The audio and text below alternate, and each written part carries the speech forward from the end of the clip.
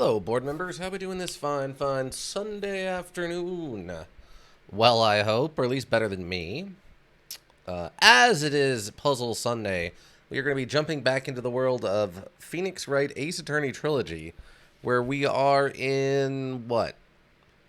I think technically we're in the middle of an investigation to figure out, what, that's what it was. We're trying to figure out who framed the star of one children's show for killing the star of another children's show, both of whom dress up in costumes. Maya Fey has been kidnapped along with Pearl? Or maybe it was just Maya. It might have just been Maya's kidnapped. But Maya's been kidnapped and we're being held hostage, or we're being blackmailed with that to make sure that we figure out that how to get the other person to be found innocent, or that make sure our client is found innocent despite them being set up for the murder of the other show host or whatever. It's kind of confusing, but yeah. It's been kind of a lot. But let us get back into it. Now, we did skip last week because I was on my vacation. I hope everyone had a nice weekend. I did try to do my best to space out some of the uploads for the YouTubes. The repository hopefully had at least something going on in it on at least one of the 2 days. I did my best to try to work that together. So hopefully you had at least something to watch. Oh. Yeah, unfortunately, I'm still on the tail end of my cold. So, I'm not quite over it yet. Today was better. The coughing was more minimal, but I also did a lot less talking today. We'll see what happens in the long run. My ears are, like, my sinuses are stuffy. Like, my ears, I feel like I have something, like, covering my ears. Like, I've got that weird reverb you get when you have your ears kind of covered. And obviously, as you can tell, they are not. Uh-oh. Why is this taking so long to load? Oh, God.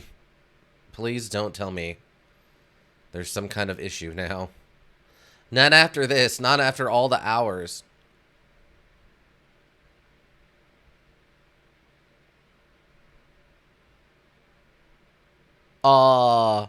Failed to load the saved data. Delete the current saved data and create a new one?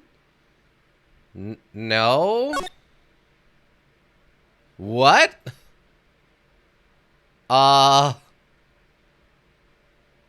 is going on? We are 55.5 hours into this. You cannot tell me that my info has just been deleted. What? What? What? No. That cannot be possible.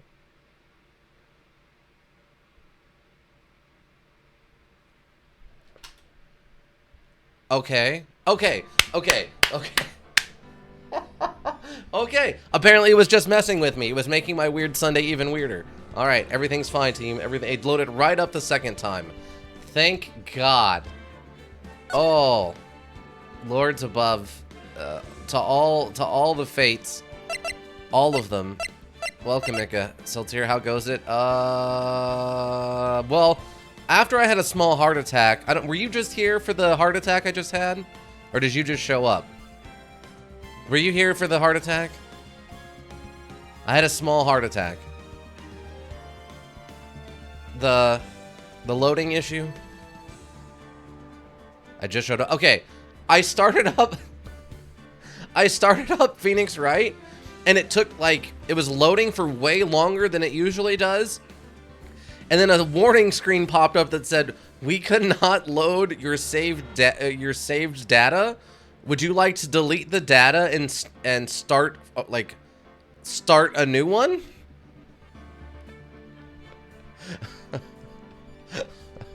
My heart stopped. I'm 55.5 hours into this module. I do not want to have to start over, Ika.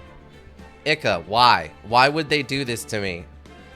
Ika, why would they try to take my 55 hours away from me? Why would they do this? Why would they do this thing to me? I need confirmation. Please. Somebody, anybody. Now, Ika, I did see something that's retaining to you, though. When I signed on to the Steam today, it pops up with a little window of things that are coming up. You know, things that are recently come out. I've done that a few times before. Usually you can just ignore the prompt and just start it up again. Okay, that's what I did and it worked, so we're okay. But Ika, have you seen the update for, or the little news icon for 30XX? Which sounds mildly inappropriate, like it's an adult module, but it's actually not. It is a follow-up to something, or it looks like it's an unofficial follow-up to something you might like.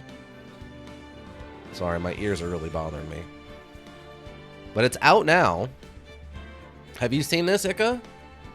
I have? Oh, are you excited? Are you excited, Ika? I played 20XX. It was alright. Oh, but 30XX. That's 10 more XXs. Ika, that's 10 more XXs. Not really. Oh, God. Come on, man. It's right in your wheelhouse. It's got the shooting. It's got jump, shoot, and slash your way through 30XX, the roguelike action platformer you can play with a friend. You've got like so many of those. Explore lush, ever-changing worlds that mix precise platforming with fervored combat. Destroy fearsome guardians, master unique powers, rediscover thousands of years we've lost. That's so you, bud. So you. The rest of the stuff was nothing important. Madden 24, not important. Naraka Blade Point has a crossover with Nier Replicant / Automata. Don't care about that. Overwatch 2 stuff. And Sengoku Dynasty. I don't know what that is, but it doesn't look like something for me. But when I saw this 30XX thing and I went, oh my god, it's not Mega Man. I know a nice fellow who would be interested in that. I just don't think Mega Man style modules mold that well with roguelikes, to be honest. Fair. You know, that's fine. Alright, but now we gotta figure out where we left off. Looks like this one? Yeah, looks like that one's our last one from like 2 weeks ago. Farewell, my turnabout. I don't know why they got onto this turnabout thing. Let's continue, shall we? We're in the middle of our investigation.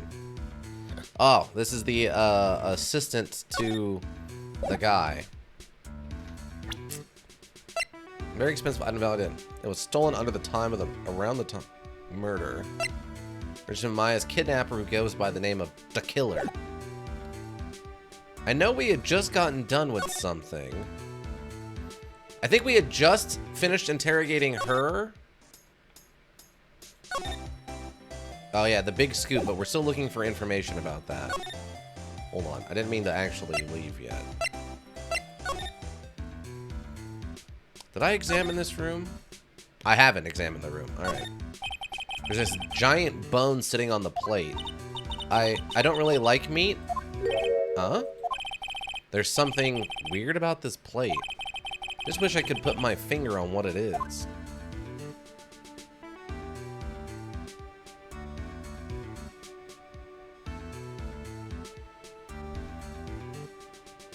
I mean, you got what appears to be something. Then you've got like a white thing that looks like an actual bone. Some little green stuff that looks like peas or something. It's a human bone. That would be a twist. And then you got a lot of blood on these plates. Whatever they were eating, they ate it fairly minimally cooked. It's like dishes left over from dinner. A dinner for two at that. I'm sure they're Mr. Ingard and Miss Andrews' plates. Looks like they had T-bone steaks. What's with the Global Studios and T-bone steaks? That's... Oh, they're doing that T-bone steaks even though these are clearly not T-bones thing again. Alright. There's samurai-looking clothes on the sofa here. I think the jacket-looking thing is called a happy? Whatever it is, I'm sure something like that would make a great souvenir. I would be absolutely thrilled. Yeah, she would probably try to take it. You're not wrong. Oh, we did look at this chair, I guess. It's probably Mr. Engard's suitcase. For someone who only going to be here for the award show, this is a lot of stuff. Looks like he was about 3 days worth of clothes in here. SARS really are different from us, aren't they? It's true. He's a complete idiot. That's the bedroom over there. That's a bed? Wow, they have really big beds here. Poor Pearlie's used to like her little mini bed underneath the stairs. She was gonna take over the whole clan, and her poor offensive mother, who was trying to use her in a ploy, probably kept her under the stairs. Poor child. Alright, it looks like that's about it. You know anything about this? I'd like to ask you about this. I told you, I hate trifling matters. It's a waste of time to show me things that are of no relevance to me. Wow, this is the first time I've been shut down this badly. No, it's not, bud. Something about the... Do you know anything about this confession? You're the one taking care of the arrangements for this press conference, right? Yes, that's right. But Mr. Engard said he didn't know about it. Huh? Oh yeah, the weird shell card. Didn't I write something down about this? Okay. Crowd. Teleport scale. I thought I remember writing something down about this.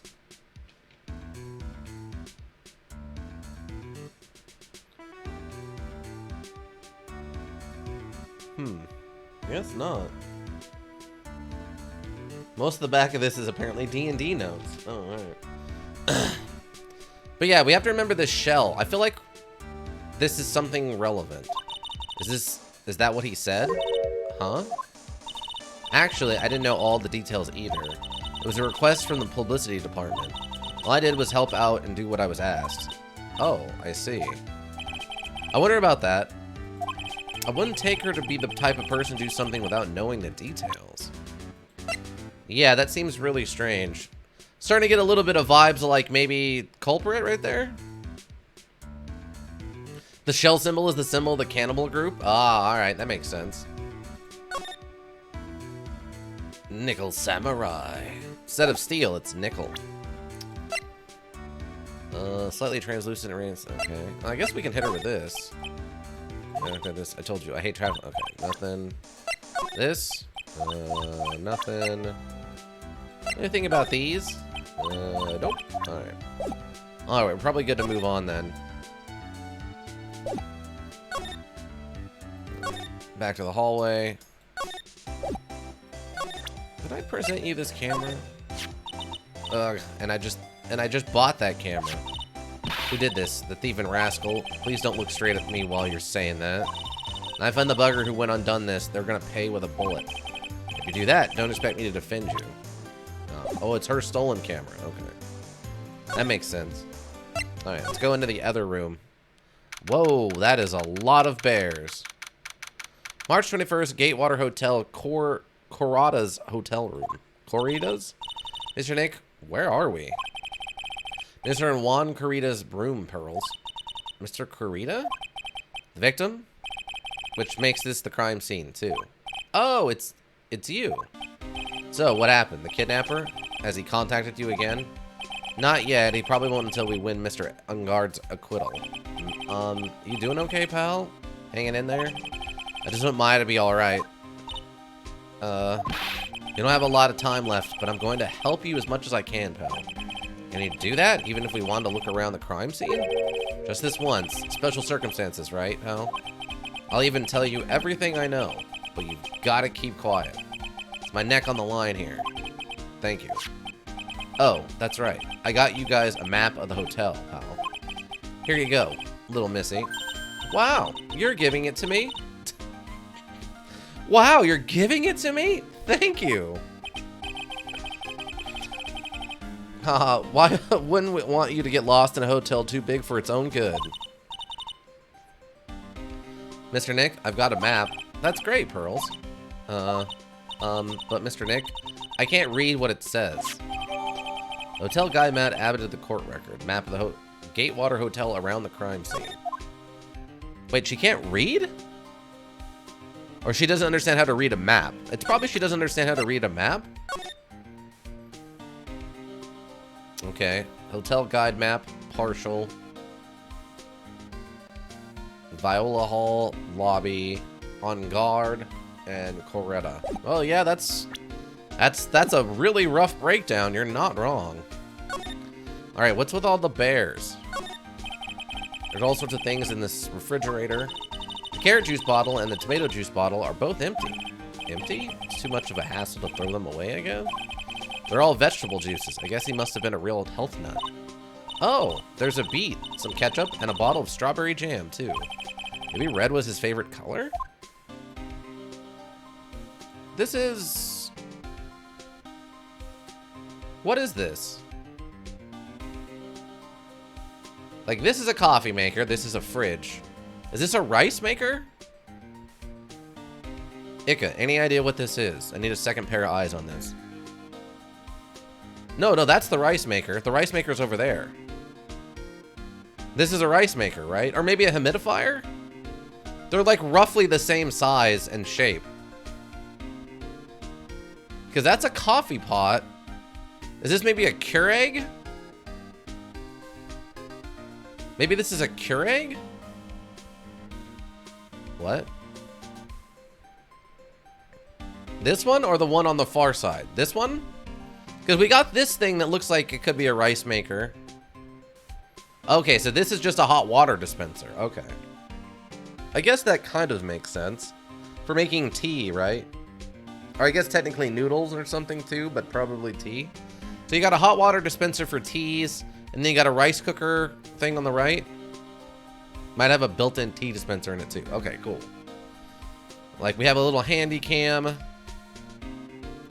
Laptop. Apparently the bear is watching the laptop.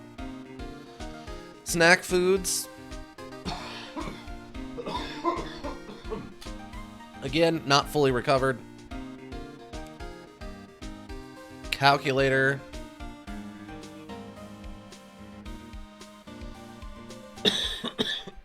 I feel like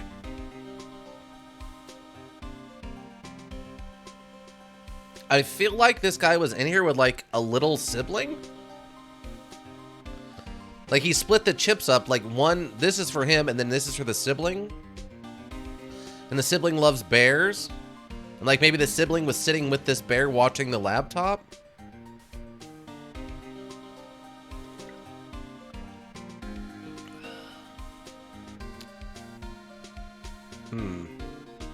Concern. Wow, there are a lot of bears. Alarm clock ones, collector's editions, stuffed teddies, plastic models. It's pretty overwhelming. Is there a kind of bear he doesn't have? There's even a few in the trash can. Yeah, I get the feeling maybe that the guy didn't really like bears. Poor teddies. It's hard to bear with all these problems. Growl. Oh, God. Why would you invoke this man? We are done with him. No. No. Oh, my God. We're suffering from PTSD being bringing around this clown.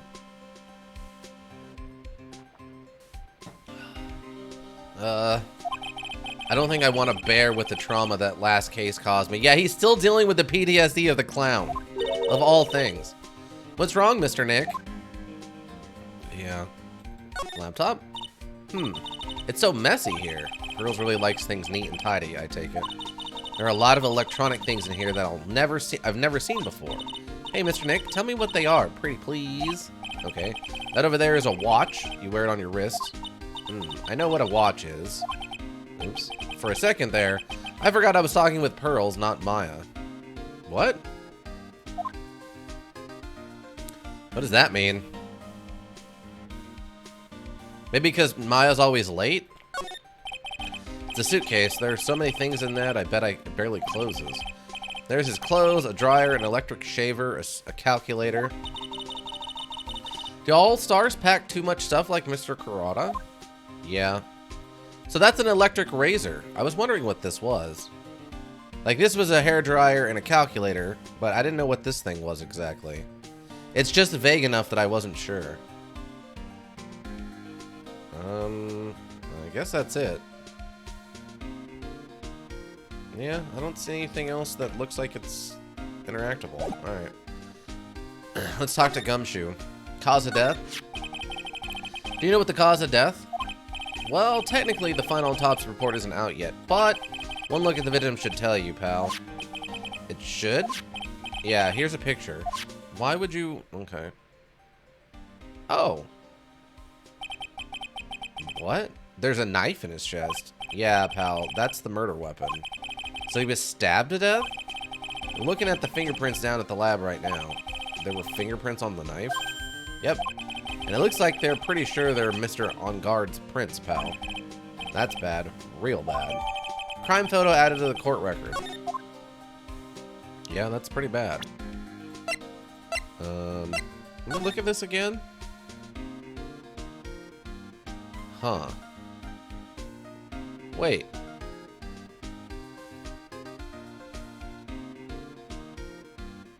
Why is this... Wasn't this ketchup bottle just reported as being in the fridge? Why is it on this platter? We have a... like a case back here. A broken vase or vase with some plant, or like roses it looks like in it. Also, why are all their photos in black and white? I don't really get that part. Or have they all been in black and white? I don't remember now. I feel like some of them have been in color. It looks like he's got maybe just one stab wound.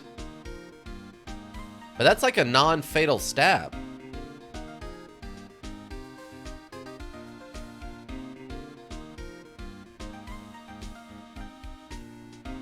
And then you got all these like bottles on the ground. It makes it seem like there was a scuffle before the stabbing. That looks like a butter knife. Oh yeah, that's 100% like a butter knife. This is a very basic butter knife. This is not like a stabbing knife. If I had to choose a kind of knife to use to try to kill someone with, this is not the knife I would go with. This is meant for like you said, butter or like cutting through a cooked steak or something. This is not meant for stabbing people. That seems like a weapon of opportunity, not a weapon that you would like purposely bring for stabbing. Reason for arrest. Why was Mr. Engard arrested? Do we have evidence on him? Evidence? It looks like the victim, Juan Carrata, really put up a big fight. Okay, yeah, we noticed that. Yeah, one look at the crime scene and you can tell. Wait. What? Wait a second, this can't be the crime scene. Hold on. What?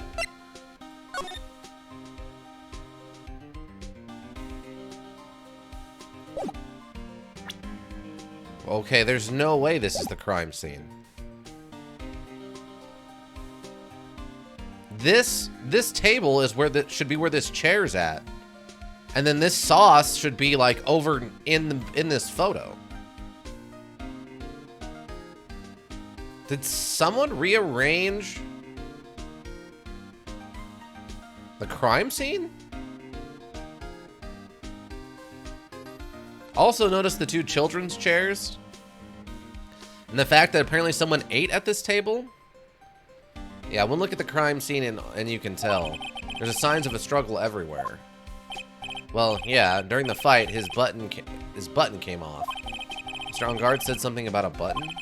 I mean, like, one of the Jammin' Ninja's buttons got caught in his hakama? That's not all.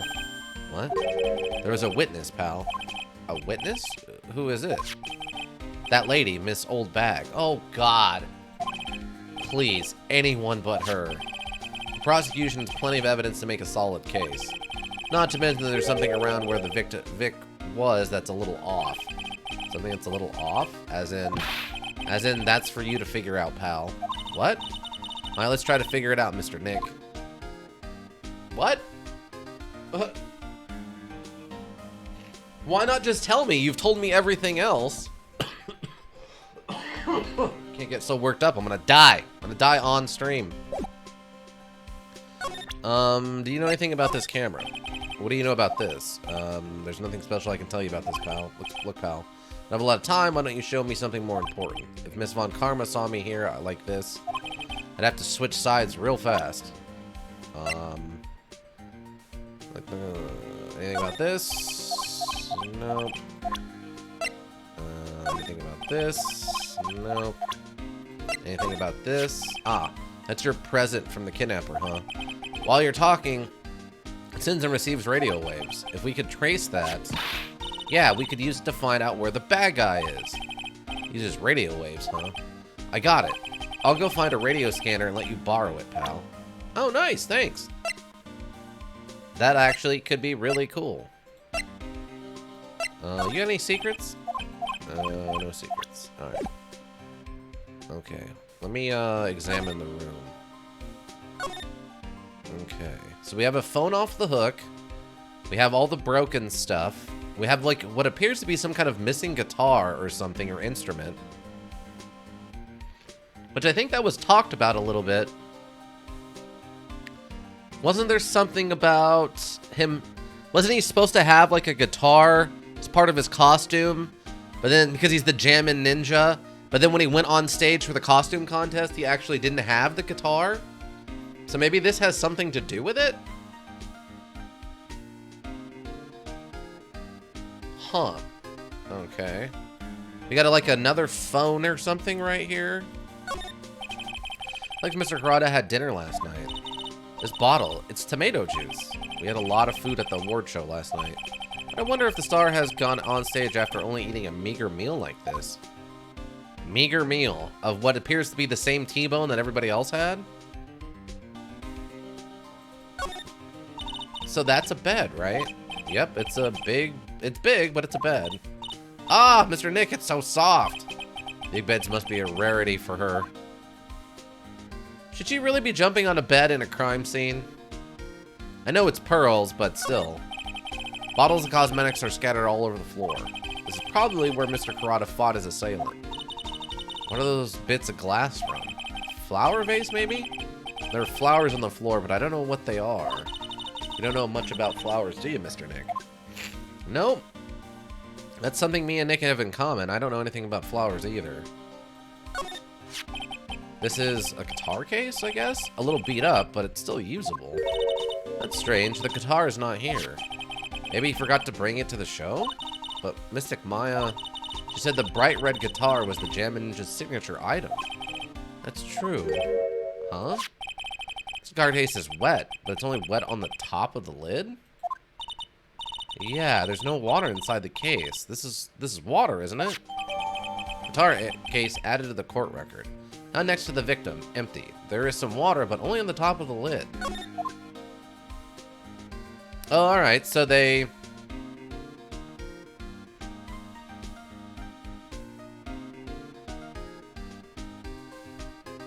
Huh. So, I mean, what they seem to be hinting at is that the case was closed when the water was spilled on it, and then the assailant opened it and took the guitar, but the guitar was missing... The guitar was missing before he went on stage to do his cosplay costume review thing. What I'm thinking is maybe... Well, no, because in the photo it shows him in his outfit. He seems to be wearing the Jammin' Ninja outfit. See, I was thinking maybe what they did is they killed him before he went on stage, and they dressed up as him, went out on stage, lost, and then came back, stole the guitar or something, and then just left the body here to be discovered? Also, we got to figure out what's going on with this table thing, because this is very weird. Because this is a crime scene photo taken by the police. So if this is different, if this picture is different from the actual crime scene, that means the police rearranged this room for some reason, which is really weird. Because the photo must have been taken while standing over here by like where this phone is and this robotic bear is. That's the only angle that makes any sense, except for this ketchup bottle, or the tomato sauce bottle, that's over here. That or this tomato sauce on this tray would have had to been sitting like off the edge of this, which I don't think would make any sense from a physics perspective. Quite confusing. Wait, did I look at... No, I can't. Alright. Oh. It's a beautiful wine glass, and there's tomato juice in it? Ew, tomato juice. I don't really like it much.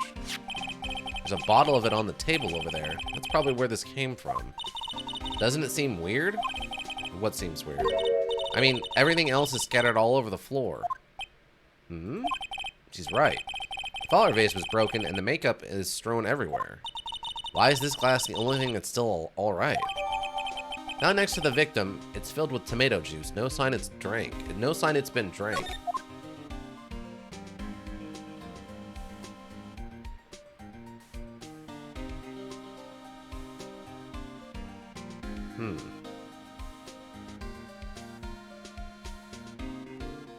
I guess the criminal, the crimer, the assailant, I guess could have poured it for themselves and maybe they got interrupted before they could drink it? Quite odd. Present the case. What can you tell me about this guitar case? Oh, that? This is just what I heard, pal, but that's the Jammin' Ninja's signature item. The guitar case? No, not that. What do you take me as? I mean the guitar inside, of course. But the guitar is missing. Yeah, we looked for it too. It's not normal for a person to forget to bring their most famous item to an award show. It's starting to sound like that red guitar is related to this case after all. Anything about the wine glass? So about this wine glass? Ah, so you noticed it, pal. The whole crime scene was a mess, but this glass was the only thing that was untouched. You noticed that too, Detective Gumshoe. No, actually, Miss Von Karma noticed it first. Yeah, Pearls noticed it before me, too. Hey, wait a minute. So, does that mean Miss Von Karma's here at the hotel? Yeah, she's around. Man, you're going to be in so much trouble, pal. Especially if he catches you in here. Well, you can bet the instant I see her, I'll be running the 100-meter dash. Or 1,000-meter dash. Beep, beep, beep, beep. Oh, that's the Von Karma. That's the Von Karma ringtone. What's that beeping noise, Mr. Nick? I've heard this sound somewhere before. It's Miss Von Karma. For some reason, whenever I hear that sound, she pops out of nowhere and whips me. Come to think of it, that's exactly what happened the last time. Sorry, I gotta make myself scarce. Let's later, pal. Ow! At last, you reveal your true nature. Mr. Phoenix, Wright? Well, would it be too much to ask for you to be nice to me for a change? So you're the type to steal information from pitiful, helpless detectives.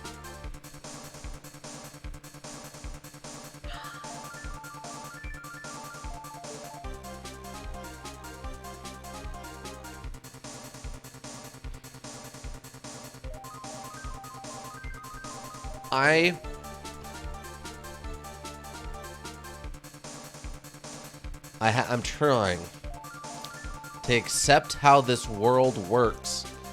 That keeping evidence from the record is said to be bad, but everyone else seems to do it constantly with no negative consequences. They keep saying that the evidence should not be hidden from the court record and that it needs to be presented. But then we get stuff like this where we're trying to steal information, which implies that you're trying to keep it a secret. I'm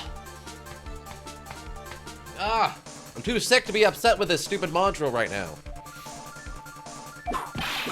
That's very dishonorable of you. How is that dishonorable? That's my job. Ow. Hey, don't you dare run away. Scruffy McTrenchcoat. Aw. I didn't think the detectives of this country could be this pitiful. Wow, detective, come over here for a second. Yow.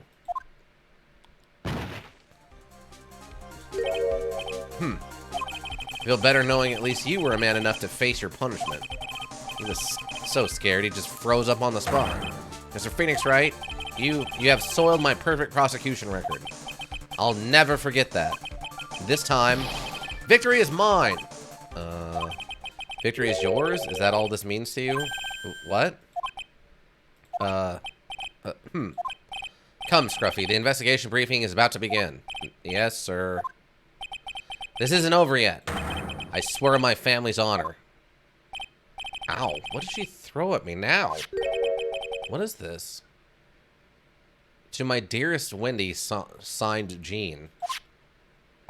Well, I guess this means I've got to get back to the precinct now, pal. If you ever need me, come down to the criminal affairs department, alright? And if you can, try not to let Miss Von Karma see you.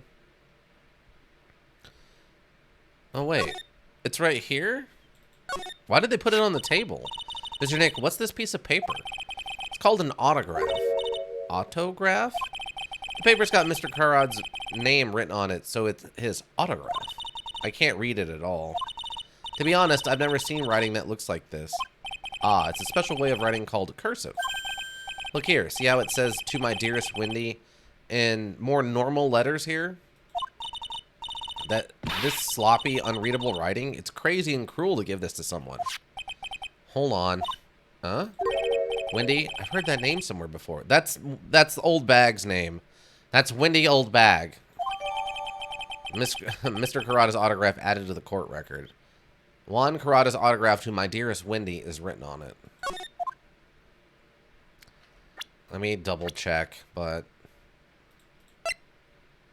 Oh, they just call her security lady. Oh yeah, Wendy Old Bag, yeah. Member of the hotel security, I'm pretty sure her real name is Wendy Old Bag. So the autograph is for Wendy Old Bag. I'm confused on why Von Karma threw that at us. Also, she still doesn't look 18 to me. She still looks older than that, but... He also doesn't look 21. He looks like he's in his, like, mid-30s. But then again, this guy doesn't look 24. 31? Yeah, I could see that. He looks older than 31, but I could at least see 31. 23? Yeah. 21. 23, maybe. Maybe she's wearing, like, makeup to make her look a little older. I would have guessed, like, mid to late 20s. She still doesn't look 18 to me, though.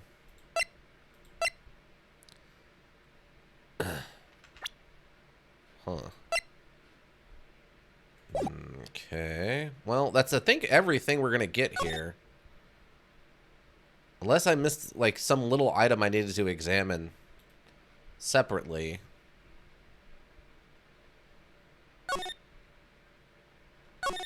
I still don't understand why they're not questioning... Well, I guess the couch and the chair are the same size. I guess these aren't children-sized chairs. They just look really small. Like, the back of these is only as tall as the top of this desk. That seems really low to me for a recliner like this. Like, this makes me want to go... Hold on. Nothing new for you? Okay. Yeah, excuse me. Well, I guess these ones are only slightly taller. So I guess that's just what those look like? Ika, by chance, do you know? Do you have really short... Do people have really short furniture in Japan?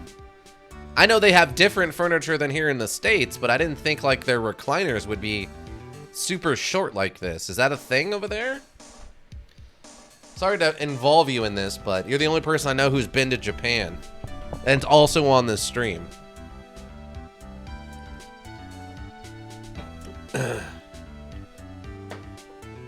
Not really? Okay, that's what I thought. I thought this, like, I didn't notice it so much here. I didn't notice it so much here, but in that other room, it's really obvious how, like, this chair looks a little low to the ground, and this couch looks fine, but in the other room, all the stuff looked way too low to the ground. It was kind of weird. I need to talk to you about anything else. Do you know anything about this? Nope. Anything about this? Nope. You know anything about this? Nope. Okay. I think those were the only things we got that were new. Lotta? Anything about this? Sigh. Told you all many times now, I'm just a journalist, so I got much information lapse in my head. I forgot things are here and there. Please don't get so worked up over this. Ha! I don't care if you beg me. Be extra tough on kids. That's this gal's motto on learning youngsters. You don't know. Nothing on this. Okay. Anything on this? Nope. Okay. Maybe we gotta go confront old bag? Ah. Alright, yeah, we needed to come back out here. March 21st, Gatewater Hotel, Viola Hall. Oh, it's Powers. Oh, Mr. Wright, how are you? Mr. Powers, have you been here the entire time? Yeah, people connected to the murder aren't allowed to go home, let alone leave. Oh. The Nickel Samurai. Can you tell me a little more about the Nickel Samurai TV show? Alright. Nickel Samurai is an action hero program aimed towards kids. It's the sequel to The Steel Samurai. I see. This time, there are 3 samurai brothers. Aluminum Samurai, Tin Samurai, and of course, the Nickel Samurai. It's a Love Y in Neo Oldie Tokyo. What? What does that mean? I see. Wait.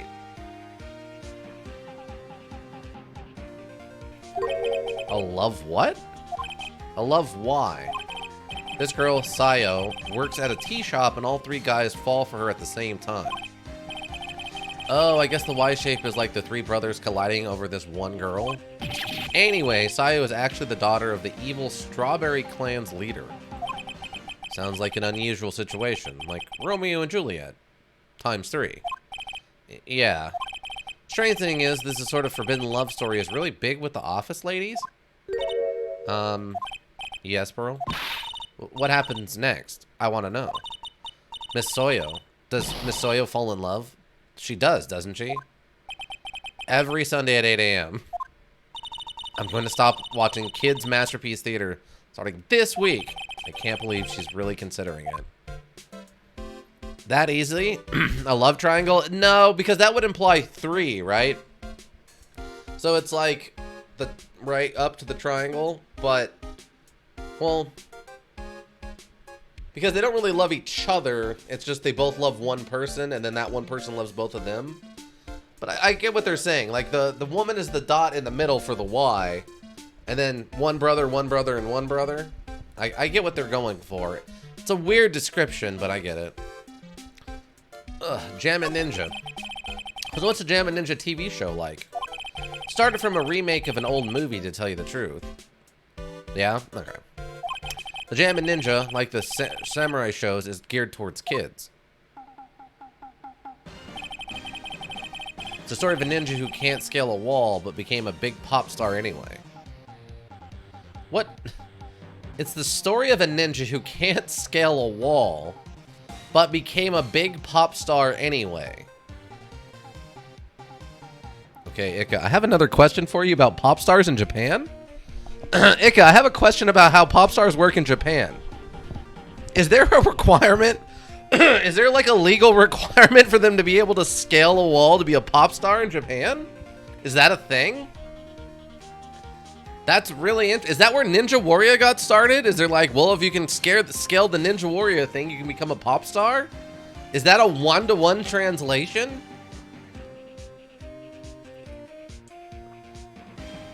No? Okay. All right. I was wondering. I figured that was bad English, but you never know. I don't know enough about the world. What?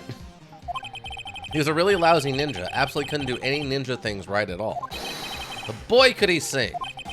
With his trusty bright red guitar in hand, he took the ancient world by storm. A ninja with a bright red guitar?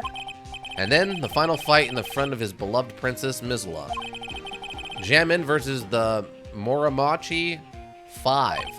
Suddenly, our brave hero catches a not-so-jammin' cold the night before Battle 3. Oh, that's too bad for him. Yeah. But this kind of pop music-based love story is something high school girls really like. Yes, Pearl? What happened next? I want to know. Jammin', the Jammin' Ninja, will he be able to sing? What about Princess Missila? Every Sunday at 8 a.m. Which show should I watch? I can't believe she's really considering it. We'll get a recorder, we'll get a DVR, we'll record both of them for you, Pearl. It's fine. I would say we get a VHS and record it, like a VCR and record it, but at this point they had DVRs, I'm pretty sure, so we'll just get a DVR for her. It's fine, everyone. She'll get to watch both shows. I won't mistreat the child that much. A little bit, just so she learns something, but not that much. Alright, do you know anything about this? Oh, wait. I don't think I need to examine this, right? Oh, wait, did they change something in here? We ate this table last night, didn't we? Yes. I was really happy then. I wish I could make you smile again, even for a second. It's fine, we'll get Maya back and she'll smile real big. Don't worry about it.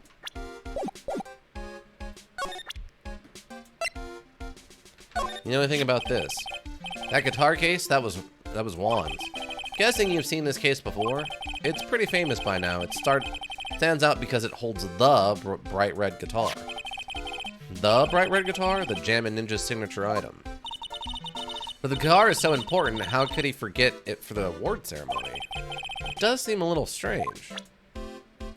Know anything about this? Sorry.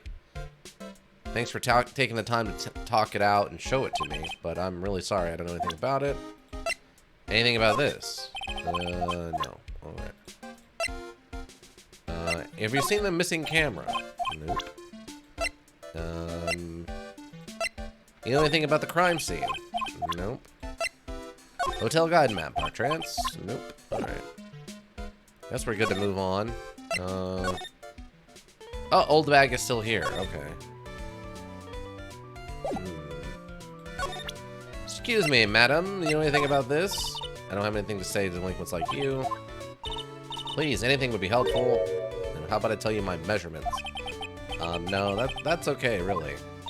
What? She really doesn't like you, does she, Mr. Nick? I know. You know, what about this? I have anything to say to... Really? You're not going to tell me about this thing that's literally for you? Really? Wow, alright. Anything about this missing camera? Nope, I don't think about the missing camera either. Alright. I think I examined this whole area before, right? Yeah. I wonder if I can present her... Let me see. Oh, we can go to criminal affairs now? Oh.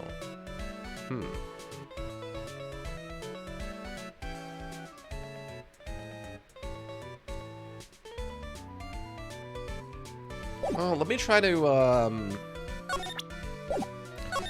get her on a witness thing. Please tell me, what did you see on the night of the murder? Rat-a-tat-tat-tat-tat. Alright. Yeah, she's the one with 4. Okay. Please, Mystic Maya's life is... Ah, but you haven't given me my present yet. Let's see. I'll only tell you if you can bring me Juan's autograph. An unreasonable request. You might as well have asked for the moon. Wait, what? What are you talking about? We literally have that. It's right here. What?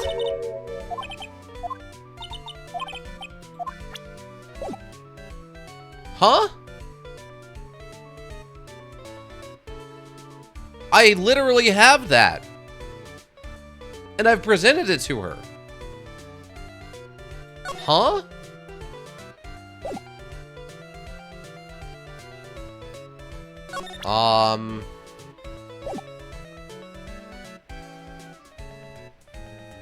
I guess we gotta do something else first?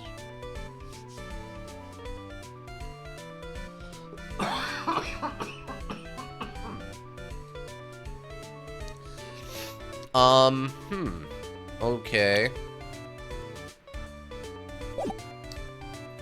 Well, I guess we can go to criminal affairs and see what happens first.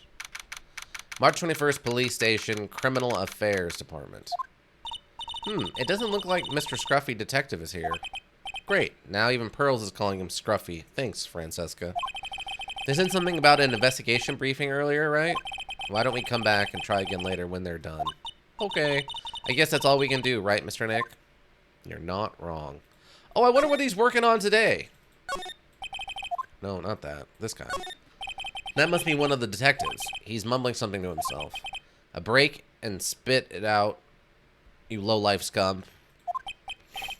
A turkey sandwich. Don't you eat ham every day? Get sick of it or something? Must be imagining training for interrogations? Oh, he's not actually writing a part of his memoirs or whatever? These are the detective's desk. There are computers and files in each one. Funny, they're a lot tighter than I expected. And this don't spend a lot of time at their desks. He sometimes says weird stuff. Somebody the chief of detective here. He's glued to his computer screen. What? The hero of heroes awaited award ceremony. The grand prize got away from the Jam and Ninja again? Shouldn't be reading something more important. Ah, this guy. Aw, it's kind of cute. Mr. Nick, what is that stuffed animal's name? That's the Blue Badger. It was my idea. I made it. It's the precinct's mascot, you know. Oh, wow. What? That is not his mascot. That mascot was developed by the demon chief guy. I don't even remember his name now. Like, that was a big part of that one investigation we did in the first module. I'll get him assigned mascot on every police station if it's the last thing I do. I can succeed in your mission, sir. That is not the guy. No. That is a mega retcon. That's a hyper retcon. Not only is that not the guy who invented it, we know who invented it because it was a part of a whole investigation and played an important role in it. Wow, what a retcon. They really don't want to talk about the first module, huh? Dang. Wow. Do I need to go back here for anything? Oh, okay, yeah. What happened? Can you tell me about your activities last night? After I got the award, I took a break and went back to my room. I had that post-ceremony stage show to do. So I was in my nickel samurai costume. And you were alone the entire time? My manager was running around being busy, so yeah. Because of the press conference you were supposed to hold after the show? I told you, dude, I have no idea about any press conference, alright? That's strange. I thought Nickel Samurai was going to confess something. Anyway, when I was leaving my room, that's when I noticed it was kind of noisy. Mr. Kurata was already dead at the time? Yeah, that's what I gathered anyway from my manager. I'm getting to gather that this guy can't do anything on his own. And that's when the detective in the green coat showed up. He searched me, and then, out of the blue, the dude arrested me. The victim. How about you and the victim, Mr. Juan Kurata? What sort of... That's got nothing to do with anything, dude. Man, with that face of his, you can't even tell he's the same age as me. And he wanted to try to make a Jam and Ninja movie, even though we all knew it'd fail? The Nickel Samurai still won in the end, right? Yeah, I took the grand prize by storm. So why would I, the winner, have any reason to kill the guy anyway? Dude, you think it'd be the other way around, don't you know? Yeah. You know anything about this? Dude, I know I like to throw money around, but it's something I'd buy anything and everything. Anyways. This, dude, no. And this. I know I like to, nothing. Crime photo? Nope. Camera? Nope.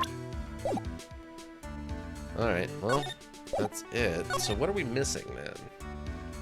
Very rarely do they request us come back here.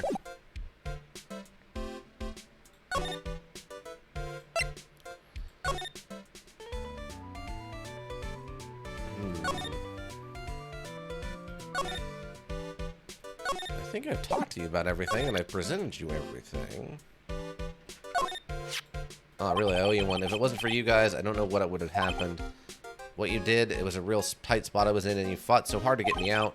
I don't care what happens, I'll never forget anything you've done for me. Or everything you've done for me. Sorry.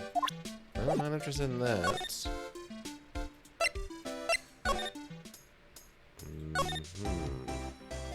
Maybe we have something for this? You were on the hunt for your big scoop last night. Maybe I gotta get this before I can do the other thing. And this is only 2 of them, so... Just a bunch of tabloid photos there. They ain't got nothing to do with the murder. Looks like we have no choice but to remove the Psylocks. Yeah, I guess so. Oh, maybe that's the problem. Maybe that's what I messed up with the grandma. Is I have to present the item from my inventory to get it started? Do I have to present this first? Oh, I do. Okay. I thought I could just talk to her about the lock, and then it would start. But I guess I have to actually go in from this way. Alright. What you witnessed. Alright, I'll be honest with you for now. Then please, tell us what you saw. But aw, what a waste. And here I have a perfectly good chance to have a little fun at your youngin's expense. I am a little devil, after all. Doesn't that imply you aren't a good person? Alright, I'll give you what you want. You wanted this... That's Juan's autograph. Yes, it is. And it even says "To my dearest Wendy" on it. That's me, right? Right? My name is Wendy Oldbag, so that's Wendy has to be me, right? Well, it may say Wendy, but somehow I don't think Juan had this Wendy in mind when he signed it. Oh, please, give it to me. Let me have it, please. I can't let you have it just like that. Yes, I know. Then how about an exchange? Wow. Wow, she must really want this autograph. My offer isn't good enough for you? Fine, Mr. Wright, you win. Winnie Oldbag, ready to open up her heart. All for my dearest Juan. Oh, alright. Okay, they got me. I thought it was going to be harder than that. Unlock successful. Autograph given to Wendy Dearest. What you witnessed. Feel bad for you, you know. Huh? I tell you, I saw him that night. I saw him coming out of Juan's room. You're kidding. Oh, no. It was about 10 minutes before Juan's body was discovered. It was just a coincidence. I was on my way to the toilet, minding my own business. And did you tell that to the police? Well, of course. I thought I could get a gift certificate or 2 out of it, maybe more. Gift certificate? I've been recruited again for that part at the trial. You know, the trial tomorrow. This time you're gonna get it. I'm gonna work hard to get your client pronounced guilty, but Mr. Ungard hasn't done anything bad. I don't care about details like that. I know he did my dear poor Juan in. I just do. That yellow-bellied chicken. The yellow-bellied chicken? Wonder what that would look like. I trust my senses. I know when someone did something bad, and I say he did it. What did Mr. Ungard ever do to her to deserve this? Ungard's past. What did Mr. Ungard do to you to make you so... You don't know? That guy, he framed my Juan. He created that scandal that plagued poor Juan. Mr. Nick. What is it? What's a scandal? Oh, I'll tell you about that after we get home, okay? Poor Juan led astray by the wiles of that vile temptress. Mr. Nick, what do viles and wild temptress mean? How about we just listen to what Miss Oldbag has to say for now, okay, Pearls? So, Miss Oldbag, who is this woman you're talking about? Adrian Andrews, of course. Who else? That guy, he shoved that girl into Juan on purpose. What? His own manager? But why? I thought lawyers were smart. To create a scandal to make Juan lose face. That girl drove Juan into a scandal that dragged his reputation through the mud. Sounds like a pretty standard definition of a scandal to me. Why do you know about that anyway, Miss Oldbag? I'm one of Juan's biggest fans. I'm always out there gathering information. There's nothing I don't know. And do you have any proof that Mr. Ungard did what you say he did? Next week's issue of a certain magazine says so. Ugh, of course. A tabloid. Next week. Doesn't that mean it's something people don't know about yet? Why would Miss Oldbag have information like that? And where did she get it? Hee hee hee. Uh-huh. You know anything? I think we talked. I don't have anything to say. Just clam it up. If anything would be helpful, well, then how about I tell you my measurements? Did she get that from Lotta Hart? Is that where this is going? I bet that's where this is going. Because she said she got it from a tabloid. Lotta's doing tabloid work now. Nothing. Did I get anything new? Oh, I didn't. Alright. Alright, I'm gonna take that as a chance to take a swing at her with the Psylocks. There's only 2 of them, so. Big scoop. Lotta, will you please answer my questions? On the night of the murder, why were you loitering around the victim's room? I told you, didn't I? My scoop. What I want to know about are the details of this scoop. That's not something I can tell you. I mean, that there's my bread and butter. Alright then, an unpleasant tabloid photographer looking for a scoop. Going to say that you were looking into a scandal? Grrr. Could it be that you, Lotta Hart, were looking for a break with a huge story? Perhaps an unfolding scandal between Juan Karada and this person? Juan Karada and Andrian Andrews? This woman, she's Adrian Andrews, Matt Ungard's manager. This Nickel Samurai's manager caught secretly meeting with his rival, the Jammin Ninja. Would be the hottest story of the season, wouldn't it? You're pretty good at this guessing thing, Mr. Lawyer. But you can't just make up any old thing and think it'll make the papers. You gotta have backup. Backup? Yeah, you gotta have that. Like, that, what's it? News sauce. News sauce? What? News sauce? You mean news source? What? You can't... You mean she needs a source? What is... How does she not know? What is news sauce? Words? You can't blame this one on me. You have to blame this one on Lotta Hart, who's from the country. Or whatever. You mean news source? That's it. So show me something that shows that one guy had something with Miss Andrews. Oh, that's what you want. Tomato juice. No sign it's been drunk? This? You'll think I'm some kind of idiot, don't you? Don't you know pros don't go for a lead without proof it's something? Oh, if the proofs we're talking about it's you, then it looks like you're right up your alley. As if... Alright, so it looks like I need to touch a nerve there. Wow, listen here, city boy. Show me a good, solid news sauce or else. You mean news source. That's it. Show me something. Okay. So that's the problem. I'm missing... I don't think I have enough evidence yet. Yeah. So I guess I gotta go talk to the manager with this new information I've got. Present.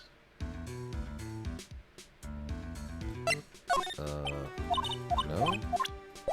What do I need to do? Maybe I can present a relationship thing?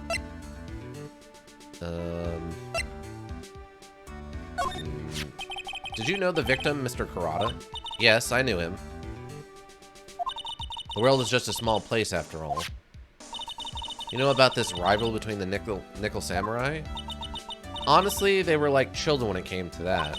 Time and time again, those two competed with each other over the most trivial things.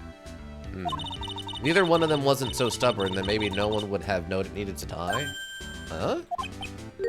I've got a hunch that this woman knows more than she's letting on. Yeah, we put that together a little while ago. You must know why Juan Karada was killed.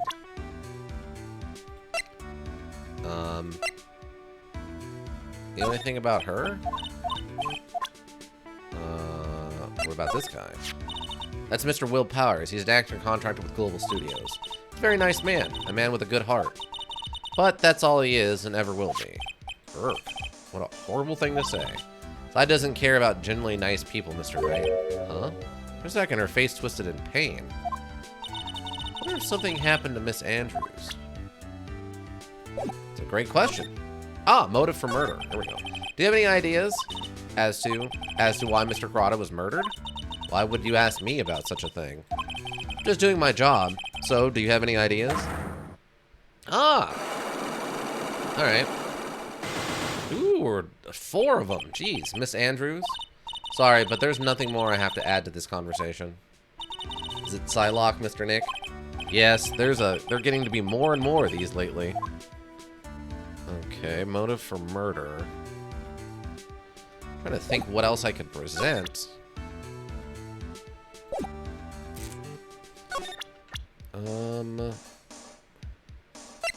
Can you tell me more? I asked to become Mr. Engard's manager. He's a pleasure to manage with his nice disposition. Zara does seem like a rather weak-willed man, always doing as he's told. He's always saying, my manager, right, Mr. Nick?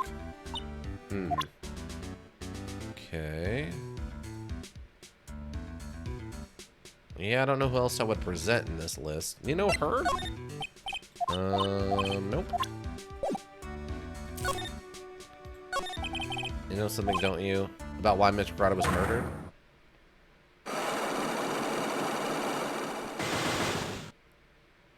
Why are you asking me? Don't tell me you can see me inside my heart. No, but I can see the locks you have on your psyche. If you don't remove her locks, yeah, it's worthless to even ask. Alright, let's try this now and see what happens. I don't know if I have enough evidence or whatever, but I don't know where else to get more evidence unless I need to go trigger something new to happen. Motive for murder. Why was Juan Corrado murdered? If you ask me, I think you knew the reason he was killed. Why are you hiding things? Don't you realize you're putting Mr. Engard's life in danger by your actions? Why do you ask questions for which I have no answers? The truth is, I was not that close to Mr. Corrado. You were not that close? That's right. I've never been good at being intimate with another person. You're not good at being intimate with another person. Somehow, I highly doubt that. Why?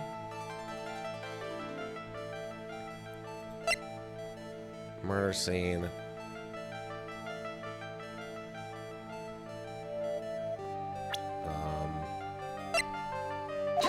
This? Very bad at connecting with people. They're so depressing for the most part.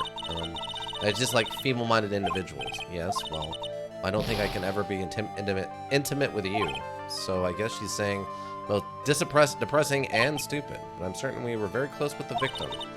Say that all you like, but you still don't have any proof. You're not good at being intimate with another person. I don't think I have enough evidence yet. I should. Okay. So yeah, we don't have we need this proof. I think we need the camera that has like a picture of them together or something.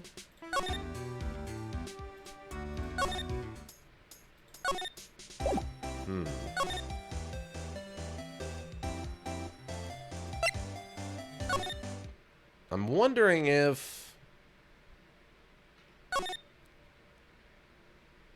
No, I don't see anything that looks like that camera that's missing. I was wondering if maybe, like, you could see the camera in the background and then realize that Juan took it or something. No, that's not anything special.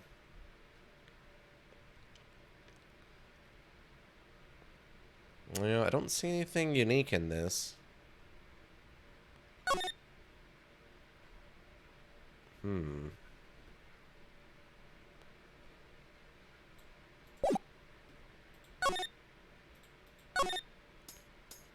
Maybe we can go talk to the detective now. You know anything about her? Hey, that's Miss Andrews. She's Matt's manager.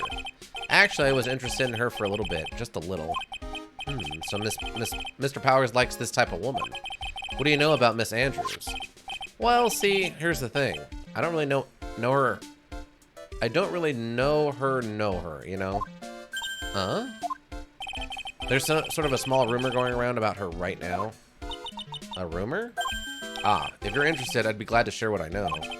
He's so happy, it looks like a lion that's just found his next meal. Oh, okay, here we go. The gossip of Andrian. Would you mind telling me about this gossip? Ah, so you are interested in it. I figured you would be. Yeah, I have such a weakness for celebrity gossip, too. A rumor that she's a cannibal? Oh my god. If that's the twist, Ika, I don't know what I'm gonna do. You have to, like, set up, like, a... What do they call it? Like a throne or, like, an Amazon page, and I'll send you, like, a $10 gift. Put your, like, favorite pair of socks up there, and I'll just send you a pair of fun socks. I have such a weakness for celebrity gossip, too. Oh, really? You too, huh? Yeah, so take a look at this. Looks like a tabloid of Miss Old Bag would read. Alright, let's see here. Jam and Midnight Rendezvous? To the mysterious yet beautiful manager to the stars, Miss A.A. You see now, don't you? What? You can stop pretending to be in the dark, Mr. Wright. Juan Corrada didn't have a manager of his own. Which means if we're talking about a certain manager with the initials AA... Adrian Andrews... Yes, exactly. This is big news. But it seems kind of odd, that woman, Miss Andrews, together with the biggest rivals of her client? Ah, it's that wonderful thing that can only happen between two people. Mr. Powers looked so happy. Girls is just following along, not having any idea as to why he's smiling. Well, like the saying goes, one man's garbage is another man's treasure. An article from the tabloid Gossip Land. Ah, okay, that's what I must have been missing. An article from the tabloid Gossip Land. Jam at Midnight Rendezvous, a superstar in an ultra-hot mega-secret love scandal?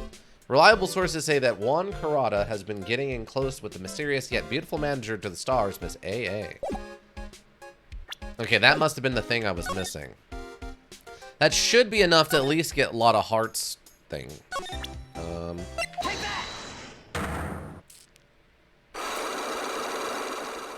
Oh, okay, I gotta start back from the beginning. Alright. Big scoop. Why don't you please answer my questions on top of another murder? The victim's room, I told you I didn't know for my scoop. What scoop? I'm telling you, I mean butter. Alright then, an unpleasant photo. I took it for a scoop. And you were looking into a scandal. Grr, could it be that you, a lot of heart, were looking for a break with a huge story? Perhaps one caught it in this person, which is this person, which is Adrian Andrews. This woman. She's Adrian Andrews' manager. The Nick Samurai manager went, okay. The hottest story of the season, wasn't it? Pretty good at this guessing thing, Mr. Lawyer, but you can't just make up any old thing and think it'll make the papers. Have backup. Backup, yeah. A source? You mean a news source? That's it. Show me something. Which is this thing now. This is the article from a certain weekly tabloid, the Jam and Midnight Rendezvous. To the mysterious yet beautiful manager to the stars, Miss A.A. Ah, Mr. Corrada didn't have a manager of his own. What's more, his rival, Mr. On Guard's manager, Adrian Andrews, she has the initials A.A. You saw this article and then thought to take some pictures of them as proof. That's why you were lurking around Mr. Corrada's door last night. Wah!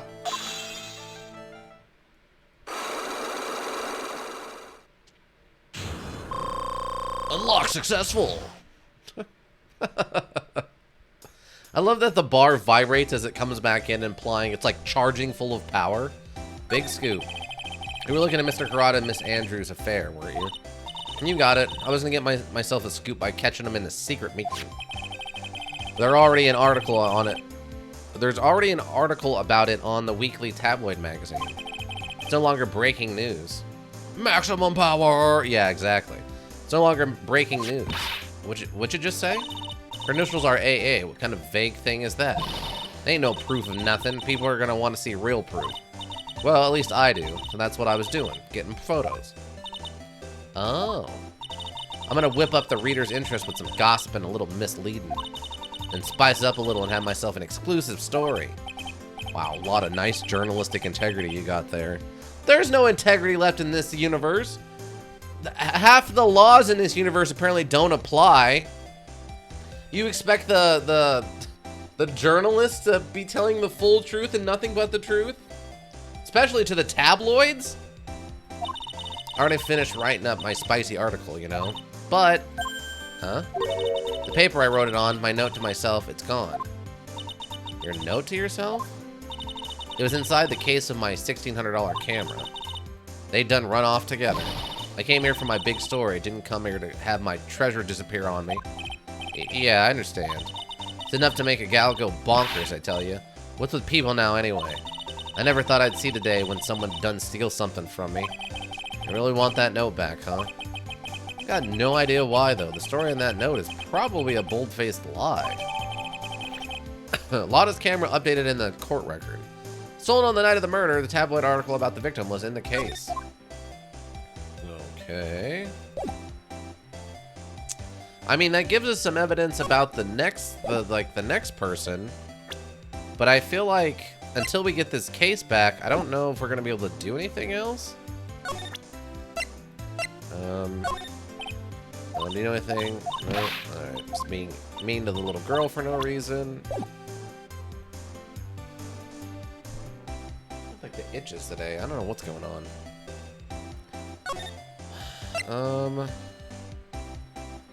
I mean, maybe I can just confront her with this and it'll give me something. Let me see.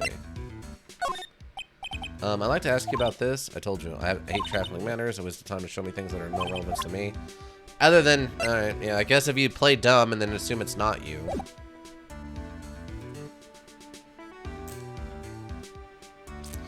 I'm gonna take one more swing at this. Maybe if we can get past this first one, I can answer the rest of them, but I don't know. I mean, 4 Psylocks, so I know we don't have a ton of evidence right now. One for murder. Why was Juan Corrada murdered? Why are you hiding things? Your life is injured by your actions. When I ask a question for which I have no answer, the truth is I was not that close to Miss Corrada. That close, that's right. I've never been good at being intimate with another person. I'm good at being intimate with another person somehow. I highly doubt that. Well, with this dating gossip, you and Mr. Corrada had an intimate relationship, did you not? I saw a third-rate tabloid article. You even had half your wits about you. You wouldn't believe such rubbish. Well, it seems quite a few people have already bought into this story. As to be expected in a world filled with crooks and liars. Note to self, stay on her good side. In any case, I despise interpersonal relationships like that. I see. However, what if there was a need for you to get close to someone? Me? Need to get close to Mr. Corrada? If there was even a need. Didn't you get close to Mr. Corrada for this person's sake? I'm guessing her client? Do you really still not understand? What? It's not in my nature to enjoy doing things for others. But you're a manager. It's called a job. I'm in charge of Mr. Ungard, the star, not Matt Ungard, the man. Oh. And you're really not, and you are not my client. Is that a more subtle hint to go home? But I know you must have had a need to get close to the victim. Me? Need to get close to Mr. Corrada? If there was even ever such a need. Should you get close to Mr. Corrada for this person's sake?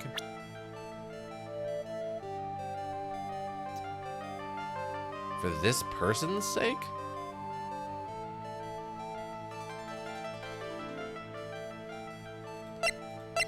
Huh. I don't know who this is. I don't think I have enough evidence yet. I should investigate and gather more clues before I try again. Huh. Alright. I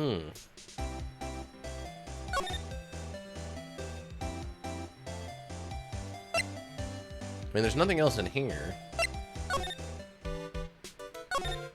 No? I don't know. Maybe it's time to leave and go try. Maybe I can present to you, Infinite? You like gossip. Everything to say to a delinquent like you? Really? Alright.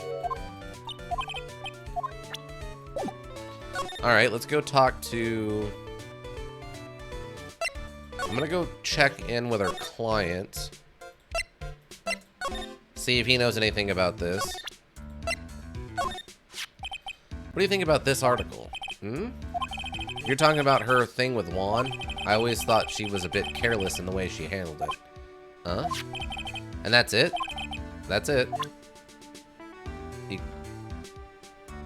You don't want to, like,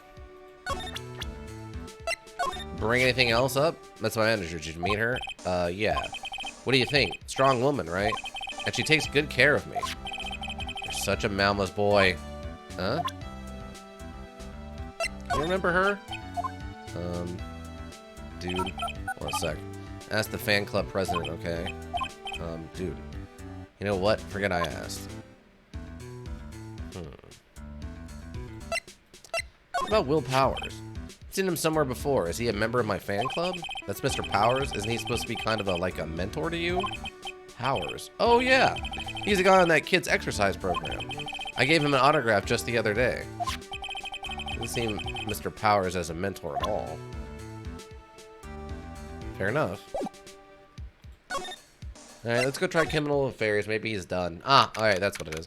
March 21st, Police Station, Criminal Affairs Department. Detective Gumshoe said that they had an investigation briefing. Yeah. Oh, he's back. Hey, so you came, pal. Why the blunt greeting? Because there's nothing to be friendly or happy about. What do you mean by that? Well, things look perfect this time around. The evidence and the testimony are airtight. But we can't just roll over and die. We have to stay positive. Alright? Airtight evidence. So what do you mean the evidence is airtight? I can't give you all the details, pal, but there's 2 big pieces. 2? And both of them are in this photo. I'm guessing the fingerprints. The first is the button that... Oh, this thing is missing. Okay. First is the button that's missing from the victim's chest. That's the button that we found during your body search of Mr. On Guard. Yep.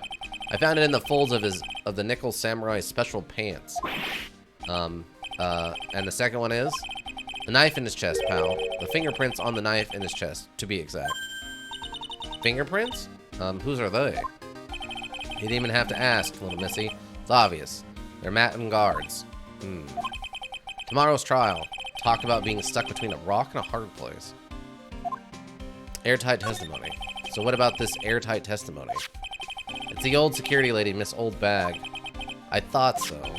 What do you mean? You thought so? Did she tell you something, pal? Well... And I even told her not to open that mouth of hers and blab to anyone. Her blab knob is stuck on 10, and there's no turning it down, trust me. Yeah, well, Miss Old Bag saw it all, pal. She saw Mr. On Guard come out of the victim's room around the estimated time of death. No way. You know anything about this? We're pretty interested in this bit of gossip ourselves. The scandal with Mr. Kurata, but why? Well, 2 years ago, a woman committed suicide. Suicide? Her name was Celesta Impacts. Celeste Impacts? And she was Juan Kurata's manager. The victim's manager? But that's not all, pal. Miss Impacts was Miss Adrian Andrews' mentor. She taught Miss Andrews everything she knows about the business from square one. Her mentor? A woman who was both Miss Kurata's manager and Mr. Kurata's manager and Miss Andrews' mentor? Could her suicide have something to do with this case? You want to know more about her, pal? Yeah? Yeah, I do. Oh, I guess I have to... Oh, I have to talk to him. Okay. She was the victim's manager and was also Miss Adrian Andrews' mentor. It's been 2 years since her suicide, and now these two are linked again by another death. Or maybe it's just a coincidence, but why? Oh, we fell down. I'm getting sick of dealing with one foolish idiot after another. Miss Von Karma, you can't seem to stop me alloying yourself with the enemy, can you? He's not... Wait, how does this kid know what fingerprints are when she doesn't know all these other things? Well, remember she watches children's puppet, what did they call it? Children's puppet theater or whatever.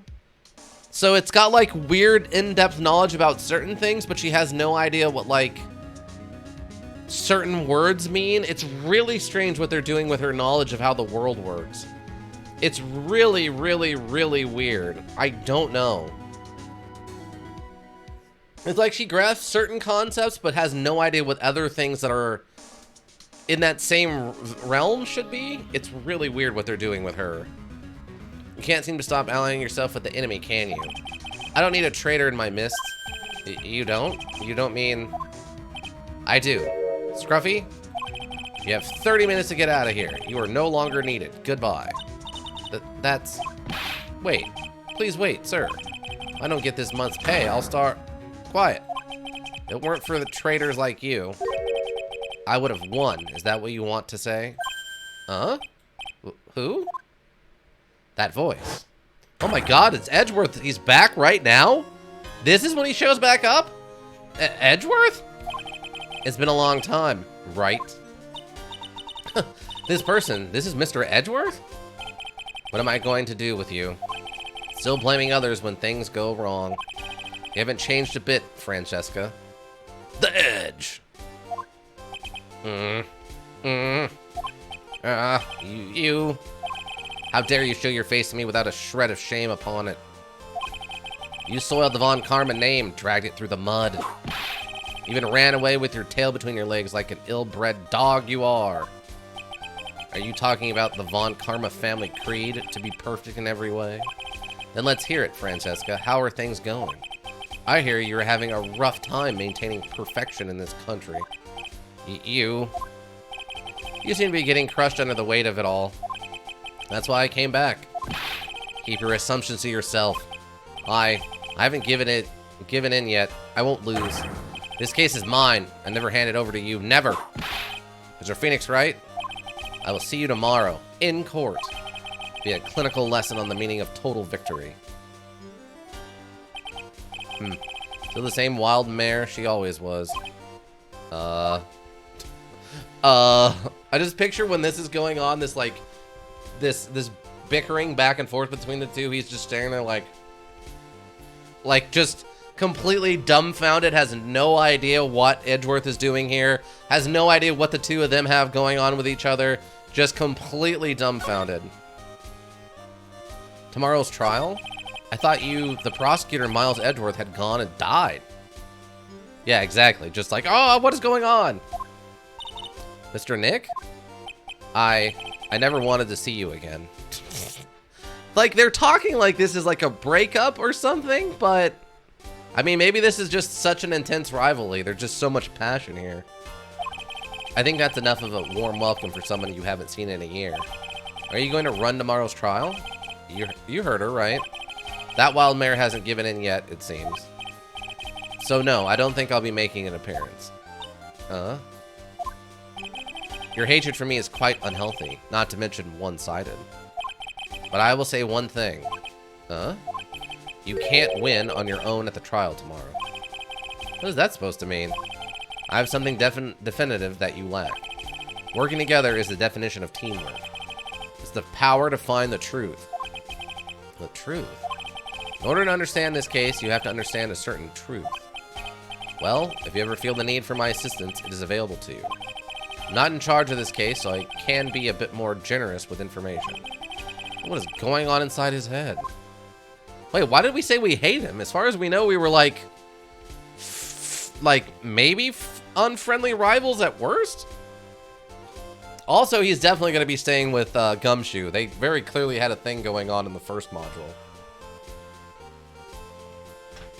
In the first chapter of this, they very clearly were things. Frenemies, yeah. But yeah, him and Edgeworth and Gumshoe very clearly had a thing going on in the first module. Proof of Von Karma blood. A lot of things may have happened. However, Manfred Von Karma was still my mentor. And a perfect win record is proof of a Von Karma.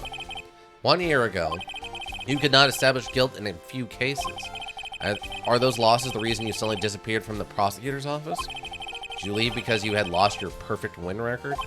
I think your motivation for prosecuting trials was so selfish. It'd been better for everyone if you had never come back from the dead, Edgeworth. I see. Then let me ask you something. Why do you stand in the courtroom? What is your reason? Why stand in the courtroom? Well, with Francesca, she almost always says, I will defeat you this time, the instant she sees me. But the courtroom is not a personal battlefield for prosecutors and lawyers. I stand in the courtroom to defend my client. To save their lives. To save your client, you say. Those who think only of their own ego-driven goals, those kind of prosecutors are reprehensible to me. Even if you're a prodigy, or someone like you, Edgeworth. Looks like there's still a lot you have yet to learn. A lot I have yet to learn. Me? Well, that's enough for now. The time when you will see is coming soon enough. That is some really weird English on that one. Do you know anything about this? I have no interest in talking about useless evidence. Put a little more thought into what you show me, Phoenix Wright. Well, as stuck up as ever. This? Nope. You know anything about the murder scene? Nope. know anything about this missing camera, perhaps? Nope.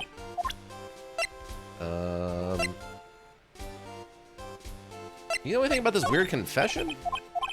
You know anything about the kidnappers? Can I Psylock you? Nope.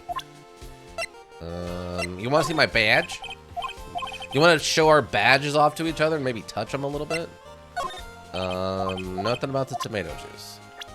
You know anything about this lady? Adrian Andrews. She holds a large secret within herself. Secret? You can't help but feel that this whole case revolves around her. Yeah, I did feel that way. While I was abroad, these deplorable types of actors became popular, I take it. Well, refreshing like a spring breeze is his motto. Refreshing? What's so refreshing about a spring breeze? Like the pollen is not treating him well this year. There's an interesting rumor about this man. You mean the one about Miss Andrews getting close to him? That's pretty common tabloid fare, isn't it? I don't take things at face value when there's more to be found. Willpowers? We are looking into leads, but we can only look into a few key players with our limited resources. There's no reason for us to waste our energy investigating this person. Why don't you just tell it straight and say, I don't have any info? A lot of heart? Nothing. Alright. What about Old Bag? That she's kind of involved in this. No? Ooh, okay, well, they did add... Oh, and they actually add to Edgeworth. Age 25, a gifted prosecutor. He disappeared suddenly a year ago. Was Andrew's mentor and Kurata's manager. Killed herself 2 years ago. Someone is another key to solving this case. Do you really think so? She was Adrian Andrews' mentor a long time ago. She was suddenly called away by a different show and became Juan Kurata's manager. Then, a few months later, Celeste Impact died. But her death was ruled a suicide, right? Yes. But there is still one riddle we have yet to solve. A riddle? Her suicide note. It went missing. No one could find it. A suicide note that just vanished, huh? What about you? We're looking into leads, but we can only... Okay, I guess he doesn't want to talk about himself. So there's a missing... Oh, the missing suicide note. Miss Impact's death was most certainly a suicide. Of that, there is no mistake. However, we could not find her suicide note. That's when the police began to suspect that someone had hidden it. Suicide note? How do you know Miss Index had even written such a note? There was no solid evidence. However, we did find traces of ink on her right index finger, which makes the likelihood of a suicide note very high. Who would hide such a thing? Police think it was Mr. Juan Kurata himself. The victim?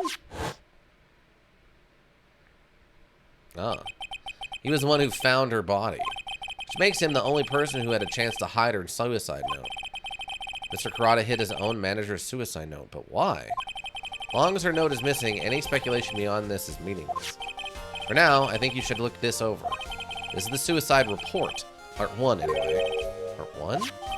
Suicide report added to the court record. Okay. Deceased. Celeste found by Juan Kurata.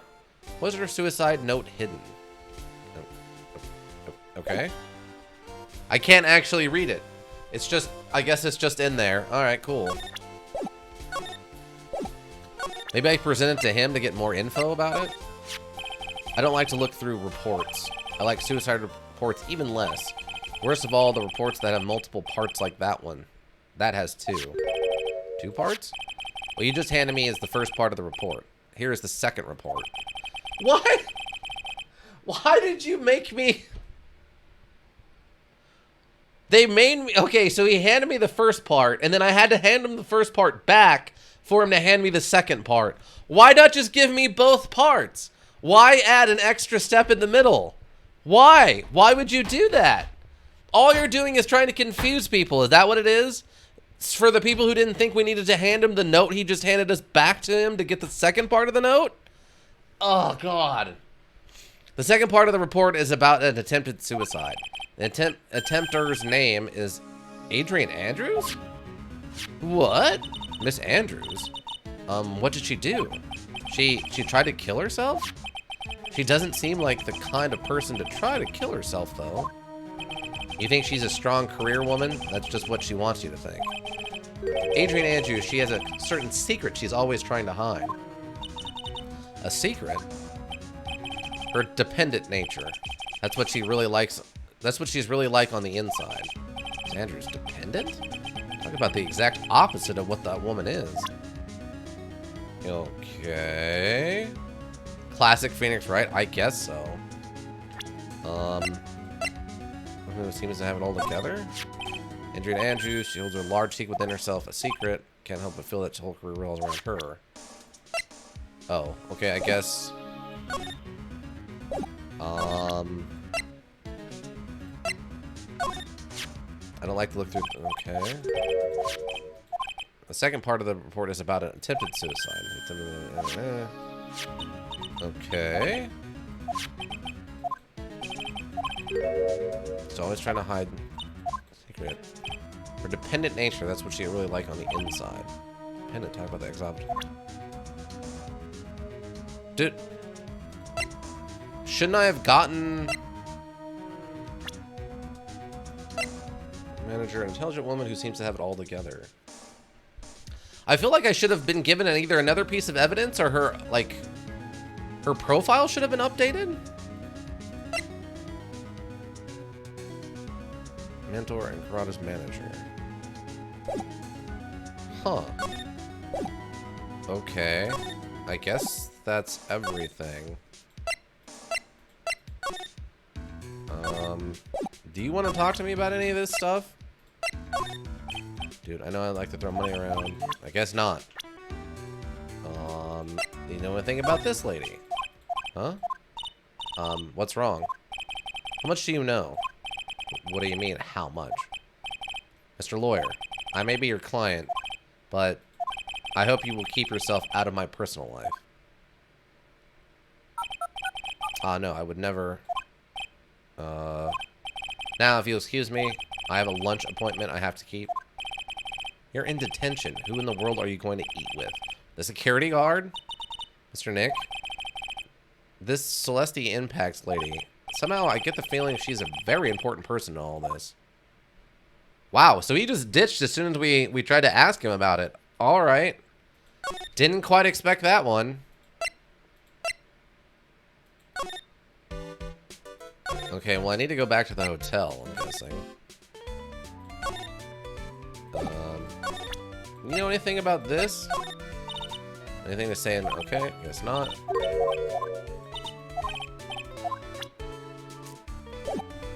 Okay then. You like gossip. You know anything about this gossip? Sorry. I don't know anything about it. Nope. I guess he doesn't. Well, thanks for being honest and keeping that short. What about you? You're in the celebrity gossip. Do you know anything? Nope. Nothing about this. If you ain't mean to the kids, they ain't learning nothing. Alright. Oh, okay. This changed. I thought we were gonna have to confront her with it and then we get something for her heart or her Psylocks, but March 21st, Gatewater Hotel and guards hotel room. Huh? Looks like Miss Andrews isn't here. That's not good. I still have a few questions I want to ask her. And she has that Psylock on her heart, right? Well, we don't have much of a choice. I guess we'll have to come back later? Do we, though? This room is now unguarded. Is there perchance a hidden camera here that has some sort of information? Where is the information camera? Give me the camera with the information. Where is it? Do you know where it is? Well, I guess it's missing from you. Oh, wait. I wonder if she went into Karada's room. No? Really? Alright. I expected her to find her in there so we can confront her or something.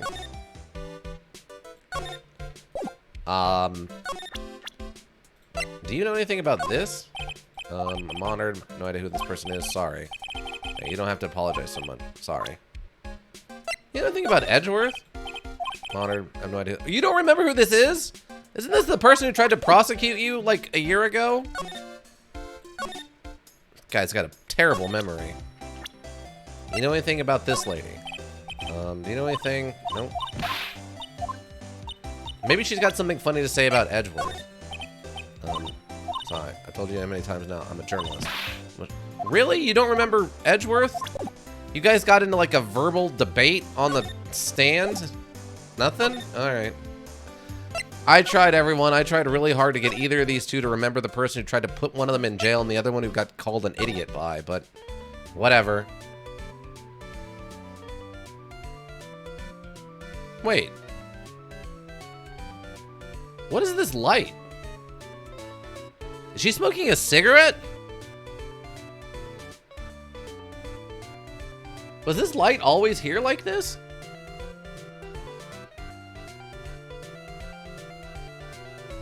What is that? Huh?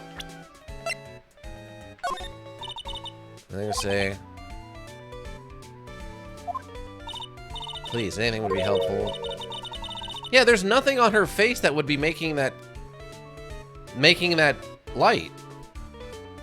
Is she seriously like smoking a cigarette inside of that helmet? No, that's okay, really. What a bizarre like little note to make on that.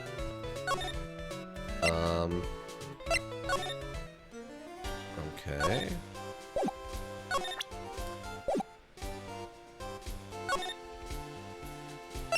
What am I missing?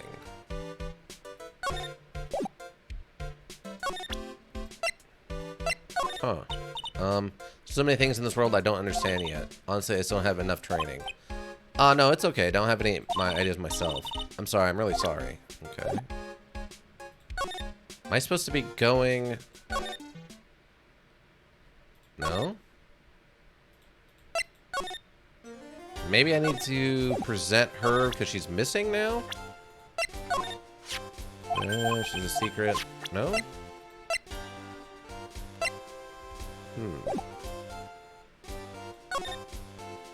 Oh, dependent nature. I didn't see this change up on the top. What's this about Miss Andrews having a dependent nature?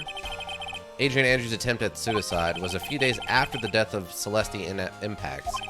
And why did Adrian Andrews think about committing suicide? Because she had apparently lost her will to live. Lost her will, but why would she? Her pillar of strength, her mentor Celeste Impacts, was gone forever. That's why. Why would that? Is that what they call following someone to the grave? After her attempted suicide, Adrian Andrews started attending counseling sessions. She is someone who needs a person in whom she can trust absolutely. Once she finds that person, she'll do anything she can to keep them near. Without such an anchor in her life, her crippling anxiety stifles her ability to live. Huh? And that's the nature of her dependency on others? When Celeste Impact suddenly committed suicide, the world before her turned pitch dark. That's according to Adrian Andrews herself. Then that means her super confident attitude, it's all a facade. She's only copying her mentor's behavior to hold herself together. How terrible. Attempted suicide report added to the court record. Oh, there we go. That's what we were missing. Alright. Would you like to tell me about this now, too, since I have to ask about everything twice to get actual information? Appearances can be deceiving. It's such a cliche saying, but it's cliche because it's true. Miss Andrews, to think that behind that unwavering, brave front, she's been hiding this weakness and fear. Alright. Character building? Yeah, that is some super character building. That might be one of the most messed up things we've come across so far. I mean, there's been some messed up stuff. But from a psychological perspective, that's pretty messed up. I'm trying to think what else have we come across. I mean, the aunt trying to kill her own niece, or get her own niece arrested so that her daughter can become the head of the clan or whatever was pretty messed up too. I don't know. There's a lot of weird messed up stuff in this. More so than I would have thought. Given that it's like pseudo not serious nature most of the time. Alright, well, let's go back to the hotel and see if something's changed. She's gotta be smoking a cigarette underneath his helmet, which is such an odd thing to me. Can I present you with some stuff? You know anything about this? No? Alright. Hallway. You know anything about this? Nope. Just gonna yell at a child because you don't know. Okay, got it, thanks. Pretty sure this was E for everyone. Yeah, that's what I thought too. But this is some kind of dark stuff for an E for everyone. I mean, they've tried to play down the blood by making it pink and stuff on the occasion that it's, you know, relevant, but there's some pretty dark stuff in here. March 21st, Gatewater Hotel, on guard's hotel room. Oh, Miss Andrews is here, but it looks like she's talking with someone. Then again, MMZ is too, and it had some messed up things in it. Yeah. I guess you can talk about messed up stuff, you just can't show as much of it. I don't know. I feel like if I was like a 12-year-old who didn't know what suicide was, or like clinical depression or something was, and it came up while I was playing Phoenix Wright Ace Attorney, you know, Justice for All, or whatever the sequel was, and I asked my parents about it, there might be some, you know, there's a non-zero chance someone's parents could get upset with that question, right? That just seems like a really odd rating for this. I don't know if you can make it like M for mature, but maybe like a 13 plus, since there's some kind of like darker things in this. It's like she's talking with someone. That's Francesca von Karma. Miss von Karma? What are you doing here? Well, you see, I'm his lawyer, so you've got some nerve following me around. Following you? That's you, Miss von Karma? You're the one doing the following. Pearls. You're always following after that Mr. Detective with that little beard. Me? Following after Scruffy? Don't make me laugh. Let me show you something interesting. Little girl. What is... It's like a tracking beacon? What is that? An electromagnetic receiver. I planted a tracking device on that detective. With this, I know that fool's every move. So that noise we heard was this receiver? I feel really sorry for poor Detective Gumshoe now. Now then, let's stop wasting time. Adrian Andrews? Yes? Think hard about what we just discussed. Understood. Alright. What were those two talking about? Miss Andrews, she seemed a little dazed, doesn't she? Hi. I want to present you some stuff. It's about to get real in this room. You might want to sit down on one of these couches, because it's about to get really real. Like, super real. Like, super real. Please sit down. Pretty sure I never asked my parents about the robot genocide going on in MMZ. I was just focused on the Mojo plane smashing apart robots. Yeah. Well, I mean, I'm just saying that, like, depending on what your age you are and what you care about, you might not care about a robot genocide if you even know what that means. But, I mean, these are some heady concepts for, like, a 12 or 13-year-old to just kind of run into if they don't know anything about them, right? I don't know. E for everyone seems like the wrong thing. I would say, like, 13 plus. Just due to the, like, nature of the crimes. Like, I can get around, like, people are dying, because death is something most people start to figure out when they're pretty young.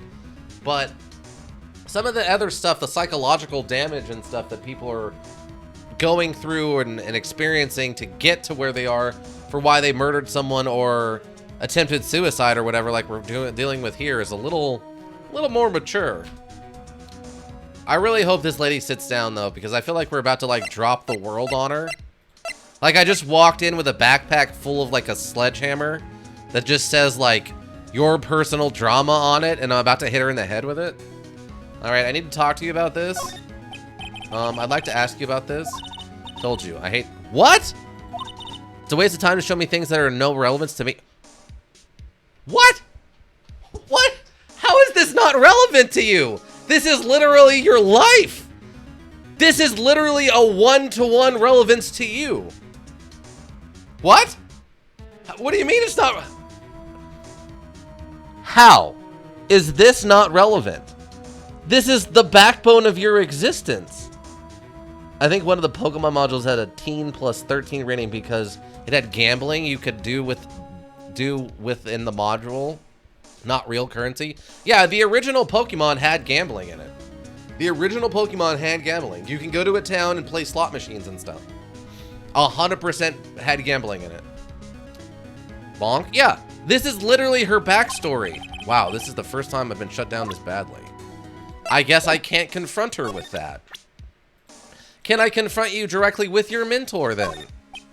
I'd like to ask about, I told you, Nope. She refuses. She says no. I am not going to talk to you about any of these things that are super important. Okay.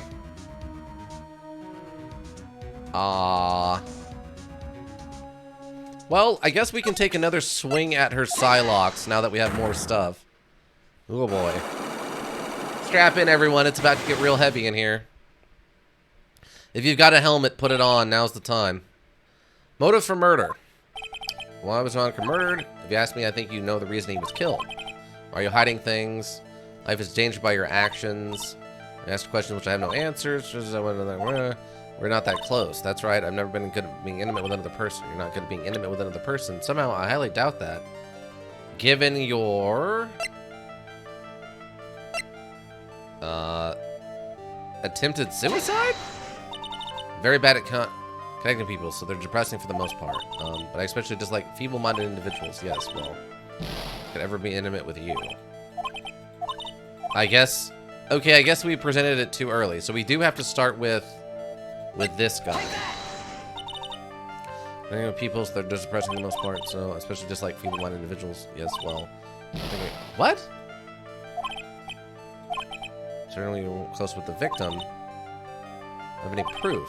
You're not going intimate with another person somehow. I highly doubt that. Her then? What? I'm with you. And you were very close with the victim. Oh, maybe it's the gossip. Oh, it was the gossip. Was it the gossip thing? Oh, it was the gossip thing first. Okay. Well, it seems kind of, crooks and liars. Note to self. However, what if there was a need for to get close to someone? Me? Need to get close to Mr. Kurata? As if there was ever such a need. Didn't you get close to Mr. Kurata for this person? Which is, presumably, Celeste Impact? The Impact's your mentor? How do you know about Celeste? Miss Impact, she committed suicide, didn't she? But it looks like no one knows why. Right before her death, she was Juan Kurata's manager. So I believe you got close to Mr. Kurata so you could find out more about her suicide. You have a great imagination. May have a future yet as a slimy muckraker for a putrid third-rate tabloid. We're actively a lawyer! Miss Andrews, there was no mystery surrounding her death. None. It'd be pointless for me to force myself into a relationship for nothing. Is that really true? Was there really no mystery at all? I don't believe you were completely at ease with the way her suicide was resolved. Because... Nope, no, oh, okay. I thought it presented it. Was her suicide note hidden? Miss Impact's suicide note was never found, was it? Looks like the police were under the suspicion that someone had hidden it. Like maybe the person who had discovered her body, Mr. Kurata. Dwan? And Miss Andrews, I believe you thought the same thing. That's why you became intimate with Mr. Kurata? I've sat by quality and listened to your insulting ramblings long enough. It's true that Celeste was my mentor. However, allow me to say this again. It had nothing to do with me. I didn't even know that her suicide note was never found. I'm a person who doesn't care about what goes on in the lives of others. That's the impression you like to give. However, I don't think that's who you really are. What? I have evidence that says otherwise. This is proof that Celeste Enix was someone very special to you. Oh, okay, yeah. Reason, shock from a Celeste Impact suicide. Miss Andrews, you nearly went through with it too, didn't you? Went through with what? Ending your life. Miss Andrews, you look and act like a very strong woman who has it all together. You don't ask for anyone's help, relying only on yourself. Yes, I've been very independent ever since I can remember. However, that is all just a lie, a facade. Huh? You've always searched out people on whom you can depend on. That's you were dependent on impacts, weren't you? Which is why, when she passed away, you lost everything you had. So stop. When Celeste passed away, so suddenly like that, I died a death of my own. But no matter how hard I tried, I couldn't stop thinking about what had become of her note. You must have heard about the police report? One that said the police suspected Mr. Karad of hiding Miss Impact's note?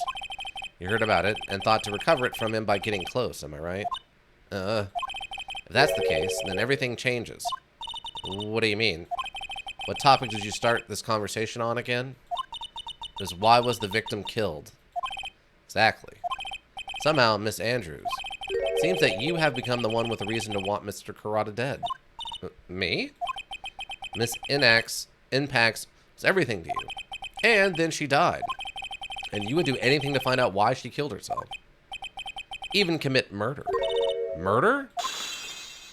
Oh, we didn't even have to present a last thing to get rid of that last one. Unlock success! And we're back to about half. Motive for murder. It's true. I'm a woman who can only live in insecurity. I'm physically small and I don't really have a lot of self-confidence. I pushed against all that, though. I've tried to live strongly. I never wanted anyone to find out the truth. Miss Andrews, this one thing, it's the one thing I wanted to take with me to the grave. It was my secret, mine and mine alone. I'm sorry. You probably think I'm a worthless human being right now, don't you? Please, Miss Andrews. All I want to know is the truth. After Celeste passed away, I heard that someone had hidden her suicide note. And that someone was Juan Karada. Celeste, without her, I became scared. Everyone seemed like they were out to get me. So you got close to Mr. Karada to recover her suicide note, correct? Looks like the tabloid reported the truth after all. Ironic, isn't it? Well, like they say, where there's smoke, there's fire. And if they purposely add fuel to the fire, they keep the celebrity world burning. Huh? Pearl has no idea what any of those mean. But as far as the suicide note, I didn't and wouldn't kill anyone for it. It just doesn't suit me. That's all. Well, that's enough for now. I still have work to do, so I understand. Oh, I have one small favor to ask. My attempted suicide. I'd like for you to keep it a secret. Miss Andrews? If people found out about my weakness, I would sooner choose to die than live. Alright, I understand. We'll keep it a secret. Andrews. I guess she's the overthinking type. She probably never says anything without carefully thinking it through first. Thank you for your discretion. Mr. Nick, can I ask you something? What is it? Miss Andrews has been playing with that card in her hand since a little while back. That card? Yeah, I guess she has. Miss Andrews, what is that card you're holding? Huh? Oh, this? I don't quite know. It just suddenly appeared in my handbag.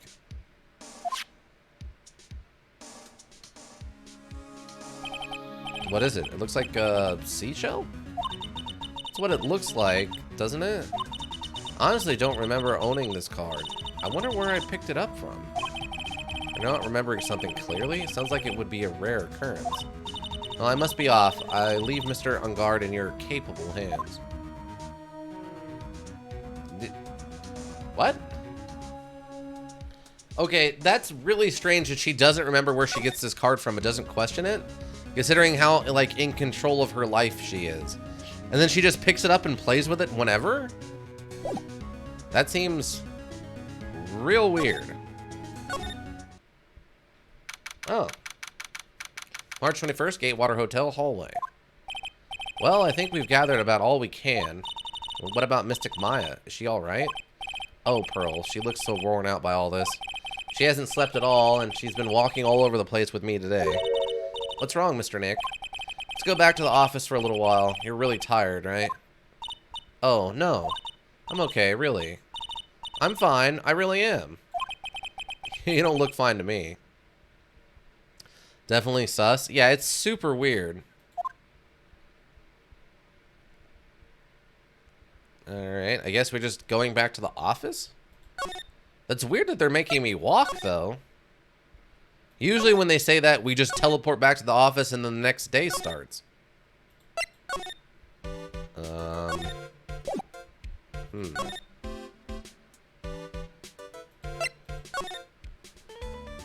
Yeah, she's gotta be smoking a cigarette inside of that.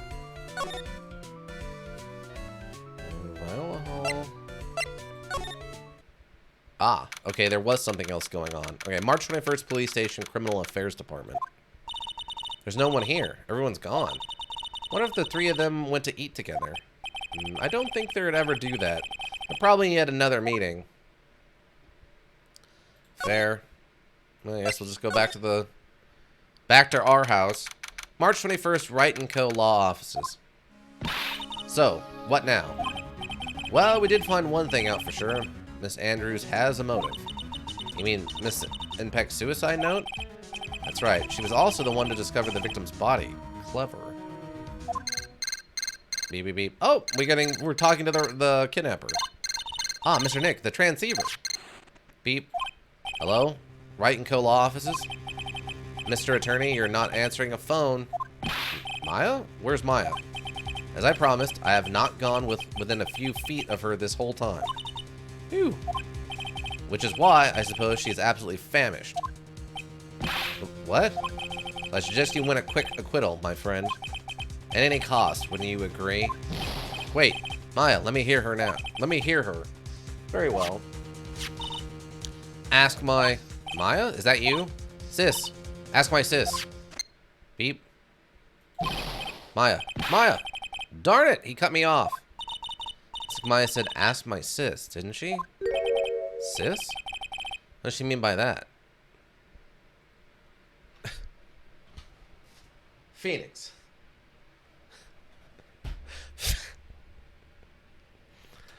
Phoenix Wright. You got to be kidding me, right, bud?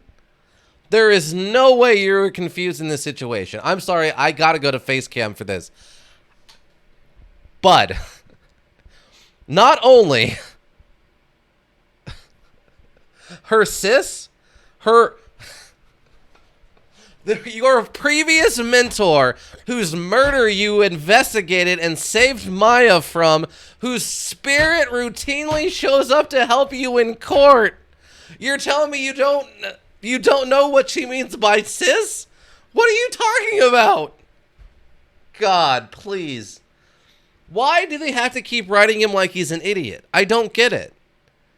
Do they just assume that every time you go from like one chapter to the next, you haven't played this in like 9 months? I don't get it.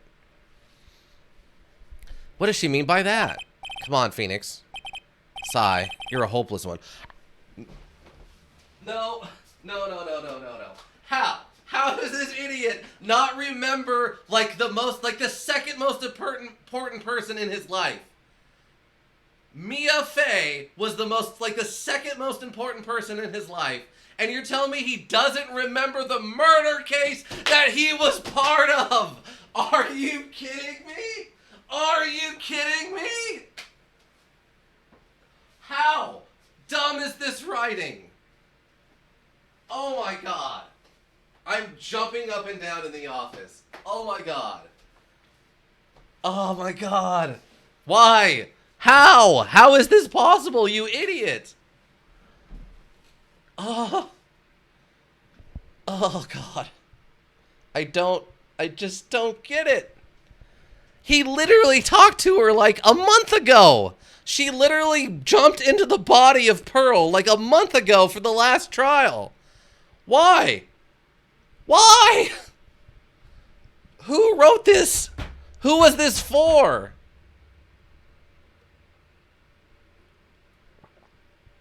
All this does is make Phoenix Wright seem like a completely mindless idiot. Come on, Phoenix. Sai, you're a hopeless one. Sorry? Ack. There we go. Oh my god. Maya? I have a message from Mia. I have a message from Maya. So come and ask me anything you want about her. I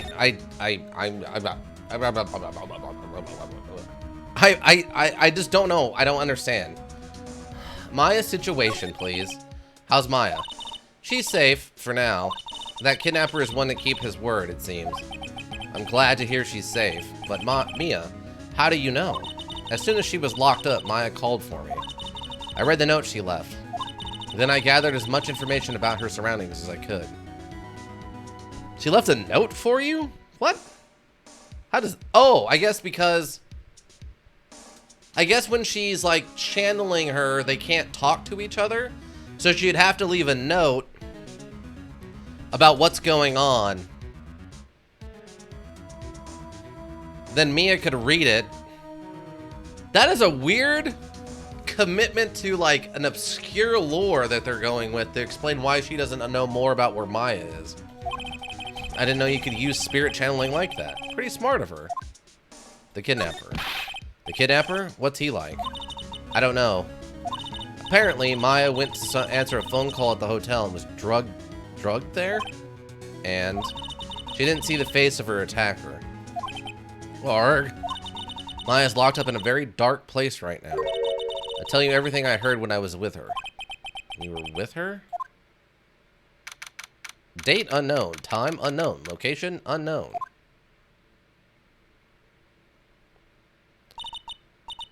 I'm starving. I could really go for some apple pie. I mean, at a time like this, sweets are the only way to go. I have to stay positive. He promised he wasn't going to kill me. I'm not going to die. Sis, I wonder if you're with Nick right now. Oh, we're like doing a thing. Okay. The door. Drat, it's locked. But this door's lock seems easy to enough to open. On TV, the hero always uses a plastic card or a stiff piece of cardboard. You mean like the one that's down here? Then click, they magically open the door. I wonder if there's a card like that around here I could use. Let's say that I don't see this right away and go look at some other stuff in the room. The card trick is actually possible. A buddy of mine when I was a teenager taught me how to do it. It's not easy and it's not guaranteed, but it actually works. I've used it. There's all sorts of things piled up here. It's too dark to see. Okay, so the light must be off, but what's this? It feels like there are a lot of glass bottles here. And these, they feel like barrels? I'll pass. Too bad I'm really hungry and not really thirsty. So you don't understand that this is a wine rack? Alright. Alright, let's get the card. Huh? Someone dropped a card here. Wait, that's the card from... What? Someone dropped a card here. It kind of looks like a business card, but there's no name on it. It's a picture of a seashell, I think. So... Adrian Andrews hired this guy to kidnap Maya to force us to prove her client is innocent so she could murder Juan Carreras or whatever.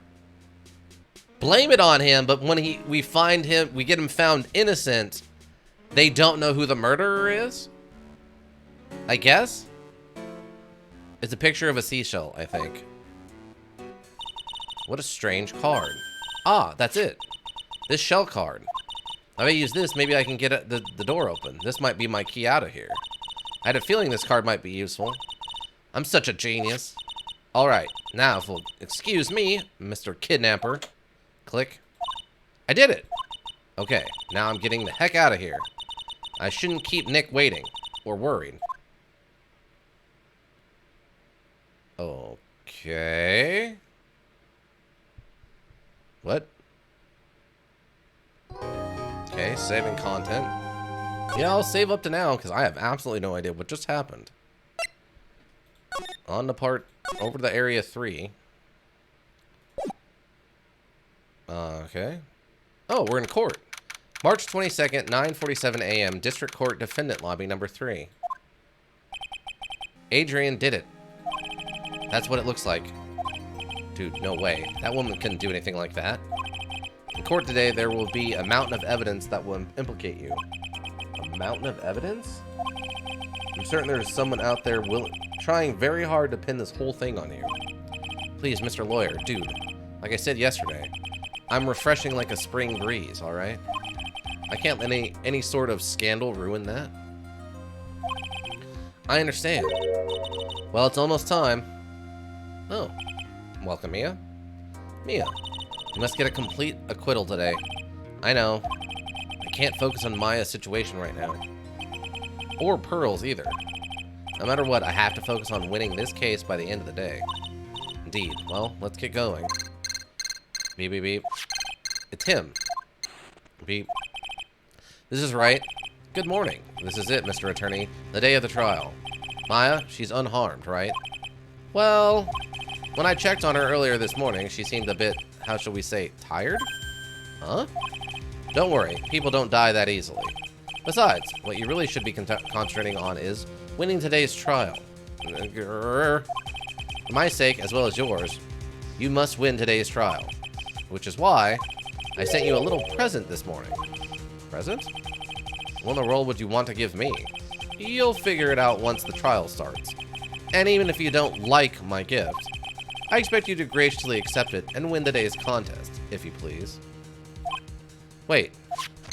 Beep. The kidnapper sent me a present? Mr. Lawyer dude, who was that? No one. It has nothing to do with you, so forget you heard anything.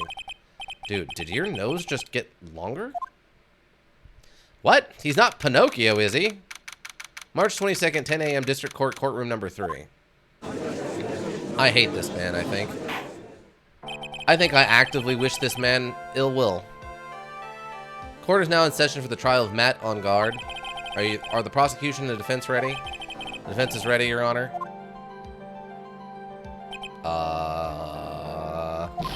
I say, Mr. Wright, what happened to Miss Von Karma? I don't know, Your Honor. Why are you getting mad at me? Your Honor. Please be quiet, bailiff. Court is in session. If you must tell me something, please keep it brief. Now then, what is it? Prosecutor Von Karma has... This morning, Miss Von Karma was shot by an unknown gunman? What? What? Yeah, what? Shot? Somehow, I think this is the present that man was talking about. This present? Miss Von Karma is one of the top prosecutors in the country at the moment. If she were to disappear, it would be to your advantage. This is totally insane. Nani indeed. Miss Von Karma, is she alright? I don't have that answer. She's alive and in stable condition. That's good. Phew. Wait. I thought he'd show up. Why is he on the stand? Your Honor, due to the circumstances, Miss Francesca Von Karma cannot appear in court today. I, Miles Edgeworth, will be taking her place. The prosecution is ready. Naturally. But why are you standing in the witness box?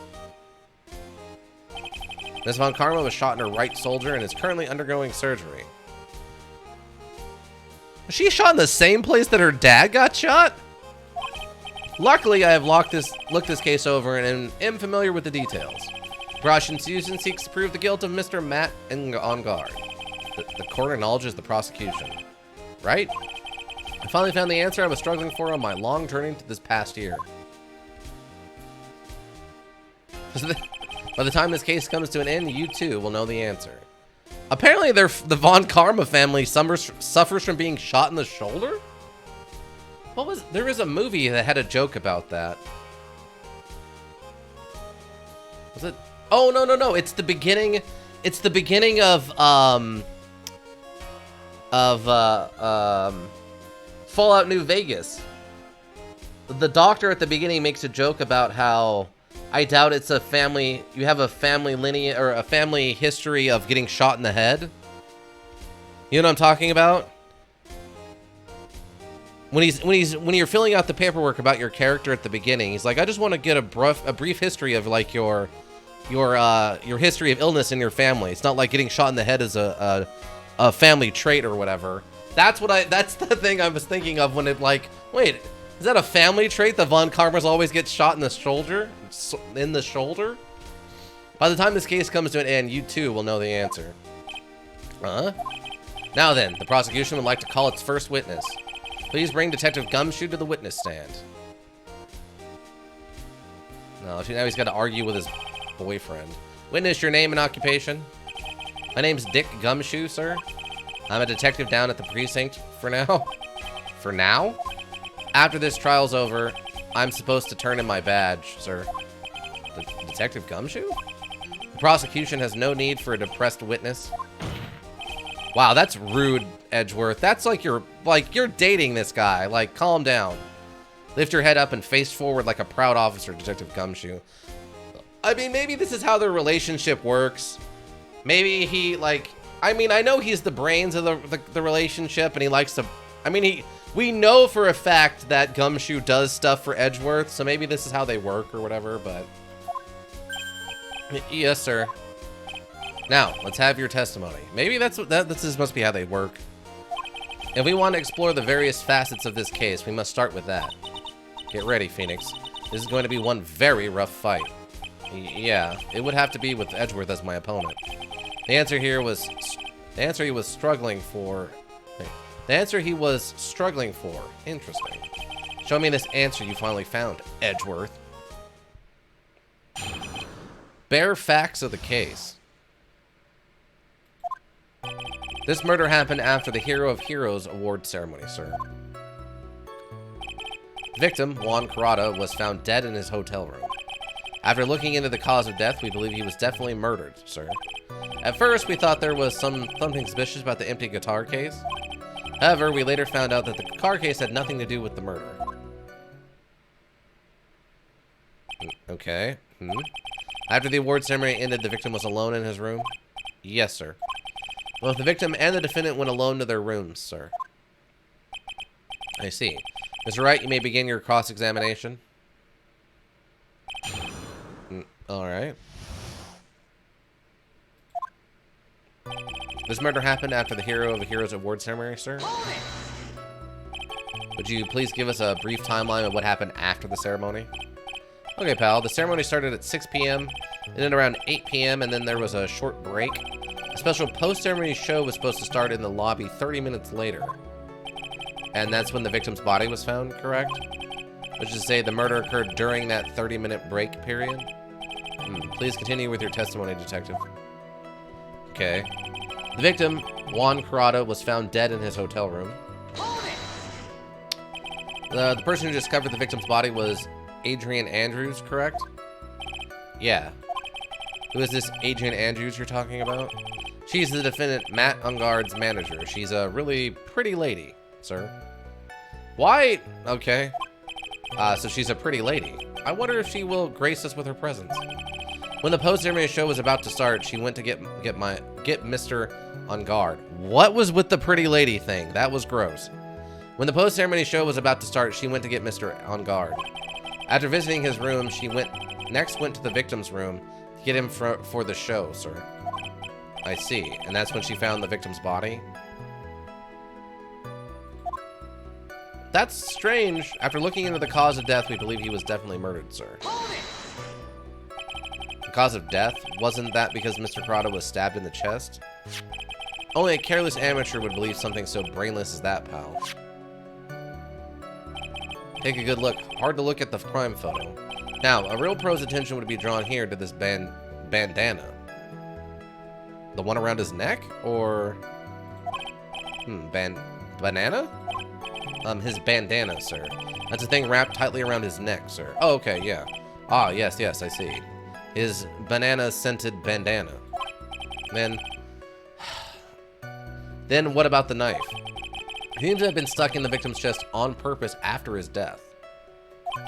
We have a crafty murder on our hands here. Banana Dana? Yeah, the Banana Dana. There's a song there, isn't there? Banana Dana. If I knew more about music, I know I can turn Banana Dana into something. It's right there. It's so close to being right there. Banana Dana. Do do do do. Banana Dana. Do do do do do. Banana Dana. Do do do do. I don't know enough of the rest of that song, but that's like the bare minimum of the joke that Banana Dana can be turned into. There's a lot you can do with Banana Dana in like 50 songs. I guarantee Banana Dana can be turned into a lot of 50 songs. I feel it in my heart of hearts. It's there, people. It's there. Someone better with music than me can do it, but I'm barely good enough to understand even the crust, just the outside of it, just the crust of it. Someone else can get to the heart of the matter, though. We have a crafty murder on our hands here. Oh, that's what... Okay. So the murder... Okay, wait. Strangled with a scarf, then stabbed with a knife. So the steak knife is the knife that was taken from the plate that they were eating on. That's why...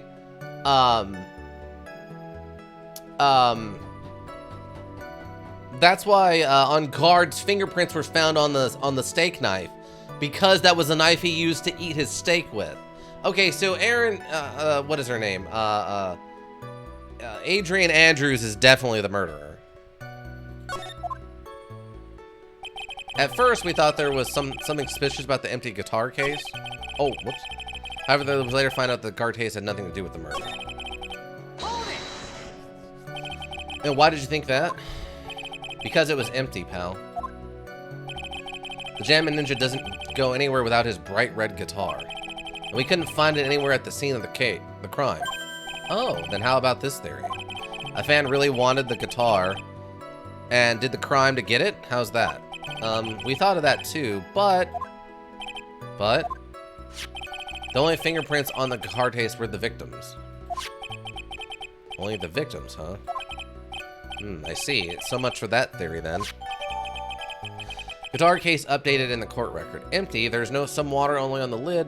Bears Corrada's fingerprints. However, we later find out that the guitar case had nothing to do with the murder. What convinced you it had nothing to do with the case? The guitar wasn't at the Gatewater Hotel that night. Well, then where was it?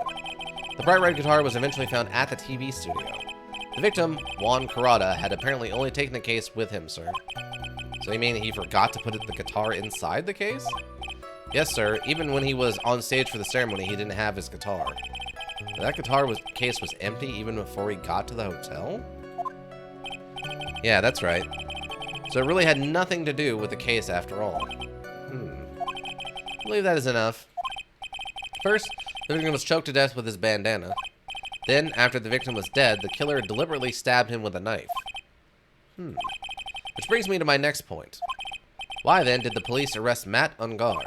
Because there was reason enough to suspect him. Here it comes. Looks like Edgeworth is back in full swing. Very well, Detective Gumshoe, please testify about this matter.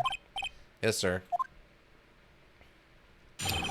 Why arrest Ungard? Matt Ungard and Juan Corrada were huge rivals with each other.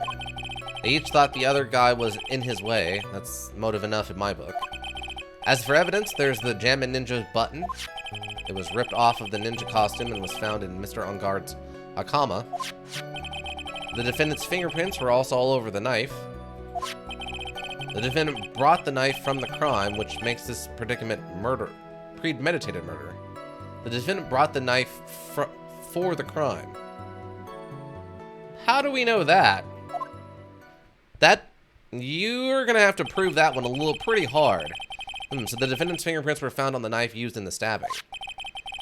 It was sort of a sticky on the handle, so the fingerprints came off pretty clearly, sir. Knife added to the court record. Bears the victim's blood and Ungard's fingerprints. In the grip, Gatewater is engraved. Yeah, so this is just the knife they used to eat the steaks. The manager lady took it with her to blame it on him, hired the killer guy to kidnap Maya to make sure that the client was found innocent. She's basically putting all the evidence to make it look like it was her client, and then we prove it wasn't him, and then the police don't know who to go after. It's kind of a weird choice, but knife added to the court record. And there's this button. That was found in the defendant's clothes, was it? And is this button also covered in blood? Yes, and we know that the blood on this victim's blood... Wait. And yes, we know that the blood on it is the victim's blood, sir. What? Jam button added to the court record. Was ripped from his costume, is covered in Kurata's blood, found in on guard's hakama. Wait, if he was dead before he was stabbed, the chances of him bleeding are pretty low. Yeah, see, that's a deliberate setup again. Clearly. All this points very clearly to the defendant, doesn't it? Yes, it most certainly does, Your Honor. Ready to give in yet, Wright? What? No? I'll find a hole in your argument somehow.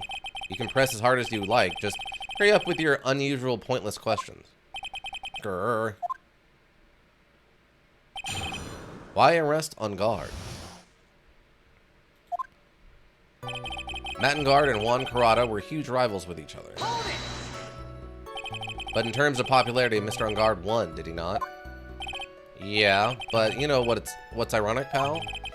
Juan Kurata was always one step behind Mr. On Guard in everything.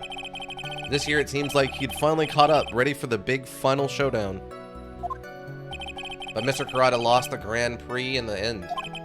That's too bad. He must have been pretty downhearted about it. After losing. They each thought the other guy was in his way. That's motive enough in my book. Wait just 1 second here. Mr. On Guard was beating Mr. Kurata in the popularity polls. Well, yeah, I guess, but... Which means that in the defendant's eyes, the victim was not a rival at all. Which means he had no motive to kill at all. Yeah, why kill the guy you're already beating? And so blatantly at that. Yes, I quite agree. Well, detective?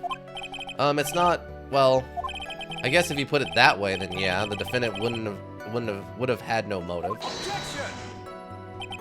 Detective, I'm beginning to see why you were fired. No, not to you, Mr. Edgeworth, sir. I look forward to your pension negotiations. No.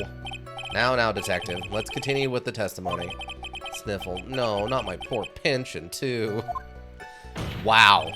Detective, if you value your money, I suggest you proceed. Yes, sir. We can talk about my pension later, sir. Oh, what about what I was saying? Hello? Anyone?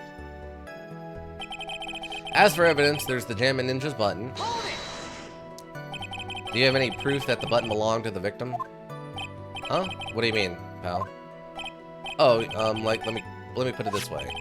I'm asking you if you have any evidence to back up your claim that this button was ripped off of the Jammin' Ninja's costume. Huh? But can't you tell by just looking at it? And the victim's blood is on it. Anyone could have smeared that blood on there afterward. Mr. Edgeworth, help me. Sir. Alright, I knew it had to be this piece of evidence. Now to reel this one in. Thread. Huh? The button was attached to the costume by thread, obviously. And then that thread snapped, then the button was torn off. If you match up the ends of the thread on the costume with the thread on the button, it's a perfect match. Yeah, that's it. That's a perfect match, pal. Irk. It's Edgeworth for you. Never misses a beat. It was ripped off of the ninja costume and was found in Mr. On Guard's hakama. When was this button found? Pretty soon after the body was found, we rounded up everyone who knew Mr. Kurata. And then we did a search of them all. That's when we found the button. So it was almost immediately after the murder? Police didn't have the free time to lollygag and play tricks, unlike some people. Hey, what are you trying to say about me here? The defendant's fingerprints were also all over the knife. How were the fingerprints arranged on the knife? Huh? What do you mean, pal? By examining the fingerprints, you can determine how the defendant held the knife. For example, did he hold it normally, over or overhand? Oh, Is that what you meant? Well, we didn't actually think of that. I can't believe the bumbling of this department. Hopeless. Were you paying attention to the testimony, right? The defendant's fingerprints were all over the knife. There's no way to determine how the knife was held at the moment of the murder. So if the defendant was the owner of the knife, then... The defendant brought the knife for the crime, which makes this a premeditated murder. Why would he do that, though? There's no way this was a premeditated murder, even if he brought the knife. Sorry, pal. This isn't some pocket knife. It doesn't fold, so it's not great for walking around with either. Well, this is not good. What? Are we all... Alright. If the prosecution can prove it was a premeditated murder, we're done for. The knife wasn't the murder weapon! He was choked to death with his bandana. This knife was used after the fact to just be left there for some reason. No one's questioning that? Phoenix. Yes? There's something very interesting about what the detective just said just now. Think carefully, before it's too late. A button covered in the victim's blood, and a knife with one guard's fingerprints. Be grateful. If the judge were more rash, he would have already pounded his gravel in closing. We're still in a world of trouble. Well, before any battle, you must find your enemy's weakness. So let's find the weakness in this testimony, no matter how small it may be. Okay, Phoenix? Vanguard and Juan Corrado are rivals to each other. Each thought the other guy was in his way. That's motive enough in my book. For evidence, there's a Jam Ninja's button. It's ripped off with a ninja costume and was found in Mr. Unguard's hakama.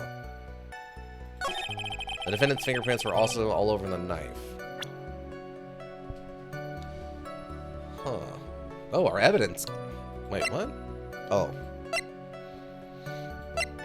Pairs of Ingram's blood and Ingard's fingerprints in the grip. The water is engraved.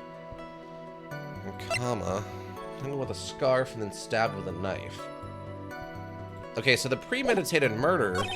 The defendant brought the knife for the crime, which makes this premeditated murder. Okay, so that means... Hold on. So that's incorrect. Because this says strangled with a scarf and then stabbed with a knife. So he didn't bring the knife for the murder. The knife was used after the fact. I'm hoping that this is... The murder weapon was the bandana dana. Yeah, exactly. I'm guessing that this is what I need to do to fight that? The witness statement is clearly faulty, Your Honor. Huh? I'm sorry, but I can see nothing faulty. What? The knife is not the murder weapon. Fortunately, I will have to penalize you, Mr. Wright. What? They just said that he brought the knife as the proof that it was a premeditated murder, but the knife wasn't the murder weapon. Okay. I must be on the wrong track. The defendant brought the knife from the crime, which makes this a premeditated murder.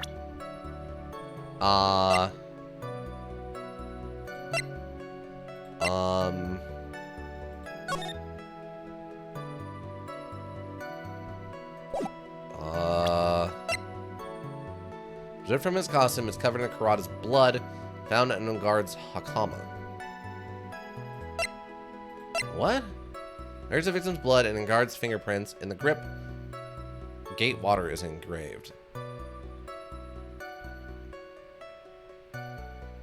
Maybe because it says gate water, it proves it was just there already? I really don't know what they want. I thought for sure it was the strangled with a scarf thing. The defendant brought the knife for the crime. Yeah, it's got to be the knife.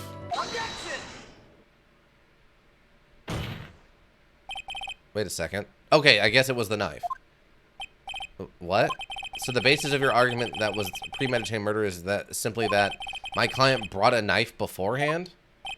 That's right, pal. The defendant. Did not buy this knife. Huh? Take a good look at the handle of this knife and you'll see what I'm talking about. Huh? It has a Gatewater seal set into the handle. Gatewater? I think I've heard that name somewhere before. That's the name of the hotel. The Gatewater Hotel? Uh-oh. The murder knife was actually property of the hotel. Which means this murder was not premeditated. Yes, this is very true. This is a very big... What is it, Mr. Edgeworth? I'm sorry, but the defense is simply too careless. What?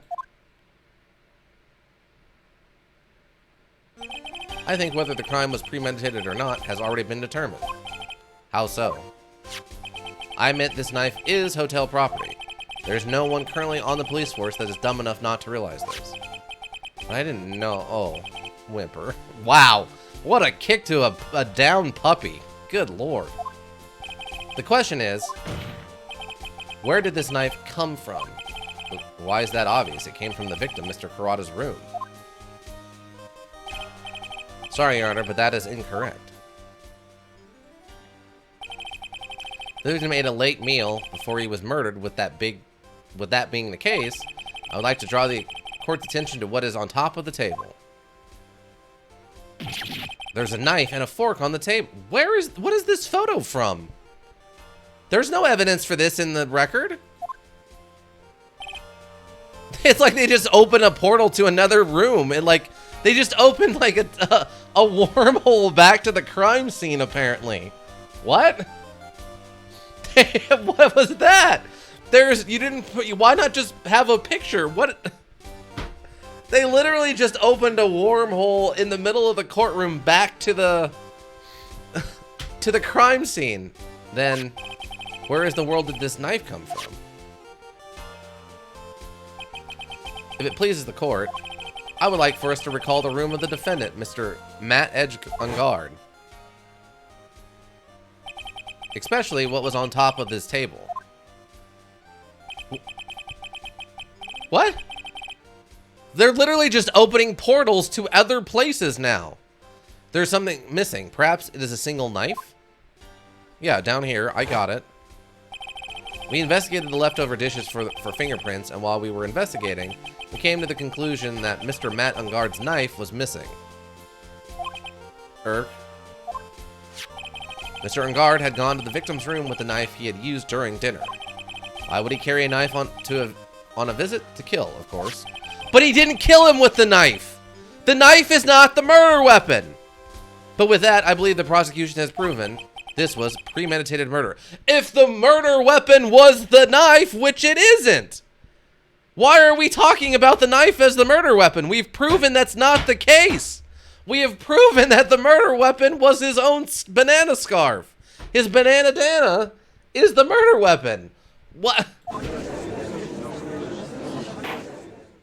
We're literally arguing over that this knife is the murder weapon when we know it's not.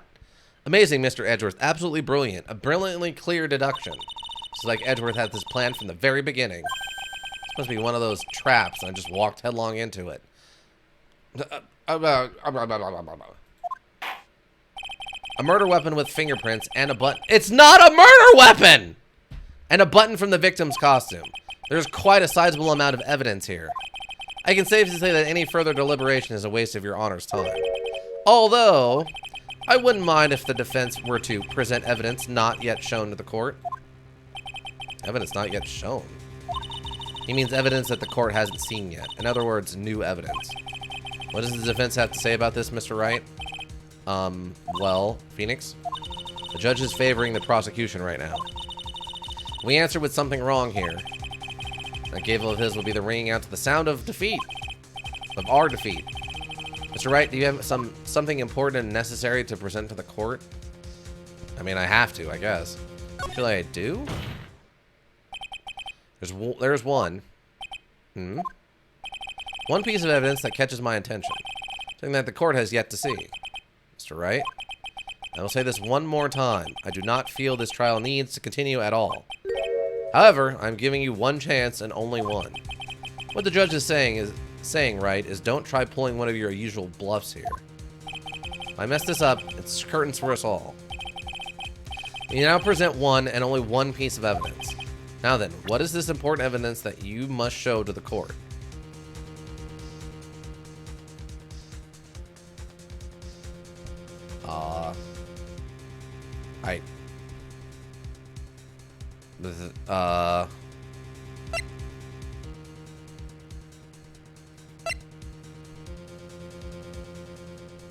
I have absolutely no idea what they want from me on this one. The fact that we were arguing that he was strangled with a scarf and then stabbed with a knife is already stupid enough.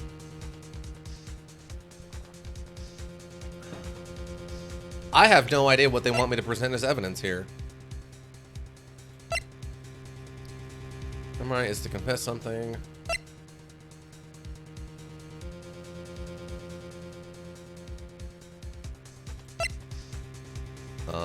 I'm gonna go. Let me check something.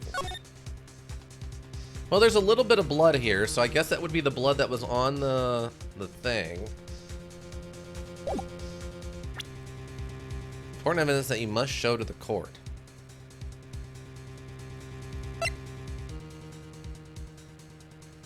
Is it the autopsy report?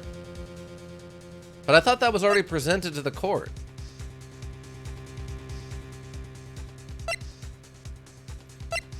Applicate water done crime scene. Empty.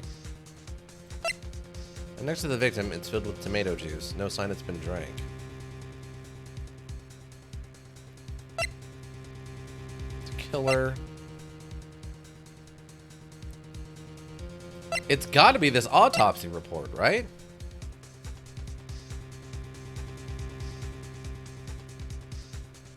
Right? I don't know what else it could be, honestly.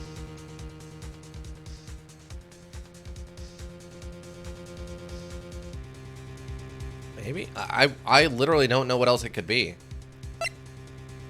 Because these aren't going to have anything to do with this. This is a crime photo, which I don't think is going to have anything. I do have the case open. Haven't yet, though. Oh, okay. This has nothing to do with what they just said. Because we talked about this. And the only other thing that could have anything to do with this is the wine glass. But I have no idea what that would have to do with this moment. Because the rest of this stuff has nothing to do with it. Unless that could measure to the court. It's got to be the autopsy report. Even though I swear to God, Gumshoe said that he was strangled, and that's where we made the banana bandana joke. Because the judge made the joke first. And there's no other evidence to support anything else, right? Like, I don't need to present someone's... It's got to be the autopsy report. It's either the autopsy report or that glass of tomato juice.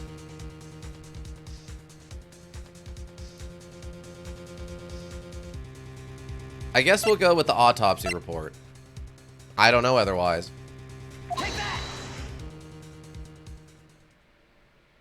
Sorry, Wright, but this time your bluffing steered you wrong. I can see nothing strange about this piece of evidence. Wait. A man of my word, Mr. Wright. That's enough. The court seems no reason to further prolong trial. Now, is there any more time to decide the case against the defendant? Extremely clear. It's no room for this misinterpretation of the facts. Ms. Bennett, Mr. On Guard. Nope, I guess that wasn't it. The accused will surrender to the court immediately. To be held in pending trial at the higher court. Yeah, blah, blah, blah, blah. Okay. All right, Ika, hit me with it. What were we supposed to do there? Because if that's not the correct answer... Wow, we were really far back. This one? Yeah.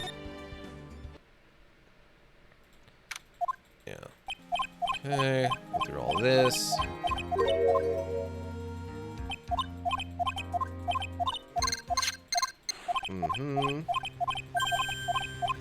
Because if it's not the autopsy report, the only other thing I can think of is it's got to be that glass with the juice in it. But that doesn't make any sense. Because none of the rest of that stuff is even remotely relevant. It is the wine glass? Alright. I don't know what that's got to do with anything in that moment, but okay. What does that got to do with anything in the moment?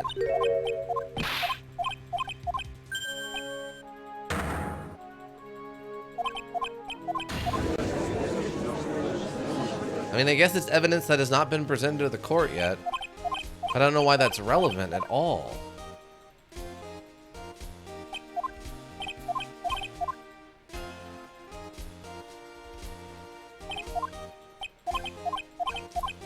This is a heck of a system.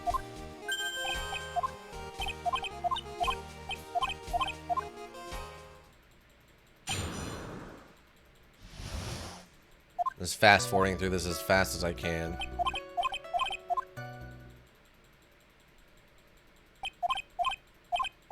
For this first one, we just gotta ask him questions about each thing.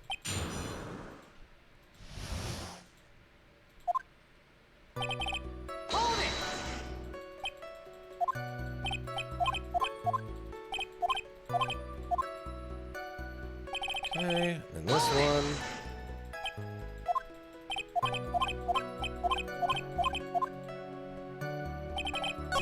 Oh, whoops.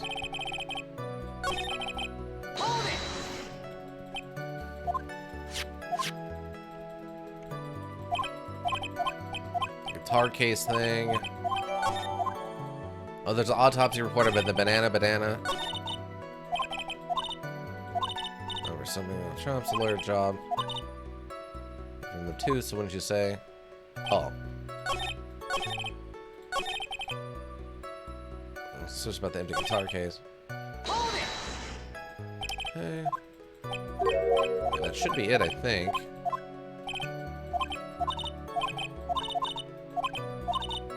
Supposed to escape from them. Oh, did I miss one? Just I thought there was something to do with the guitar case? Empty. Oh, okay, I didn't do this one.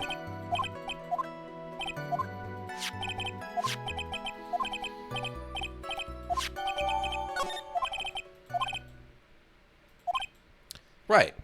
So first the victim was choked to death with a banana, and after the victim was dead, the killer deliberately stabbed him with a knife. So the knife was, we're admitting that the knife is not the murder weapon. Why do you keep saying it was when you've already admitted it in court it's not? Which brings me to my next point. Why then did the police arrest Mr. On Guard?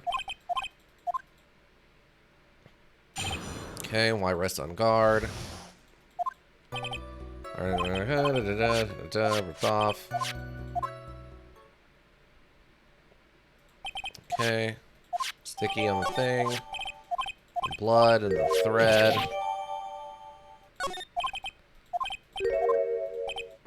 Finally, press as hard as you like.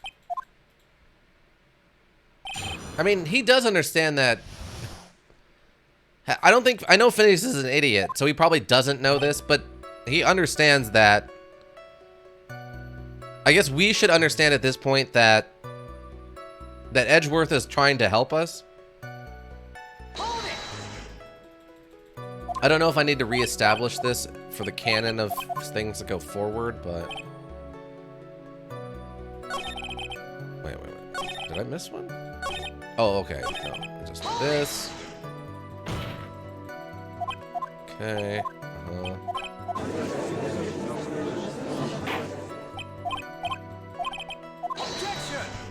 We talk about him getting fired because he's bad at his job, being someone who's supposed to keep information from the defense attorney. Jam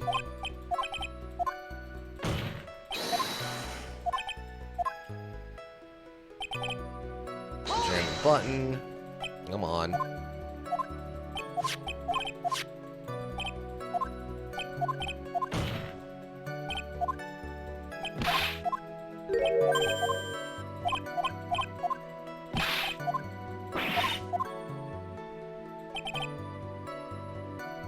Was found in the coma, which was immediately searched shortly right after the murder.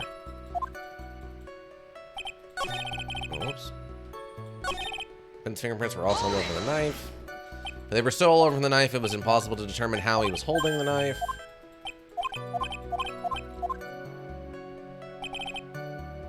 Let's make the predominant murder. The defendant brought the knife to the crime scene. Why do you think that? Even if he brought the knife. Sorry, pal, this isn't some pocket knife. Then she tells us you have to understand what he just said is stupid, because what he said is really, really stupid. And then ninja's button is ripped off. His fingerprints were all over the knife. The defendant brought the knife for the crime, which makes the premeditated murder. I say no, it's not premeditated murder because this was already at the Gatewater Hotel. Wait a second.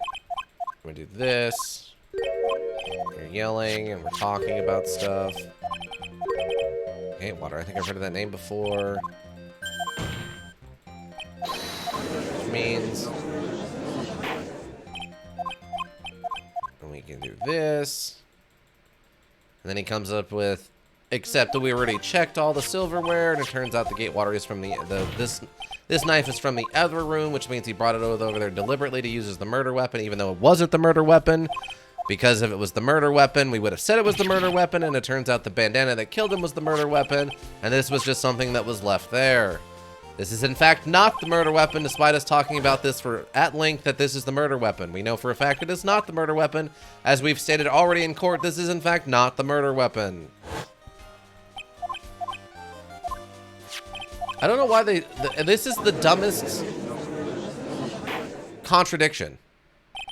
Amazing, Mr. Edgeworth. Amazing. Truly. Truly amazing that you've wasted the court's time on something that is clearly not the actual situation. Great job, Edgeworth. You're a complete bumbling idiot. Murder weapon. Evidence. I must present the evidence that has not been presented to the court. This is how we find out. Actually, I do. This is how we find out that Edgeworth is actually on our side, because he's giving us an opportunity to undermine this case, because he's also aware there's something weird going on. It's very clear at this point that Edgeworth is helping us. In the last case we did with Edgeworth, I think at the end of the first module, it was also very clear that Edgeworth was trying to help us. It's basically me and that would have turned out Phoenix and Edgeworth were both basically trying to figure out what was going on to get to the bottom of the actual case at hand. If I mess this up, it's gonna be curtains for me. We're gonna present the wine glass because somehow this is relevant. This is a wine glass, is it not? Please look at the photo of the crime scene one more time. This scene is a mess because of the victim's struggle against his assailant. His vase was broken. His makeup is all over the floor. There were all these things that were at one point sitting on top of the dresser. Well, yes, I see your point. However, this glass that is sitting on top of the dresser is mysteriously untouched. The only thing that had not fallen over along with everything else in this is this wine glass. This piece of evidence is more strange than enough... Wait. What? This piece of evidence is more than strange enough to warrant further consideration. What? Well, what do you all have to say? Well, yes, it is a little peculiar. Yes, isn't it? I thought it was. You can stop looking at me with those puppy dog eyes of yours now. Mr. Edgeworth, what is it, Your Honor? Your opinion? You don't need my opinion. Because there is no special meaning to that glass. What? It's safe to say that that glass was set there after the crime took place. By the person who discovered the body. Adrian Andrews, for example. She could have easily been so shocked that she set the glass down without thinking. That does sound very plausible, Mr. Wright. That's how he got Adrian Andrews involved in this, is because she happened to be the one to leave that evidence there. Could Ms. Andrews really have set that glass down without thinking? It's possible. No, I don't feel like that would be... I'm gonna go... No, there's no way. I appear weak here, the trial's over. I can look for my proof later. For now, I should trust my instinct and point with certainty. Just might fall for it if you're thought-provoking enough. The defense would like to challenge the prosecution's theory. We'd like to see something that proves it was Miss Andrews who set the cup on the table. You've turned the situation on its head yet again, as usual. Mr. Edgeworth, do you have any proof to back up your claim? There's no way he is any, he's just bluffing. Unlike Mr. Wright, I never say anything unless I have the evidence to support it. What? You're not thinking hard enough today, right? Did you think this wine glass escaped my notice? Then... Of course it has been thoroughly inspected. For fingerprints. Fingerprints? There were only one set of fingerprints left on this wine glass. Only one? Well, whose were they? They were not the victims nor the defendants. Rather, they were of one Adrian Andrews. What? Wine glass updated in the court record. This is why I said that the person who had discovered the body had left it there. And we're done here, Mr. Wright. Grr, I can't believe I fell into another trap. Miss Andrews was probably holding the glass when she went to see Mr. Kurata. But upon seeing his dead body, she was stunned and set the glass down on the dresser. What you just said makes a lot of sense. Tisk, tisk, tisk. How do you see, Mr. Wright? He can't change any part of the scenario as it explains everything all too well. Grrr. I've thought long and hard the past year about what it means to be a prosecutor. And from here on out, I will show you the answer I have come to discover. Wait a second. Mr. Edgeworth, I think the prosecution has provided enough evidence for me to enter my verdict. Unfortunately, I cannot allow you to pass judgment yet. What? The prosecution is yet another witness who would like the court to hear from. Another witness? Yes. Bailiff, please bring in the next witness. What in the world is Mr. Edgeworth thinking? He's helping you. He knows the truth. Okay, this is crystal clear to me that Edgeworth is decided that he's going to use his job as the prosecutor to get the innocent people he knows are innocent found innocent, and the people he knows are guilty, or he's going to try to actually have found guilty. It's become crystal clear to me now that he's using his prosecution powers for good instead of evil. 100%. Now then, witness, please state your name and occupation. Take that stupid helmet off and stop smoking in here. Witness, your name? Oh my god. Key. Gotcha. I wonder what happened to that calm composure he had earlier. Oh, edgy boy, it's been what? A year since we last met, hasn't it? She also is wearing a wedding ring, by the way. She should be more than happy to see me. I saw the report with her testimony. But who knew that under that helmet was the Wicked Witch of the witness stand? I tell you, this time I'll tell you, this time I know what I'm supposed to do. Today I'm going to tell you anything and everything. Even things that don't have to do with that terrible crime. Miss Witness, that terrible crime is all that court needs to know. Right as that. Oof. Shush. Talking to my dear Edgy Wedgie right now. Edgy Wedgie. Don't interrupt us, Gramps. Yes, madam.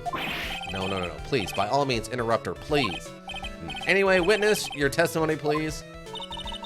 It's true what they say, that youth are hot-headed nowadays. Not that I mind at all, Edgy. Now then, what should I start with? The witness was on a security detail at the hotel on the night of the murder. Is this correct, Miss Oldbag? It was a great job being able to see my dearie Juan. It was almost too much for my little heart to handle.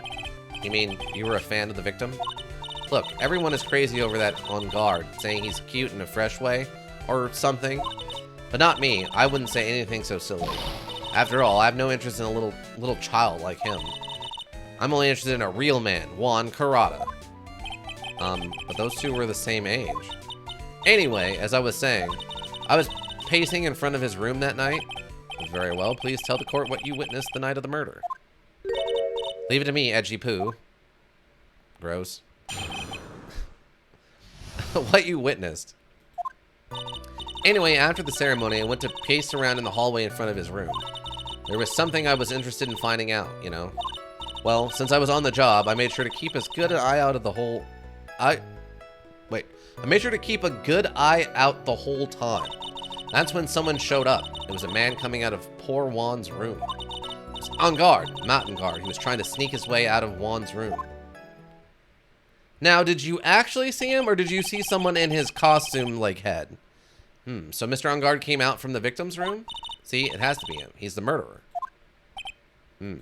I see. Well, Mr. Wright, you may begin your cross-examination. Because this is the same problem we had the last time. Is she saw someone in the costume and just assumed it was the person the costume belonged to. What you witnessed. Anyway, after the ceremony, I went to pace around in the call room in front of his room. Miss Oldbag, what was your post on that night? The lobby. I was supposed to help set up the stage for the trifling show. But I refused to help. You know, it was for the Leadhead Samurai show. Hee, I even took out a few of the nails. Maybe it was a good thing the show didn't go on. Besides, that manager with the glasses seemed to be working hard at it without me. So I thought I'd take a break and spread my wings a little. And that's when you went to the hang around the victim store? There was something I was interested in finding out, you know. Something you were interested in? And just what was that? It's not some little thing I can just go around telling everyone, you know. It's top secret between me and Juan. And Edgy Poo, of course. Mr. Edgeworth, what is this thing that she was interested in? I have no idea. I despise gossip, Your Honor. Gossip? But should it prove relevant, we can always have it appended to her testimony later. Looks like we shouldn't force it right now. And did the witness stay in the vicinity of the victim's door the entire time? Well, since I was on the job, I made sure to keep a good eye out the whole time. Oh, and then would you tell us the number of people who went in and out of Mr. Karada's room? I have no idea.